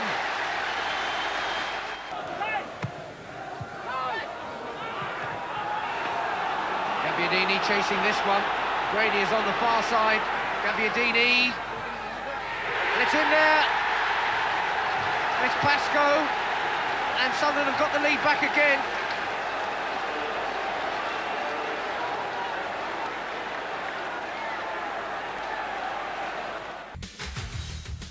Sides killing time before the FA Cup final have been known to take it easy, but Forest don't do that sort of thing. Roy Keane beginning the rout of Chelsea after 9 minutes. If there were an award for find of the season, Keane would win it hands down. Forest attack from all angles. Stuart Pearce on one of those unstoppable rampaging runs. Gary Parker unmarked for number 2. Chelsea's marking left a lot to be desired. One thing you can't allow Forest is space. Gary Crosby having a field day. And a first for Ian Wone, another of Clough's fledglings who was playing non-league soccer a year ago. Keane, Parker, Pearce, Clough 4-0. And Clough returning the compliment for Pearce to get number 5. Forest captain weighed in with another. Besant seeing it late, but no doubt shell-shocked by this stage of the proceedings. And there was no letter. Keane beating the offside trap and going through to score the 65th goal Chelsea have conceded in the league this season. Bobby Campbell's requirements this summer pretty obvious. Spurs, Forest Wembley opponents in a couple of weeks' time, rested a number of their key players and almost did enough to win at Bramall Lane. Just in Edinburgh, putting Spurs in front. All the goals in the second half. Vinnie Samways almost scored. Paul Walsh made sure. But 10 minutes after that, Paul Beasley pulled one back. And seconds from the end, Brian Deane won the chase to score his 17th of the season for a team who never give up. Mathematically speaking, Villa could still go down. Their season has been one big anticlimax. Ian Olney got them off to a good start, but they lost the lead shortly before half-time when John Fashanu popped up at the far post. Manager Ray Harford was tickled pink with the way the Dons played and had every right to be by all accounts. The winner, 9 minutes from time, by substitute Aidan Newhouse, who they bought from Chester last year. Both these two have been in good nick recently, and there are always goals about when Southampton are involved. Glenn Cockrell paving the way for Rod Wallace. But one is never enough for the Saints, and they quite often need more than two, but not on this occasion. Letizier's turn and shot, parried by Igrizovic. Wallace lurking for his 16th of the season. Well, inevitably Southampton conceded a goal, and what a good one it was by Coventry. Kenny Sanson's cross, Regis laying it off for Mickey Ginn, who just teed it up before finding the corner.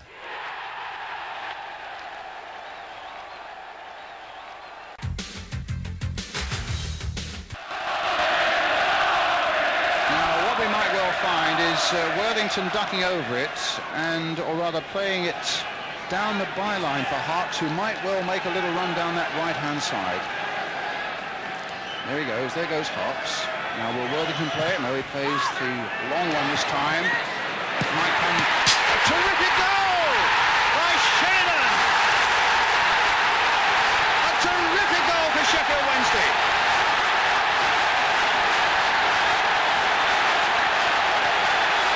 That really rattled off the post and into the back of the net beyond Les Seeley.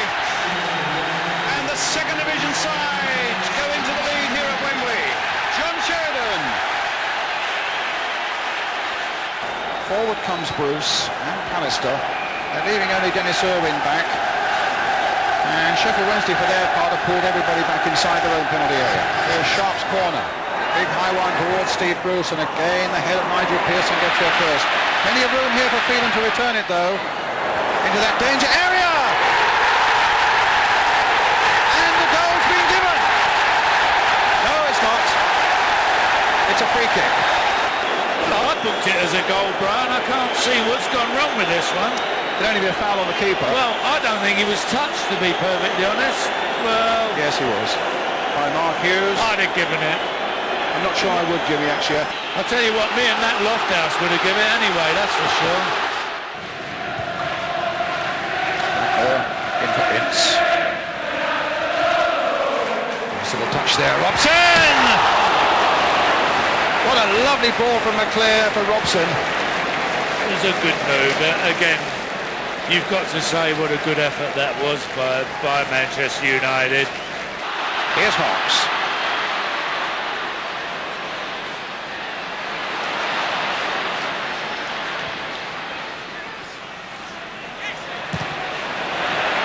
Robson in the end. No, it'll fall for sure. There was a shove in the back on Hurst, but Williams is away.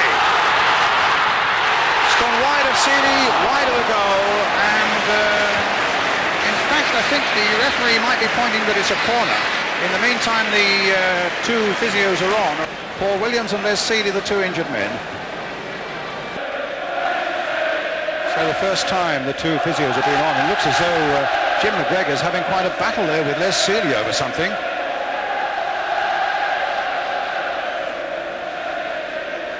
Yeah, Les Seeley looks in a bit of distress there, actually. Well, he's really he's upset. He's upset with the physio for something. Look at this. And Brian Robson there trying to calm them down. I've no doubt that maybe. I've never seen that before. He's really annoyed, angry with the physio for trying to get him back on the field again. The players don't know what to make of it. And that's they finish up all pals. That's a nasty little mark down by the knee there, yeah. He seems to be trying to convince everybody that he's okay. I think what's happened there is that they probably want to take him off, and it was Les Seeley fighting and arguing, saying, no, I want to stay on. Now the Sheffield Wednesday players are surrounding the referee about something, Jimmy.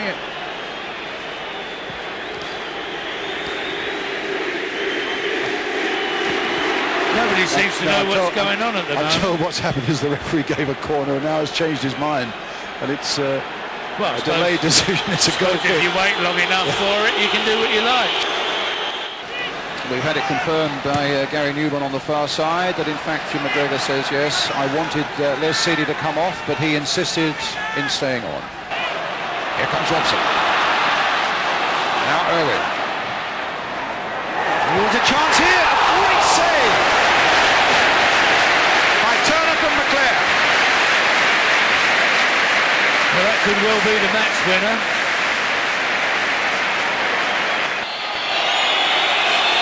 Pearson now covering as McClare takes the ball up again for Manchester United. Ince is down for the moment.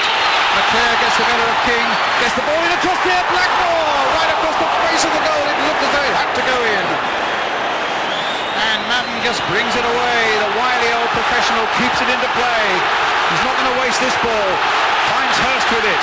Williams up ahead of him. United are really stretched now as Williams goes into overdrive, but Seal is there. 4 minutes of time and on! Sheffield Wednesday are the winners! Ron Atkinson, who lost his job at Manchester United, has returned to Wembley and faced United and beaten them.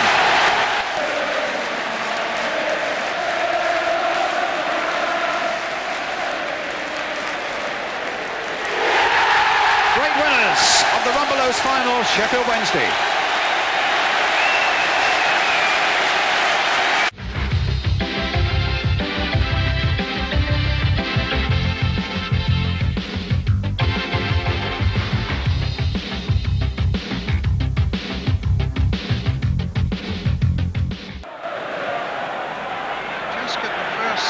Of Arsenal's anxiety showing. They're trying to hustle things along maybe a little too quickly. It's a patient game they have to play. There's still plenty of time for them to get this all-important goal. It's with Davis now. A penalty given. A penalty given for the foul on Paul Davis.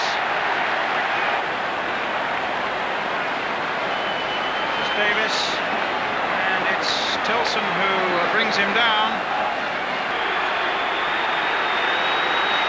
Crucial moment this in Arsenal's season. Dixon with the shot and a goal.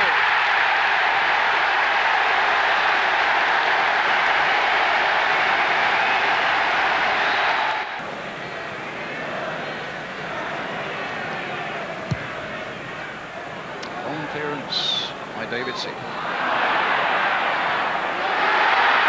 Campbell, great save, Masson! It's 2-0.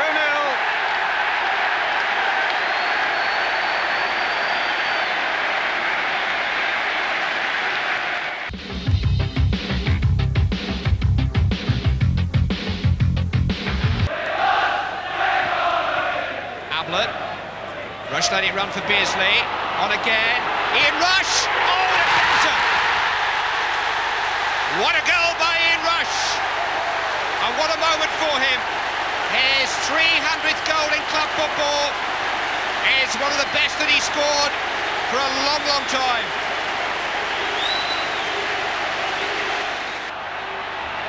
Ray Houghton.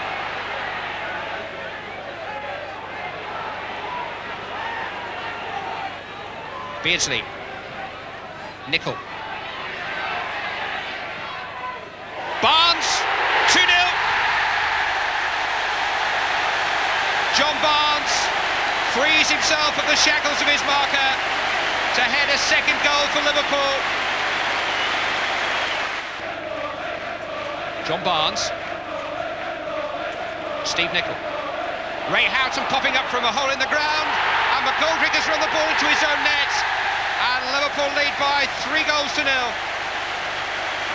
Ray Houghton with that pop-up run made it possible, but Eddie McGoldrick, who's had a great night really for Crystal Palace, could do nothing but turn the ball into his own goal.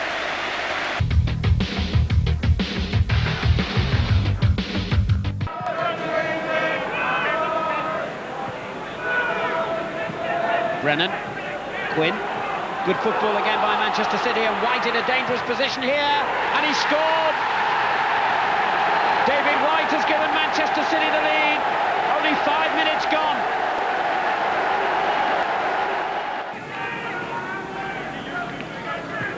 It's a good header forward, and White's got himself in again. It's a splendid second goal. David White. That was superb finishing. Let Manchester City press on. Ward. White is onside. Brennan and Heath arriving in the middle. Brennan!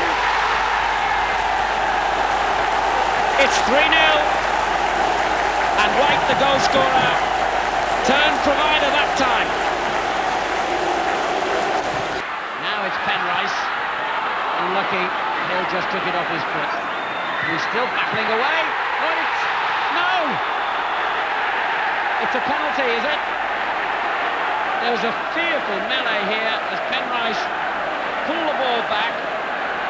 Now, was that handball on the line by Redmond? It seemed a bit of a harsh decision, if that was the verdict, and I'm sure that's what the referee decided. Coton faces a penalty. David Platt taking it and getting the goal. Villa pull one back. Redmond clears his lines.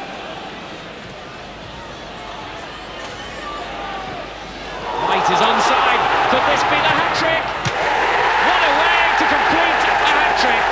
What a superb piece of finishing. And what a great night for David White and Manchester City.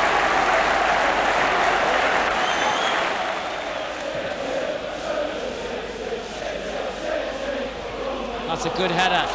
Quinn finding the hat-trick man. White. Quinn wants it back again. White tries. He's got another. Oh, it's an amazing night for David White.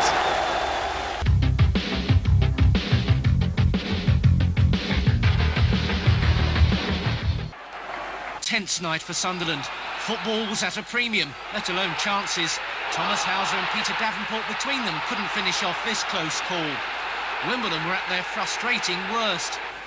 But the game exploded minutes before half-time.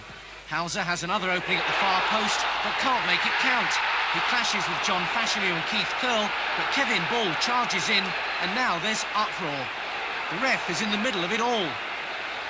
The crowd are incensed, but Paul Harrison waves the red card. Ball obviously feels it's totally unjust. Dennis Smith said afterwards the ref was conned. But watching again, there's no doubt Ball didn't need to get involved. He might have been trying to separate Curl and Hauser, but his arm is raised, he jumps in. Curl ends up on the ground, and the referee must have seen that as violent conduct. From the corner, Hauser was involved in another punch-up, tangling with keeper Hans Seggers. Fashanu in the thick of it again. It's all out of control now, with the police right there too. 10-man Sunderland could still have snatched it, but Marco Gabbiadini would surely have done better if he'd been 100%. A terrible night all round.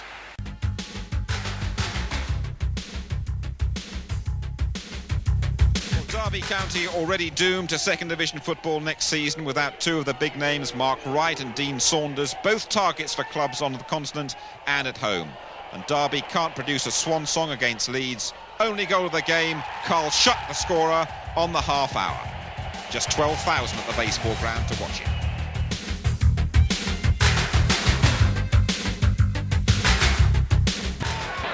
Pallister, the long ball through to Hughes. Phelan. Big one to Clayton Blackmore. The pinball machine at the moment in there. Robson right in there, Sharp in there. The breakthrough at last. Lee Sharp. A little example of the sharp shuffle at the end of it down by the corner flag. But a wonderful left foot strike. That's exactly what the game needed. A lot of ricochets in the penalty there. When it broke to Sharp, he did not hit that. So I don't really see many better. Pallister. This is Bonk. And Pallister looking to get back here, but this is a goal by the number 9, Kowalczyk.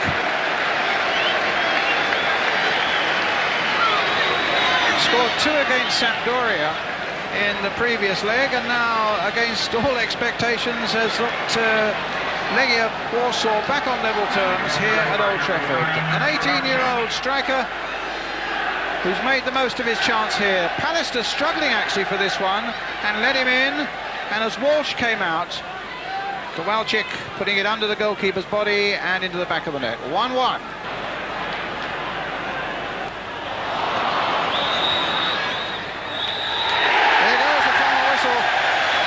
Manchester United go into a European final for the first time in 23 years to face Barcelona in Rotterdam on May the 15th.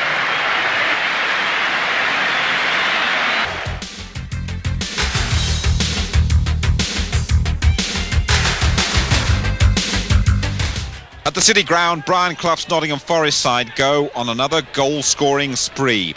They hit 7 against Chelsea last weekend. This time the victims are Norwich, and it's Lee Glover who finds the ideal way to celebrate his birthday. He puts Forest in front on 18 minutes. Glover, 21 on the day, his first goal for the club since back in 1988. Midway through the half, Forest make it 2-0. Gary Crosby's effort from inside the box, and that's well saved by Mark Walton, but Nigel Clough taps in the rebound, number 16 of the season for Clough. Just before the hour, it's 3, and another of Forest's birthday boys in on the act. Skipper Stuart Pearce beats the Norwich wall and the keeper, his 16th of the season, and the England fullback, 29 on the day, joint top scorer with Clough. Number 4 for Forest on 76 minutes, and a lovely build-up this time. Crosby, Clough holds it up, Crosby finishes it off. Typical piece of Forest work, and 2 minutes from time, Forest wrap it up with a 5th. Lovely overlap from Brian Laws, unselfish cross as well, and Ian Wone drills it in. 17 goals for Forest in the last 3 games. They're warming up nicely for the FA Cup final against Spurs. Spurs are without Paul Gascoigne against Everton, and they go behind early on. Robert Varshika's cross, Martin Keown hits the bar, and Pat Nevin nods in the rebound. Everton a goal up, just 5 minutes played. 4 minutes later, the Spurs equaliser. The young fullback Justin Edinburgh with a good cross. Hinchcliffe and Southall in all sorts of bother. Paul Allen heads the equaliser. 1-1 at half-time. 3 minutes after the break, Everton in front once again, thanks to an own goal. Well, Paul Stewart hasn't scored in his last 16 matches for Spurs. He scores this time for Everton, though. Cross from Beagrie and deflected past Torsved by the unfortunate Stewart. But that's followed by a brilliant Spurs equaliser. Corner from Naheem, and watch this volley from the skipper, Gary Mabbott. 2-2, 64 minutes played. Smashing goal. A real topsy-turvy game, this one. 7 minutes later, Everton are back in front. Eric Torsved in the Spurs goal at fault. Pushes Hinchcliffe's shot against the bar, and Tony Coddy bundles the ball over the line. Everton hoping for the first win at White Hart Lane in 6 visits, but it's Spurs who have the last word. Another great goal as well. Watch for Naheem, the Moroccan-born Spaniard, picking it up wide there on the left, cuts inside, and a great curler beyond Neville Southall.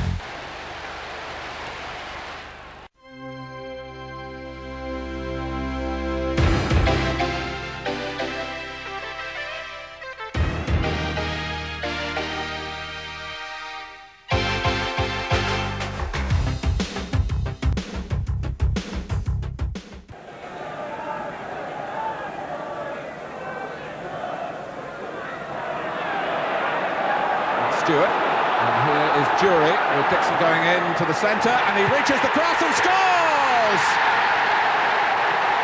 Liverpool were cut apart. Kerry Dixon found the perfect header after Gordon Jury had supplied a superb cross. This is Townsend. Dickens going in, it breaks for Liverpool. And suddenly Chelsea have to turn. And Mulvey takes them on. And now he's out of position. And Gillespie and Staunton have played Jury onside. Dixon in the middle. And down goes Jury, it's a penalty! Foul by Houghton. But it's given Dennis Wise the opportunity to add to Liverpool's troubles. Wise a scorer for England on Wednesday, and a scorer for Chelsea here. And it's all going wrong for Liverpool at Stamford Bridge.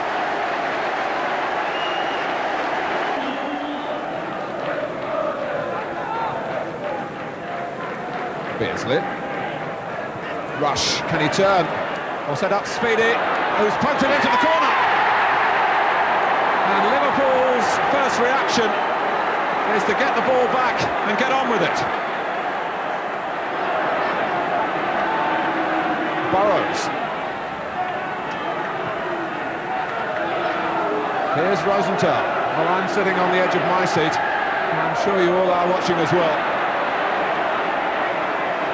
Rosenthal trying to weave a spell here. It's in! Phenomenal goal! With 17 minutes left, delirium amongst the Liverpool supporters.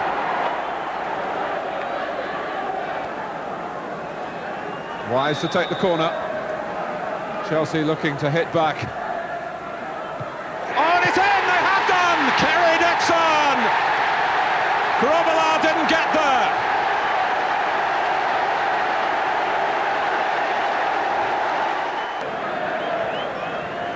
There was a time when it looked as though Kerry Dixon was going to become an Arsenal player.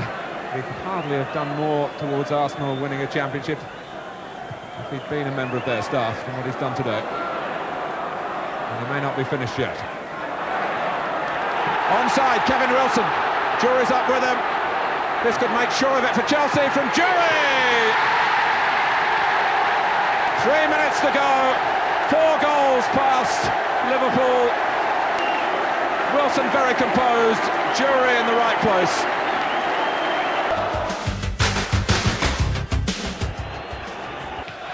Ball. Little flick there by Gabbiadini. Runs on well to get it back again. There might be a chance here. So close for Gary Allers. And that was a beautiful move by Sunderland. And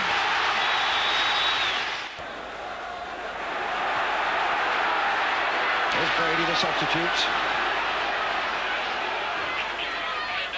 He hasn't got that's a brilliant bit of play there. Beating Hillier. It might come for Gary Allers.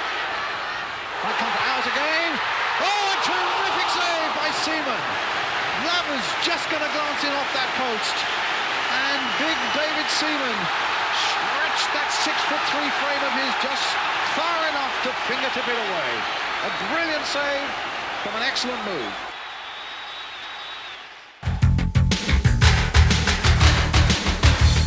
Aston Villa's First Division future is by no means assured. There's a mistake by England international David Platt, letting in McAllister, and his cross goes in off the unfortunate Villa fullback Chris Price.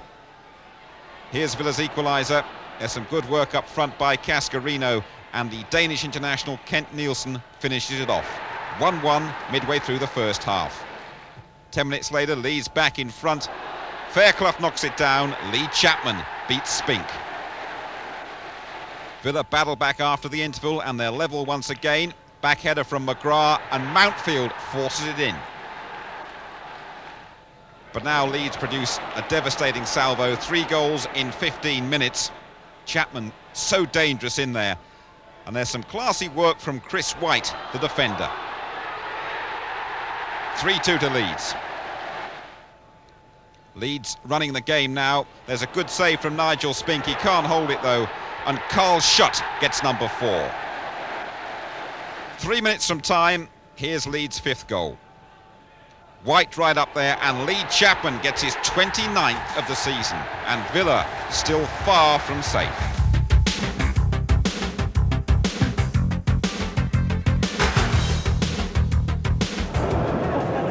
the last season. They stayed up on the very last day. Luton getting no luck at Goodison Park, and the game decided early in the second half. A clearance from Dreyer hits McCall in the face and falls for Tony Cottee. Luton's last game is home to Derby County.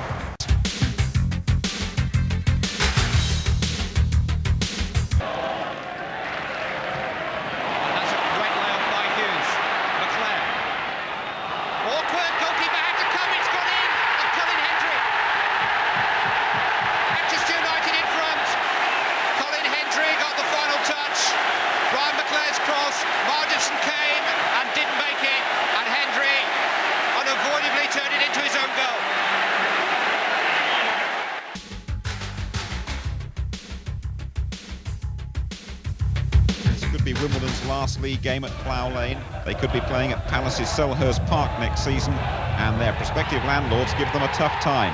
Ian Wright early in the second half. And watch for a brilliant second goal from Wright just 6 minutes later.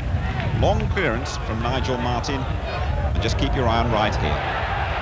That is a fantastic lob over Hans Seegers. Superb goal. Ian Wright then on a hat-trick, and he gets it after 72 minutes. John Solarco in space for John Humphrey, and Wright hooks it back from the acutest of angles. Wimbledon 0, Palace and Ian Wright 3. Paul Gascoigne back for Spurs in this dress rehearsal for the FA Cup final against Nottingham Forest. But Forest, 16 goals in the last 3 games, get the better of the first half. That's a rare mistake from Gary Mabbott, and a superb finish from Nigel Clough, number 17 of the season for the manager's son. We know Paul Gascoigne has quite a way with free kicks, and he sets up the Spurs equaliser. It's scored by Naheem. So, 1-1 at White Hart Lane, but there'll have to be a winner at Wembley in the FA Cup final. Peter Shilton back in goal for Derby 25 years to the day after his league debut. Derby relegated, of course, but they turn on the style here. Paul Williams puts them in front, and there's just 4 minutes played. It's going to be quite a day for him at the baseball ground. 18 minutes later, another one for Williams. Looks a bit offside here, but he's allowed to run on, and he beats Tim Flowers comfortably. There's more to come from Williams, but before that, Southampton pull one back just after the half hour. And this time, it's the Derby defence that are caught very square. Rod Wallace in the clear, and a fine finish to beat Shilton. 2-1 to Derby. 10 minutes later, Derby get a third goal. Ted McMinn, still useful out on the left-hand side, brought down by Giddins. Not too much doubt about that one. And a chance for a hat-trick for Paul Williams. And he takes it. 3-1 to Derby. In the second half, it's Dean Saunders' turn to get his name on the score sheet. On the hour, Saunders in the clear again. Southampton's offside trap is sprung once more.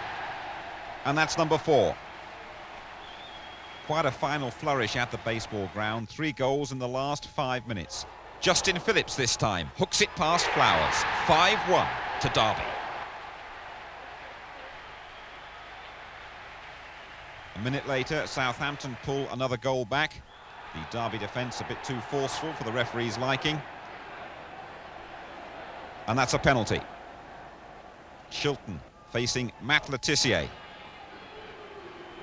And Le Tissier gets the better of the former England keeper. 5-2, and there's still more to come. Just a minute to go now. The Saints' defence all over the place, and the ball arrives for Dean Saunders, the easiest of headers from him. The Derby crowd at last, something to cheer about, their first league win of the year.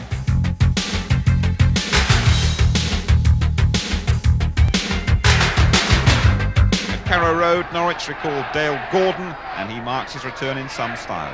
Long ball from Phillips. Gordon's there before Brevitt, the only goal of the game after 47 minutes.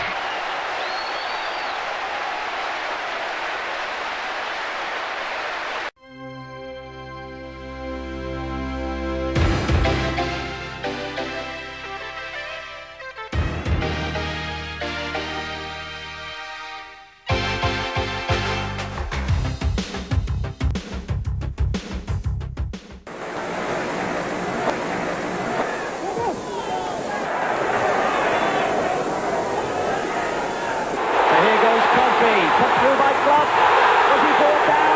He was, says the referee, by Staunton. And Nottingham Forest get a penalty.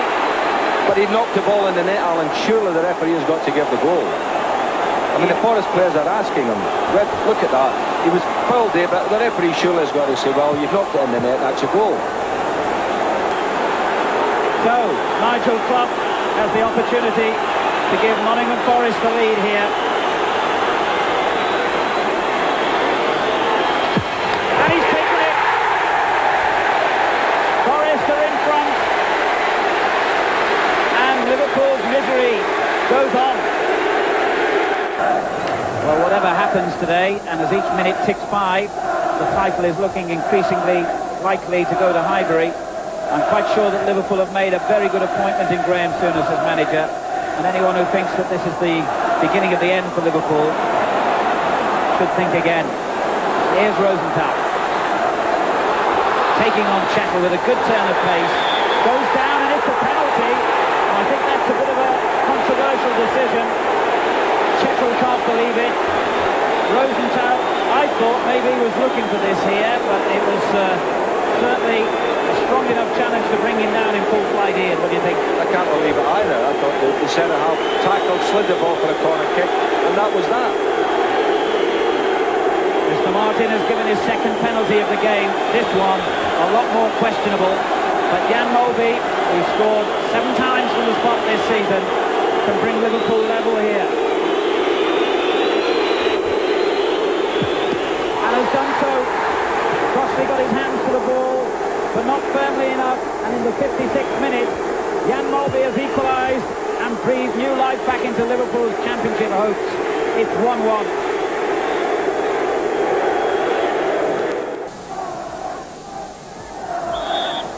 Chettle has come forward for the free kick.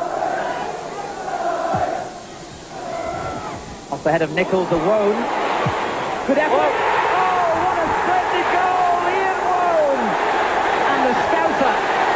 Scored a significant goal against the team he used to support.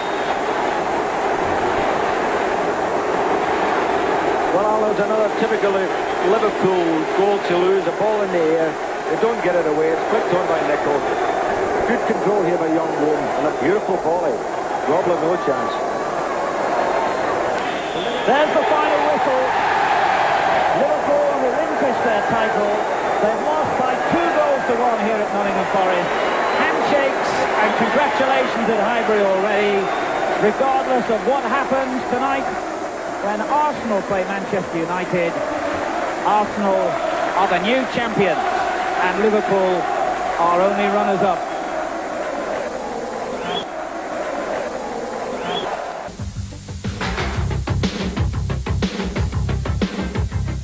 Aston Villa, who were still in danger last Saturday, well, they solved their problems earlier this week.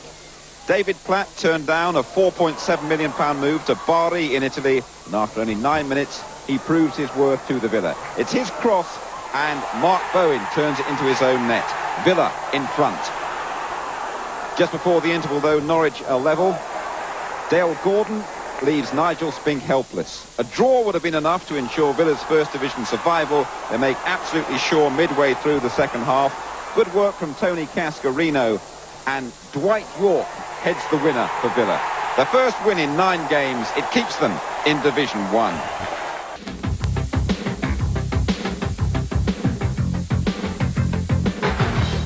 It's Derby's last home game. Manager Arthur Cox makes a few experiments, but Derby are down after 15 minutes. Tony Coddy heads in Pat Nevin's cross. Midway through the first half, though, Derby are level. Ted McMinn for Paul Williams, and he's brought down by Dave Watson. Watson definitely catches the forward's arm, but he might be a bit fortunate to get that decision. And it's Mick Harford given the job, and he beats Welsh international Neville Southall from the 12 yards. Everton have to wait till late in the second half for their second goal. Tony Coddy's had a resurgence in form. He's past the defender. His effort comes to nothing, but Kevin Sheeday's there to knock it in. 7 minutes from time, it looks like Derby have managed to get a draw. The ball crossed into the area, and the Welsh international Dean Saunders with a great scissor kick, making it 2-2, his 21st of the season, possibly, though, his last goal for Derby. But now County lose concentration and let Everton back into it just a minute later, and a great glancing header from Tony Coddy gives Everton 3 points, his 24th of the season.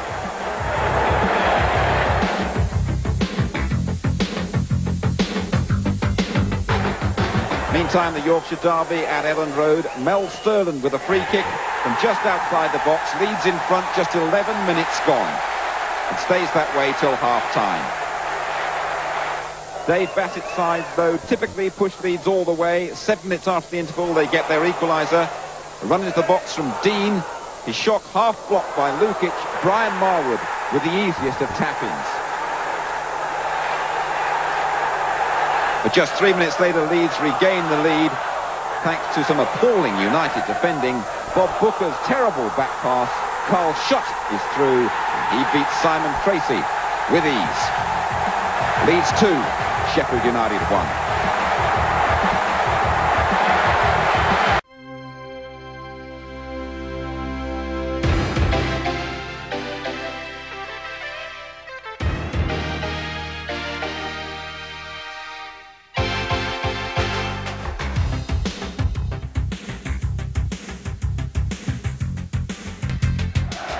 City do have the capacity to get goals, and it's an interesting formation really, with 3 up front. David White, who has been playing through the middle, is still there and hasn't been pushed back to his more usual role wide on the right hand side, so he's there. Quinn is there, and Clark as well. And Quinn is onside. If he can get it down here, there's trouble for Sunderland, who scored. Niall Quinn, after 10 minutes.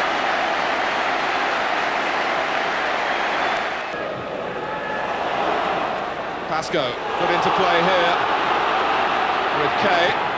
In goes Gabbiadini! It's a thrilling goal for Sunderland.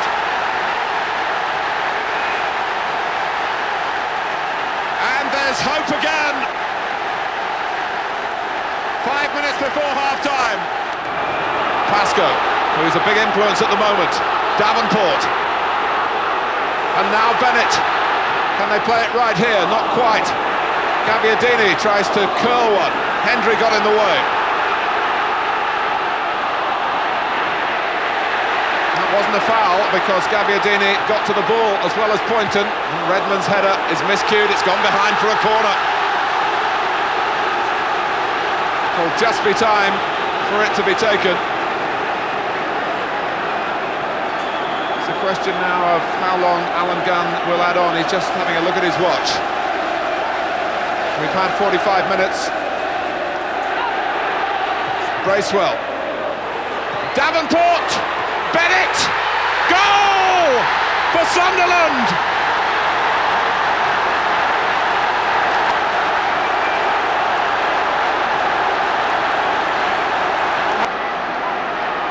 Here's Quinn, who had given Manchester City the lead.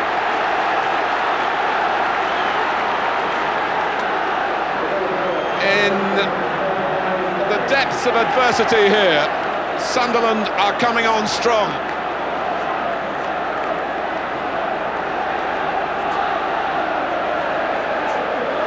Poynton's throw.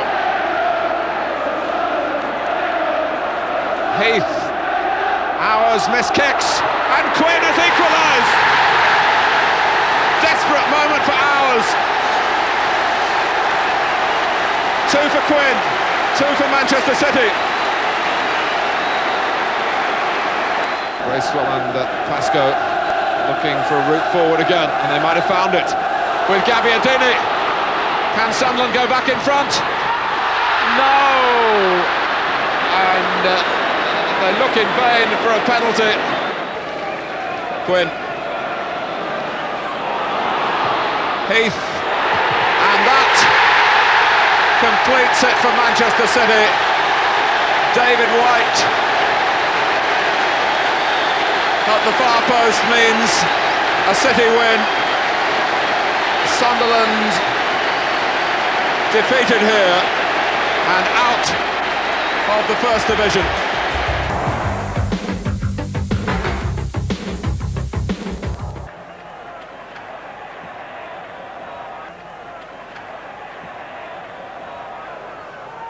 In it goes, and it's in! It's an own goal! Harvard went for it, but put the ball into his own net.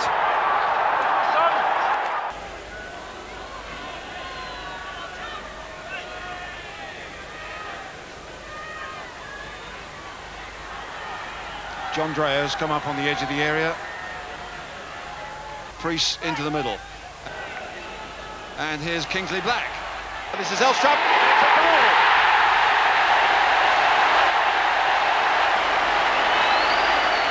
Two-0 to Luton.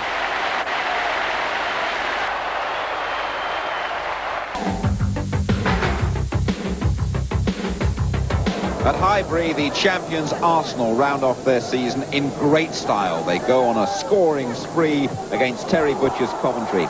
The first, though, courtesy of an own goal, run from Paul Merson, and the deflection into his own net by the unfortunate Trevor Peake.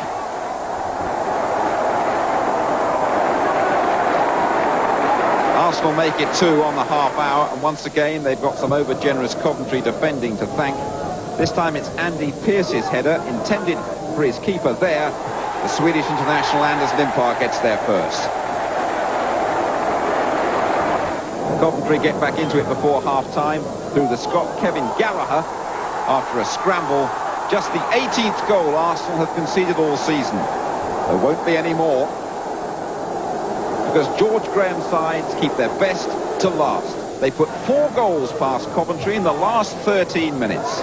77 minutes gone now, and David Hillier, who's come in so well into the Arsenal side, picks up Alan Smith, Arsenal's third, and Alan Smith's 27th of the season. The Gunners really finishing with a great flourish. Just a couple of minutes later, Limpar's turn once again. Good work from Campbell, and the Swede gets his second of the day. 4-1 Arsenal. And they're not finished yet. Just 4 minutes to go, and Anders Limpar's hat-trick, and number 5 for the champions. Long ball from Lee Dixon. Limpar is through, and round the Grizovic he goes for a stylish finish. What a great way to round off his first season in the Barclays League. If Coventry thought their agony was over, they were wrong. Arsenal hit them for 6. Fullback Nigel Winterburn sets up Perry Groves. The champions celebrate in style. They're the first team this century to lose just 1 game on their way to winning the league. Given straight to Staunton. Barnes, Speedy to his left, Staunton to his right. Mabbott straight in front of him. Here is Staunton. And here's Rush. And there's the opener.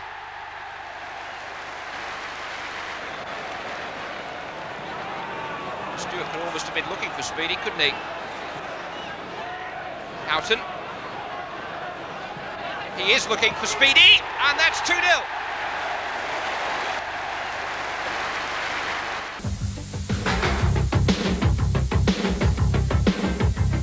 Well, last week Chelsea put paid to Liverpool's championship hopes, and they start with a flourish at Villa Park. 2 goals in the first 4 minutes. The first to Jason Cundy. 60 seconds later, another of Chelsea's homegrown youngsters, Graham Stewart, makes it 2. So Chelsea look like marking Bobby Campbell's last match in charge with a real goal glut, but now back come the Villa. Cowans, a nice touch from Cascarino. Price on the overlap, and Cascarino making tracks and heading a fine goal past Besant. Cascarino involved in the Villa equaliser as well. Rather fortunate to get the penalty decision as the Chelsea defenders converge. David Platt, who's turned down the opportunity to make himself a millionaire in Italy, gets Villa's point from the spot. Villa 2, Chelsea 2.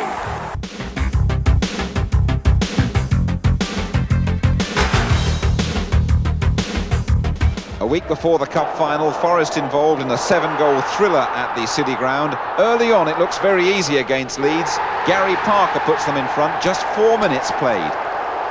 Forest are in great form at the moment, they just can't stop scoring goals. 4 minutes later, Nigel Clough is on hand from close range, the ball comes back smartly from Crosby, and that's 2-0. Midway through the first half, Leeds pull one back. Typically incisive pass played by the skipper, Gordon Strachan, for Lee Chapman, and Chapman takes it past Crossley. 2-1. Number 30 of the season for Chapman, once a Forest player, of course.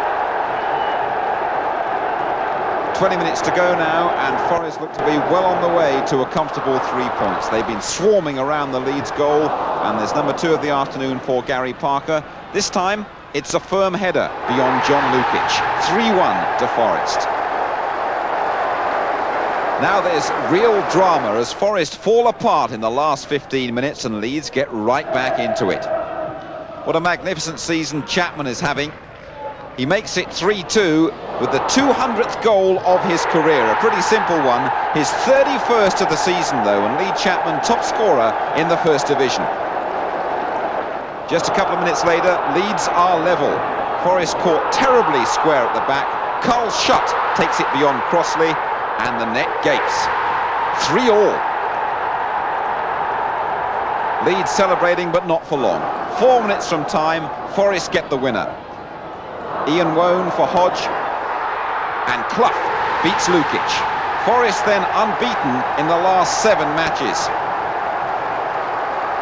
Mind you, it could have been 5, but John Lukic saves Clough's penalty, and then the post denies Hodge. What a thriller, though.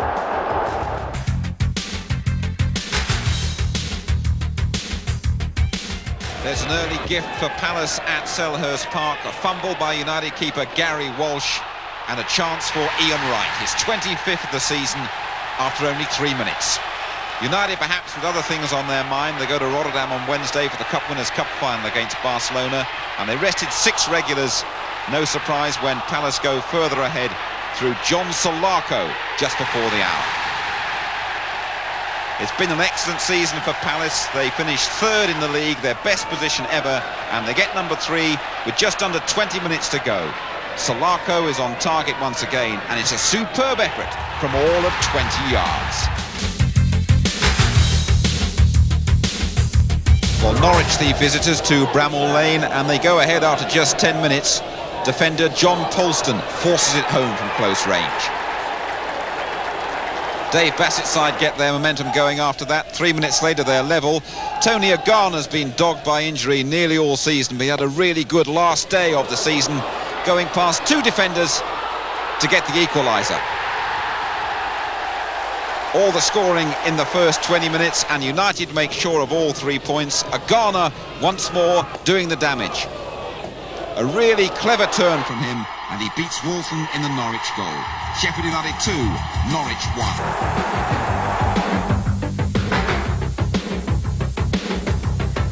Everton get their noses in front at Loftus Road after 18 minutes. The Irish international Kevin Sheedy opens up the Rangers' defence. A free running goal for the Scottish international Pat Nevin, and a neat finish beyond Stayskow. Rangers get their equaliser from a set-piece right on half-time, flicked on by Bardsley. Southall can't hold it. Roy Wegley heads the equaliser. A score-draw to finish at Loftus Road.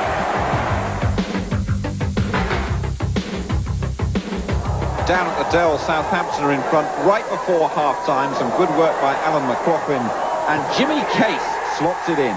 Would you believe it? His first league goal of the season on the final Saturday. Early in the second half, the Dons get their equaliser, a cross from Laurie Sanchez, and John Fashanu finishes it off. That's his 20th of the season. The Saints won, the Dons won. Confirmation of the final positions then. Of course, Arsenal comfortable victors in the end. Manchester United, they've got a game to play against Spurs. It won't affect their final position. Spurs, though, could move into the top half of the table. They'll be more concerned about the FA Cup final. Sunderland and Derby County, they're relegated.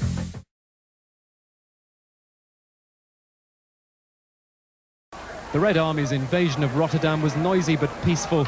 13,000 arrived from all over England. They were met by a police operation which was a model of efficiency. Each side's supporters were kept 3 miles apart until late in the day. They arrived at opposite sides of the ground and never faced each other. No trouble at all. That's what we want. Good game of football, good game. Win or lose, we go home happy. The Feyenoord Stadium was the scene of England's last triumph in Europe just before Heysel. Tonight, as the rain drenched the supporters, another historic chapter was about to be written. That's a good ball by Pallister. Now McClare, and a real chance for Manchester United. Oh, and he's knocked it over. Now it's going to be Brian Robson floating in there towards Steve Bruce! And it's in there! United are in the lead. I think you've got to give it to Steve Bruce, but if I was Mark Hughes, I'd be claiming it. Hughes onside. There's a chance for another one here. Maybe not now. Yes, there is! A fantastic goal by Hughes. Spreads his arms wide and probably makes the game safe for United. Here's Koeman with the free kick. And it's in there! Hughes is on his way again, looking for a hat-trick. Down he goes, that's a free kick right on the edge of the box, and Nando will get a yellow card. Will he? A red card! Nando sent off. The United survived to win their first European prize for 23 years, a fitting climax to Brian Robson's career.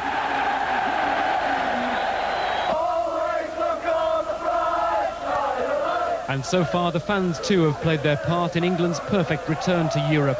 Peter Staunton, ITN Sport, Rotterdam.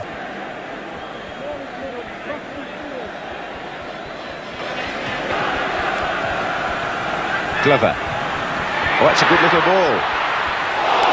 Gary Charles was well forward. Definitely a foul. There's an injury there, Paul Gascoigne, who was the one who lunged for Gary Charles. Paul Gascoigne, I mean, it's a terrible tackle.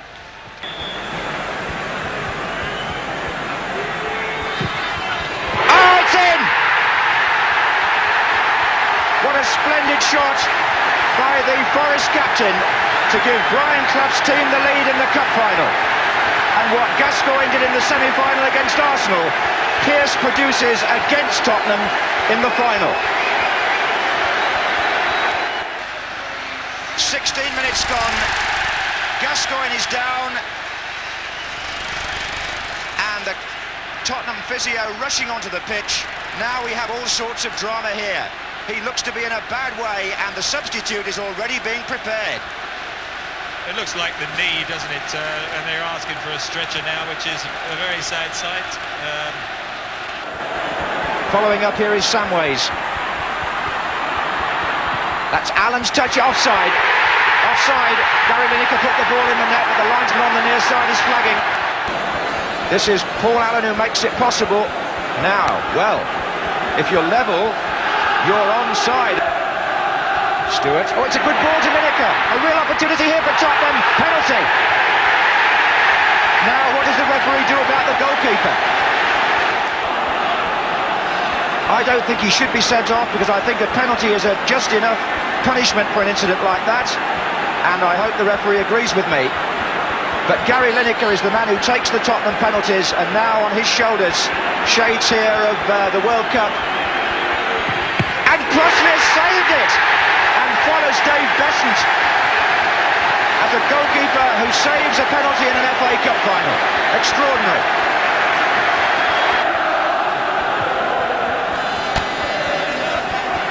Here's Paul Allen, and Paul Stewart with a chance for Spurs, and the equaliser.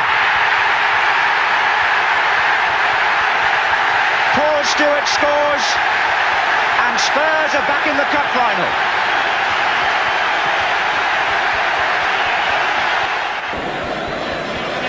In goes Stewart. Oh, a chance at the far side, and it's in.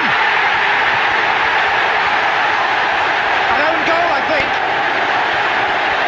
I think it was Des Walker actually got the last touch. It went in off a Forest player, and Spurs are in the lead for the first time in this cup final.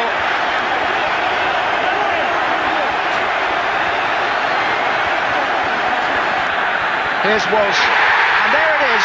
Tottenham Hotspur have won the FA Cup for a record 8th time, and Brian Clough has failed at his 34th attempt with Des Walker's own goal, unluckily for him, being decisive in extra time.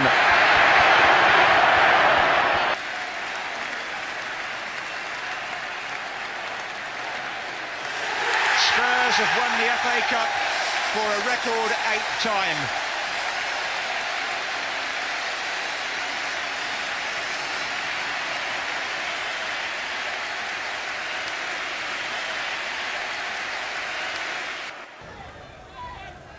Samways.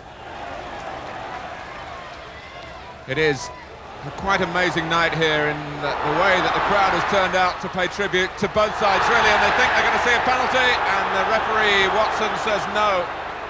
And he was right on the spot. Well, earlier in the season, if this match had been played, I think there might have been a few United protests, but the game goes on with Ince. It's a goal! Deflected off Terry Fenwick. Poor Fenwick, who broke his leg here early last season, has had some more bad fortune, but Paul Ince will want to claim the goal because it will be his first for Manchester United at Old Trafford.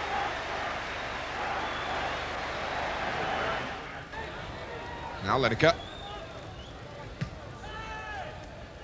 Oh, there's a mistake by Robson, who's due to start his holiday tomorrow and might just have let his mind wander then. Hendry! 1-1, and John Hendry, who scored for Tottenham a couple of months ago at Norwich on his debut, shows the depth in the ranks at White Hart Lane with another fine goal here at Old Trafford. Lovely looping header.